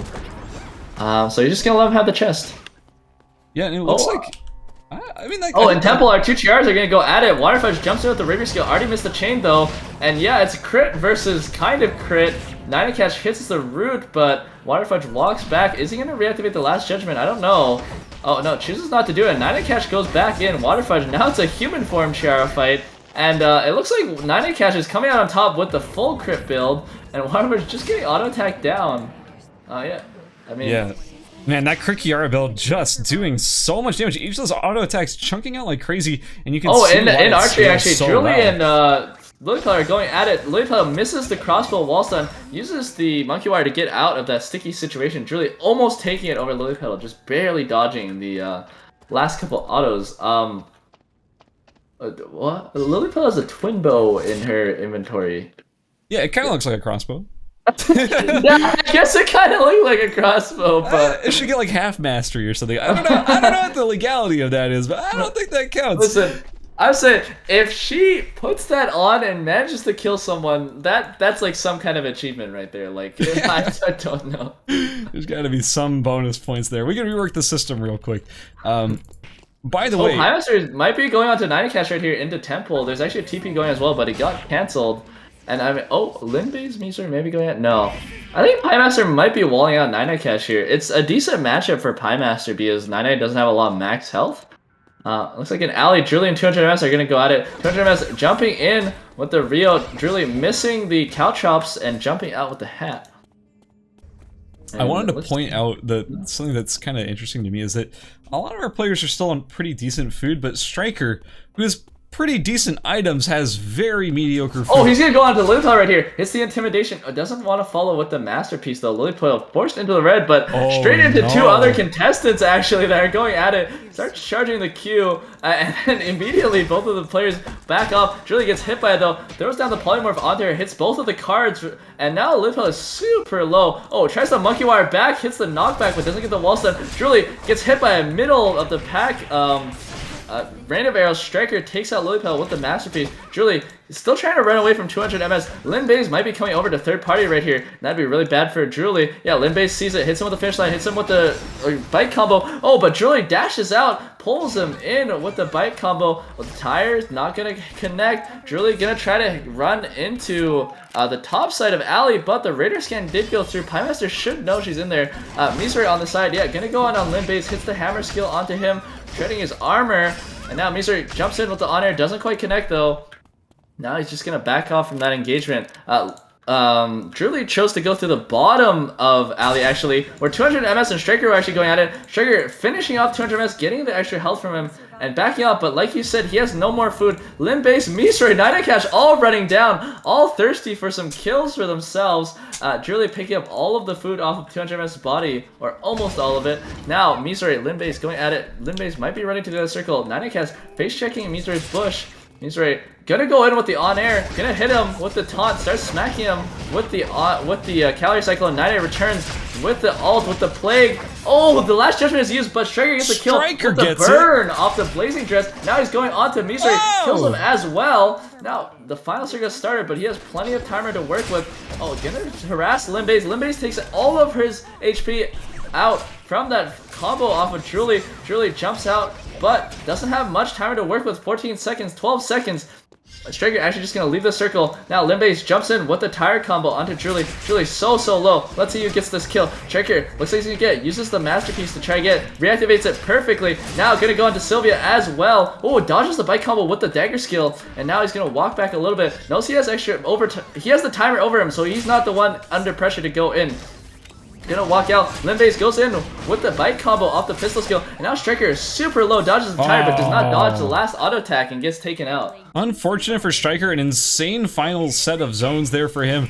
He did manage to get 6 kills total over the course of the game, which is a huge result despite dropping in third there against Linbase. But Piemaster has put himself in a rough situation, really low on timer. It's not like he's gonna die, he had more than enough to survive, but still, it wasn't a lot to work with for this final zone. And in the 1v1, I don't know, man, the items are really good on both parties. I kind of favor Pi a little bit, simply because he has been so good on mastery throughout the entire game, but they're pretty even right now. It's 16 to 16. Here we go. One good charm is all it takes. Yeah, he hits the charm onto Limbase already, and it's really close. He knocks him back into the finish line, but just barely not able to take it. Piemaster, he's saying, hey, I had the Peacemaker the whole time, and heals back up to full. Piemaster taking out 2 kills, but I mean, I think the real hero of the story might be Striker with his 6 kills, 3rd place. Getting almost every single kill in that final zone. There's no way that Striker doesn't actually come out on top there in terms of points. I'm pretty sure Striker just, like, for sure gets the most points from the lobby. 6 kills, 3rd place. Incredibly well played throughout the entire series. Well, not series. That felt like a series. It was just an entire game. But for real, congratulations to Piemaster. 1st place with 2 kills. That was really well done there. Both securing the wick buff, securing, you know, the positional advantage, securing basically everything that he needed to do well for the rest of that game. Linbase also did very well there, getting a 2nd place with 1 kill. Can't be upset with that, especially if your 1 kill is Striker, who is popping off and murdering the entire lobby. That's a pretty favorable situation considering how many people were in that final zone. Also, Drooly got 4th with 0, Musory got 5th with 1, and 9eye Cash actually got 3 kills, a pretty surprisingly high amount for dropping in 6th place. But that is going to be it for game number 2. We have 1 game left in the night. I'm going to try and get us through this as soon as possible so y'all can go eat some food and have a good time. We are getting close to the end to know who exactly is going to be qualifying for the finals, and I can kind of see it in my head who's going to be closing out these last few points in order to get there.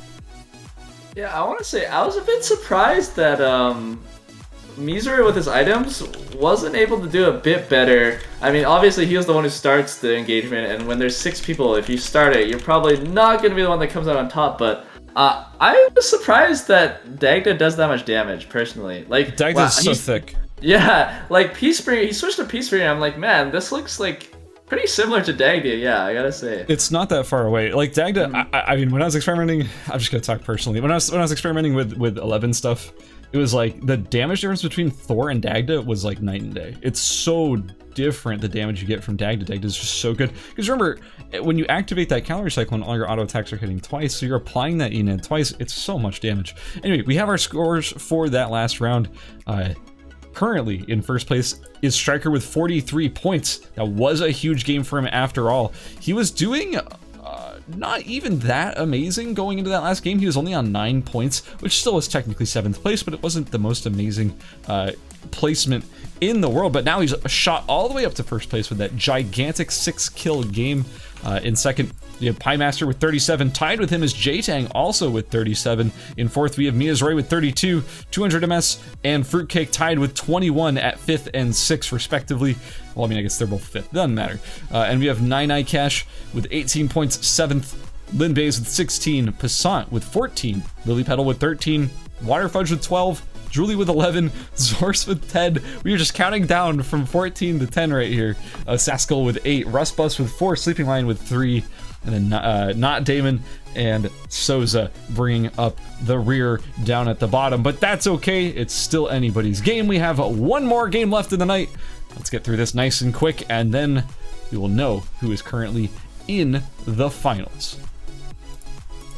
Cool. I mean, it's really close for 5th and 6th right now. Both of them only at 21 points. I feel like 1st to 4th have a pretty, not guaranteed, but they're pretty good. But 200 MS and Fruitcake are going to have their work cut out for them because we have a couple of contestants hot on their heels. Try to dethrone them away from the finals. Yeah, I think we're going to see some shakeups. Yeah. Yeah, I think we're going to see some shakeups. I think a lot of these players have had strange games so far. I don't think a lot has gone according to plan for most of these players, but our players who are currently in the top, I'm not surprised to see them in the top, but I'm actually kind of shocked to see a Daniel pop off with a 6-kill game. That's not something you see every day. So yeah, that's pretty exciting at the very least. Yeah, especially in like a chaotic final zone. Like, we know Daniel to be a 1v1er, and Daniel is good at 1v1s. Yeah. And that was certainly not 1v1s in that final zone right there. He was just able to like play really well, snipe almost every single last hit on the kill, is just extending his health. I mean, he didn't even have food at the end of that. He was just getting healed from literally killing people at the end. Yeah. It's actually so true, and I don't know, I'm pretty confident that anyone could break in, especially since we have 5th and 6th place at 21 points and 7th is at 18, and then we have 16, 14, 13, 12, like everyone's right there, only about, I don't know, less than 10 points away. There's so many players who are like less than 10 points away, able to get into that top 6 position. I think it's really anyone's game. Maybe the top 4 might be locked in, but for the rest of them, it's really anyone's game. And we're almost ready to get into this last game. So you excited, Gunnar? We're about to wrap things up. I am very excited, especially excited to eat some food. Eat some after. food. All right, sit my microphone. We're gonna get into it. Let's get going. Oh, alright, so we're gonna have a couple people switch. Okay, it seems like Lily Petal has chosen to play bow this time instead of crossbow. Maybe indicated by that twin bow she built the last game. Yeah, maybe we're gonna see a pivot over to bow. Yeah, as much as I like the Legend of the General build, I think it's fun. I do not think it scales, like, at all. You saw the damage that Lily Petal was outputting against, like, even an Emma in the late game. It's pretty pathetic. Especially if you're not able to get that many stacks, and that's no dig against Lily Petal. That's just sort of an issue with the build. It just doesn't scale all that well compared to some of these other builds.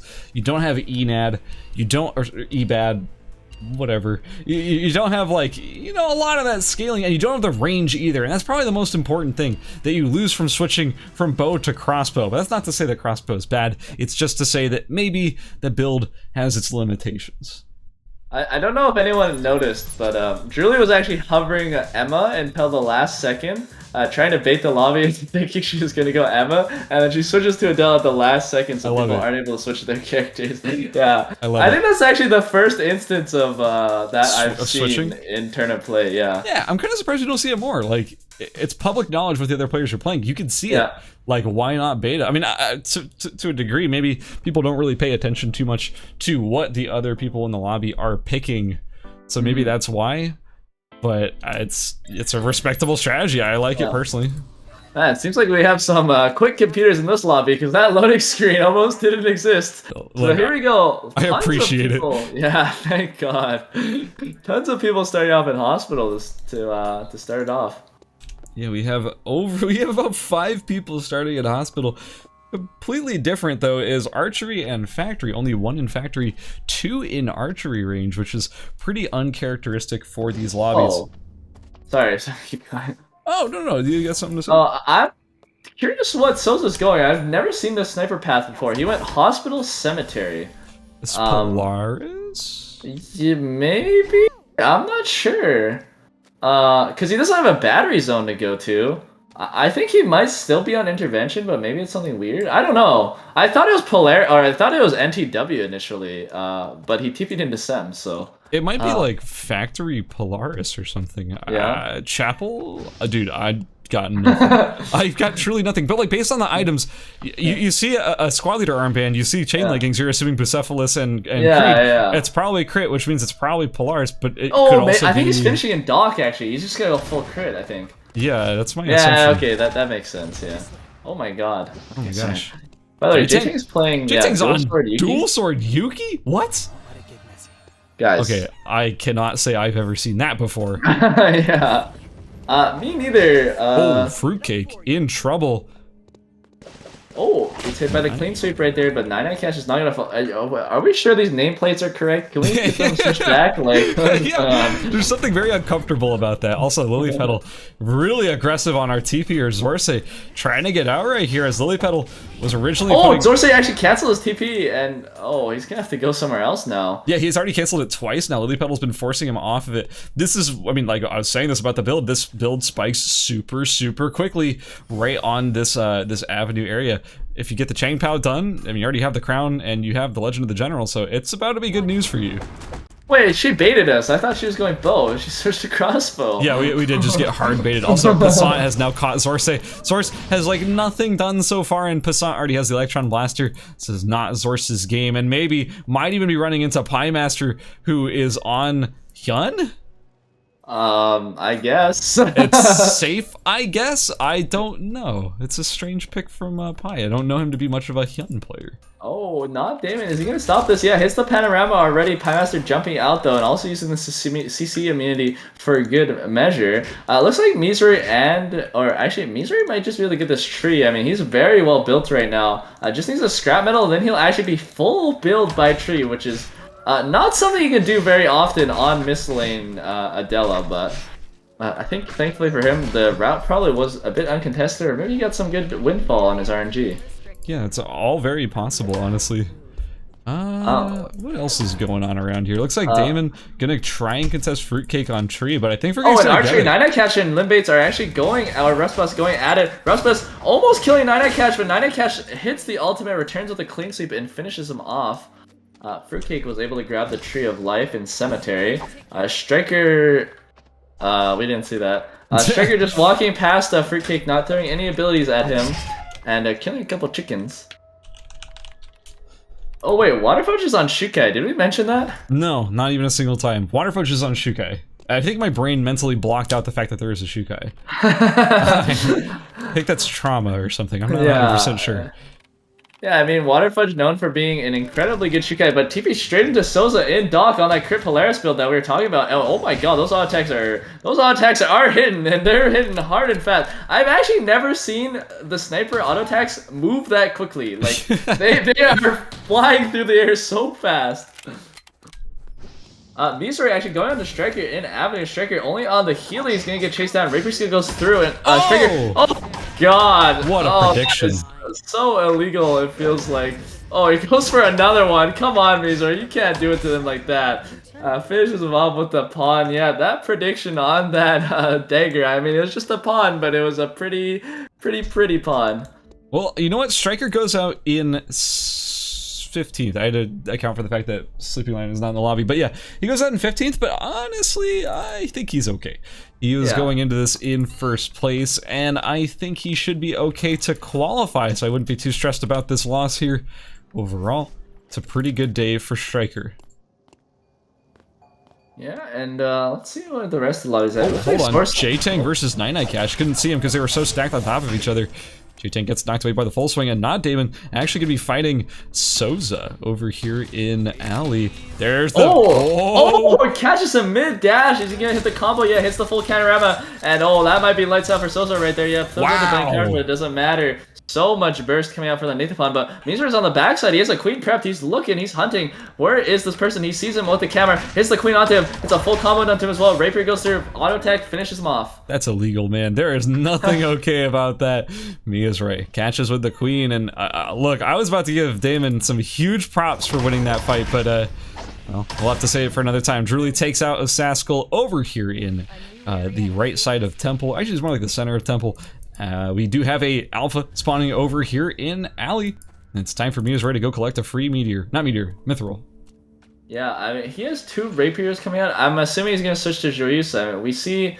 I know we've been seeing a lot of Adela switch to Meteor Claymore, but personally, I am Joyeuse enjoyer, and maybe Missouri is too, so he's going to be switching off to that Joyeuse.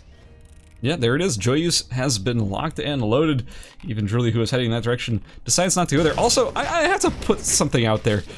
Who was it that swapped to was it Gobu who played Hyun? I think it was Gobu who played Hyun. Okay, no, it wasn't Pai. I was like actually questioning myself. I think I have seen Pai Master play Hyun before. Really? I'm pretty sure, yeah, I think we did see him play it before. But did he play it in quals? I don't actually remember. I think he did play it in quals, because yeah, I'm pretty sure he did play it in quals. Because I had that feeling, but then I was like, no, it was Gobu who was playing like Divine Fist. I think we had like Hyun. 3 different people play Hyun. I don't know. It's people who I don't expect to play Hyun playing Hyun. That's the weird part. Yeah. I don't understand why either. Like, I haven't seen it and was like, oh wow, like this is really good. Yeah, for sure. Okay. it's pretty quiet. Our Yeah. players are taking their sweet time now. Yeah, there's 5 people dead, and only 2 of the zones are closing, so people aren't really forced to fight yet. So everyone's, even though people were a couple people in this lobby were pretty behind on their builds, like Zorsay, they're all able to finish it up cleanly and start farming their masteries. And the next Tree of Life are spawning. I think 200 MS is going to go for the top one, and I don't know who's going to go for the forest tree, honestly. Wait, are you... God, scaz. What? What's up? Look at Lilypetal's inventory. Hold on. Hold that thought. Actually, me is Ray and 200 MS are fighting. Oh. Lilypetal? Dude. What am I looking at? What? She's switching in between them, bro! Oh, no. I know what this is. I'm not gonna expose the strats because this is some nonsense. Oh yeah, I think I see what's going on. Yeah, she's told me about this. I don't know if I want to expose. This is some absolute nonsense. Okay, I'm exposing it. Lilypetal just getting level 7 on the twin bow to actually just have bow skill itself for accelerated farming and for scouting, but switches to the Legend of the General for actual farming. Yeah, that's it. It's kind of cute. I like it. It's a neat little strategy. Oh, Pasa and Limbe's fighting in Temple right now. Limbe's immediately running out with the bicycle. Just gonna back up. Nine catch and Zorsay in alley. Nine catch hitting a clean sweep onto Zorsay. Gonna refollow soon.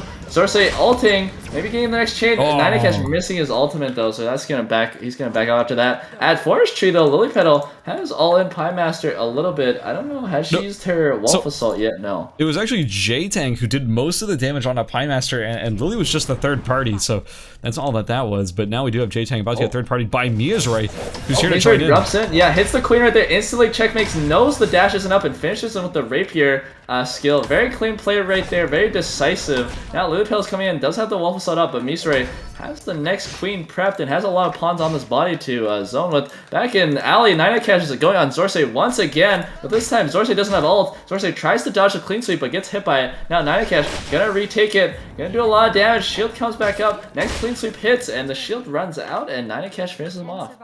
Back in force. Now Queen misses from Miazrai, and Miazrai's gonna immediately try to get out with that EW combo. Lilypetal still on the chase, throwing down a quick another snipe, but Wolf Assault is down now. Miazrai looking to come back with another fight. Has some fire traps in his inventory, but hasn't chosen to use them quite yet. Gonna run forward with a queen prepped, but it looks like it might expire before he gets to use it. Yeah. Gonna back off a little bit here. Oh, he's still gonna chase Lilypetal. I mean, he knows it's a Legend of the General, no Wolf Assault up, so he's hard on the chase. Maybe just waiting for the rapier skill to come out. Lilypetal forced into the red. See if this queen connects. It does. Full combo goes through. Rapier skill. Rook isn't even using. Now he gets knocked against the wall. Lilypetal using the squirrel traps. Now Rook comes through, but Lilypetal now going on the offensive, but he has to dodge. This queen doesn't though, and Lilypetal falls. That was a really good attempt there by Lilypetal. I thought that she might actually be able to turn it right at the end, but that queen landing is just backbreaking. And at that point, Lilypetal's fate was fairly sealed, and Miazrai picks up his 4th kill of the game, just popping off. This is why I was surprised to see Miazrai on that 11 for 2 games in a row. Not to say his 11 was poor in any way whatsoever, but I mean, come on. This is Adela we're talking about. Adela is so good at the moment, and Miazrai is no slouch on the pilot either. Yeah, it looks like Miazrai's finally gonna be able to pick up his Tree of Life. Passan, I think, was playing for the Meteorite. Just gonna go pick up that box and come back potentially and fight Drooly over it. Or actually, maybe he isn't gonna fight Drooly over it. Maybe Drooly's just gonna be able to grab it for free. Yep. Drooly's gonna pick it up. Yeah, let's check on Fudge. I'm surprised Fudge isn't at 150 stacks yet, actually. It's because it's not a team tournament, so he can't be funneled. But no, for real. Yeah, I'm kind of surprised too. He does have really good food with the 12 fishing chips already loaded in the inventory. But I mean, he's probably just been playing a little bit safe. Maybe got pushed out of some areas. Yeah, can't blame him too much. 107 stacks, 110 stacks. Not a bad place to be in, anyways. Yeah, it's as long as he gets the 150 stacks before he starts an engagement, he's perfectly fine. Yeah, totally. But he might start having trouble finding the rest of his stacks. I mean, 40 stacks, yeah, he's kind of scrounging for some SP food right now to craft with. Like, lots of people have grabbed the foodstuffs from the map, so a lot of the stuff that's going to be left over is kind of just stuff nobody wanted. Now Mizore in hotel has another queen prep. Maybe gonna try to go on Lin Bates. Maybe she's gonna try to go on Water Fudge actually. He's walking up, sees him, immediately backs off. A bit dangerous to fight a Shukai because of the high health bar, so just backs off from there. Yeah, when you're playing a burst mage, I mean, not to say that Adela doesn't have some sustained DPS, but when you're fighting a burst mage, it's or when you're fighting as a burst mage, it's hard to be fighting a Shukai who has such a large HP pool that you have to burn through, especially with that high defense. 136 is not something to laugh at. Like, that's a lot of defense.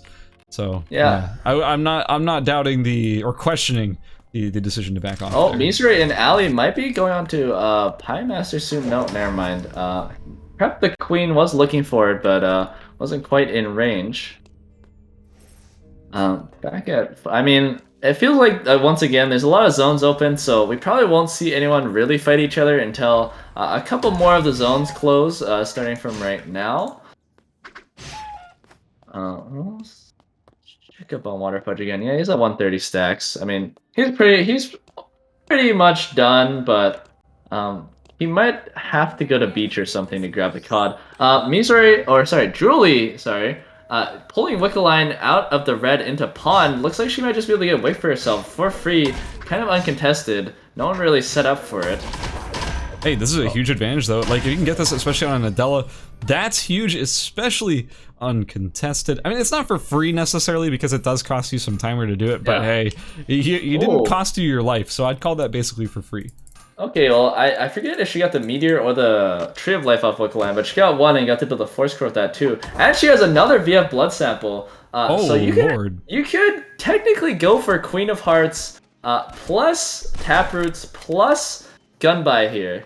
Although I think all the nail zones are gone, so she'll have to find a nail some other way. Yeah, that would be pretty insane. I mean, do you think Queen of Hearts is the play here? I mean, I'm speaking as someone who doesn't play a lot of Adela. Like, is Queen of Hearts really good on her? It's not like insane because of course the Q doesn't get procced, but it makes it really nice in the late game scenarios because you can throw your W, E, and R a lot faster. So if you're fighting multiple people, it does become like pretty decent, but you lose a bit of damage. Oh.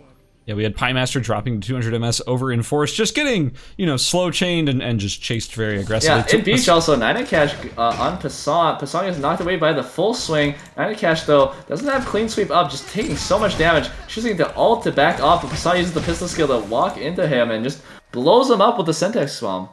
Yeah, Passant's actually playing super well right now on this Rousey. That felt like a pretty tough match. Temple, actually, the two Adelas are going at each other, both queening each other.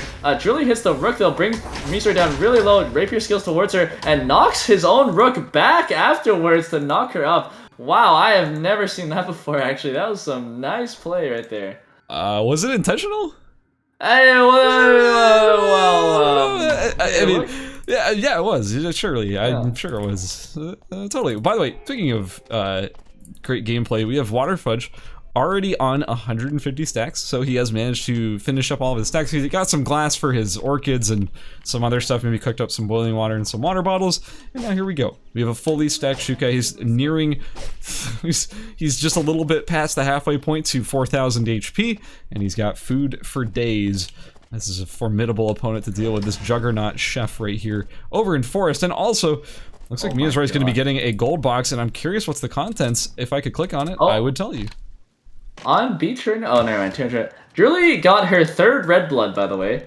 That's very normal gameplay right there. Yeah. Yeah, very tasty. Yummy. Like, you can't eat it. What are you going to do with it? Don't just throw it on the floor, honestly. Donate it to your local Bianca. I don't know, man. Water Fudge in Forest is kind of zoning out 200 MS right now. Oh, 200 MS actually has a prominence in his inventory, which would be very good for, I think, Water Fudge to pick up if you're able to get on top of him, but of course he isn't. Saw Mizore going at it on beach. Mizore misses the queen, but hits him with a knockout, immediately checkmates. Saw taking so much damage, rapier skill, auto attack, finishes him off. That feels like a really miserable matchup for Passant. It's like you can't vault the checkmate, so you're like guaranteed to get hit by it, and you had to use your flutter offensively. I just feel bad for Passant there, but very well played by Mizore, identifying a weak link and taking him out of the map. Oh wow, Mizore actually just picking up the meteor and the fallen, or in the circlet, just crafts the fallen Pegasus for mastery and drops it on the floor. Pretty standard stuff. Yeah. So Miazray also, I don't know when he got these. Maybe it was out of a box or something. But he's got smart bombs. Oh no, those were Passants. Yeah, those are Passants smart bombs. He actually used his fire traps to craft the fallen Pegasus. Like if you see it at like on Passant's body. Oh, actually, in alley, Drooly chasing Linbates, but Linbates is biking out right now, but straight into Waterfudge, actually. Yeah, Waterfudge sees it, and now he's gonna all in. Is he gonna go for the knockup? No, not quite, not hitting. Waterfudge losing a lot of HP, actually, to Linbates right there. Drooly looking to follow, but not quite in range. Yeah, it's looking like a pretty good game for Drooly so far. It looks like, if I had to just, like, give my favor to anybody in the lobby, it feels like Miazray and Drooly, and it's not because they're playing Adela, it's because they both just have either really high kills in Miazray's case. What is that? Holy Order. Interesting. He didn't take it, so maybe he didn't want it. I don't know. But yeah, but also the fact that Drooly has, well, 3 VF blood samples that aren't even being used, Force Cores, Taproots, Mithril Armor, Meteor Claymore, and Wick Buff. Like, those are all sizable advantages that they're going to be able to use for the rest of the game. As for the rest of the lobby, there's only 1 kill, and it's on 200 MS. Sure, Waterfudge has stacks and some auto arms, and technically so does 200 MS. I don't know. I feel like the advantage is in the hands of the Adelas right now.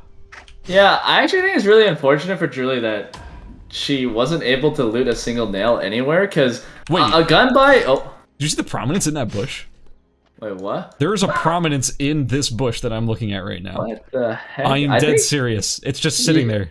Yeah, I think I saw a prominence in Fruitcake's inventory, I want to say. I guess just dropped it there. What the heck? No, it was in 200 MS's. It's still there. Oh. There's just another prominence.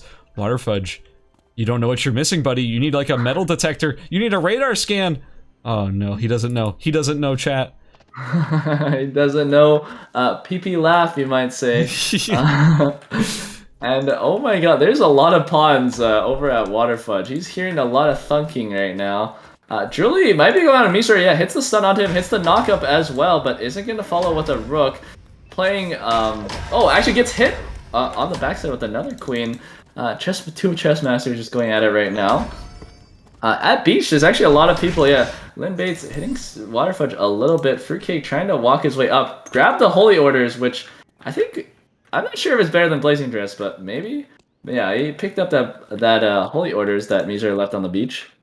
Yeah, it was curious to me that Miazray was willing to just let it sit on the beach. I mean, the Holy Orders is not a bad item. Like, it's really not. I don't know. It's a bit underrated, but I mean, the Blazing Dress is quite good as well. I suppose I wouldn't know which one would be better necessarily. I feel like it does end up going to the Blazing Dress when it comes to Kiara specifically.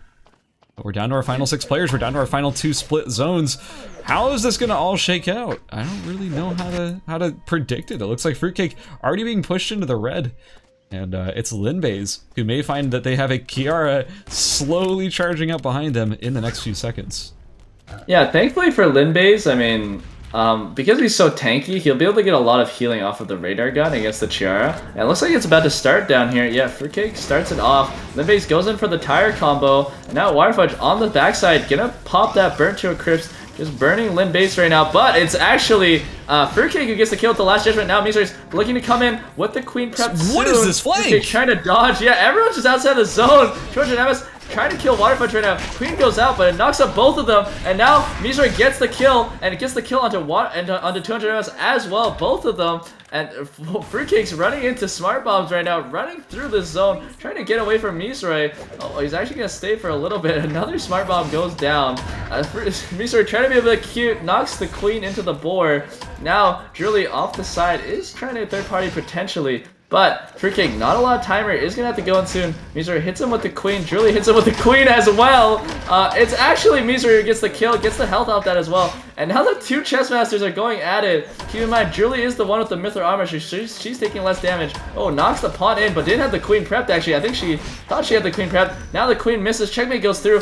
Oh, it doesn't Miazray though, because he turns back and uses another ability. Miazray doesn't have ult up. Keep in mind, Drooly hits him with the Rapier skill and autos him to death. And takes the game. Drooly ends up closing it out in an insane final battle brawl with 2 kills. That is going to be Drooly, our chess master, coming through and taking game number 3. And that's going to be the conclusion of Group C and the conclusion of the semifinals altogether. What an insane final finish. Man, 8 kills going down to Miyazure for that second place finish. We're gonna get the scores calculated extremely quick. But after all of that, we'll be closing it out, and you'll have a full idea of who ends up qualifying for the finals. So yeah, that's the current standings on everything. Man, I gotta say, like, that last fight was so close, and it was actually decided by a single pawn. While Julie was in her ult, she wasn't actually in range to hit Mizure, but Mizure threw down a last pawn, like self-stunning himself a little bit, and just barely got nicked by the checkmate, and that was like enough damage, which meant that Julie was able to take him out. But had he not gotten hit by that checkmate, like, it might have actually gone towards his favor instead. Also, the rapier skill, I believe, came up, the quick cut came up right there near the end for Julie, and that was a lot of extra damage. I mean, Julie just popping off so hard. But yeah, that whole weird fight over in the beach red zone. Did you see the angle that 200 MS came from, by the way? Yeah. He ran all the way from, like, Forest, right? The bottom of Forest, ran through Uptown, and then came through the side. Why? I mean, I guess you know that you're really not making it into a final zone. I mean, you know Mizure has like 10,000 items, you know Julie has 10,000 items, so, I mean, you hear the fight happening over there, might as well join in, I guess. Yeah, for real. We do have a replay here. If you want to, hey, run us through what's happening here. Alright, so first of all, Limbates and Fruitcake are fighting pretty quickly at the start. Limbates just trying to get a bit of initial damage onto Fruitcake. Throw down a bit non-committal with that bite damage, but Shukai comes over and presses R, which gives the kill over to Fruitcake. And now, on the backside of that, Fruitcake has to get out of this sticky situation. There comes 200 MS off the side, immediately tries to ult on somebody, knows he has the least time. Oh, actually, had a decent amount of timer, but wanted to get a kill. And now Mizure hits a 2-man checkmate right here, and then gives the kill with the rapier skill as well. So that gives him the advantage in the timer. And now Fruitcake, the replay. That's where it cuts right there, yeah. It only goes that far, but yeah. Yeah, so that was like an absolutely insane fight right there. And Miyazure really came up ahead, like, that's huge. That's really huge. Like, that whole fight. We do have the scores ready, so here, let's check it out. In first place, taking home the entire group, is going to be Miyazure with 76 points. In second, we have Striker, the Daniel champion, with 44. In third, we have Piemaster with 40. Tied is actually J-Tang, also with 40. And we have another tie for fifth and sixth. It's Julie and Fruitcake. They both just barely made it in, just over 200 MS with 33 points, who didn't quite make the cutoff.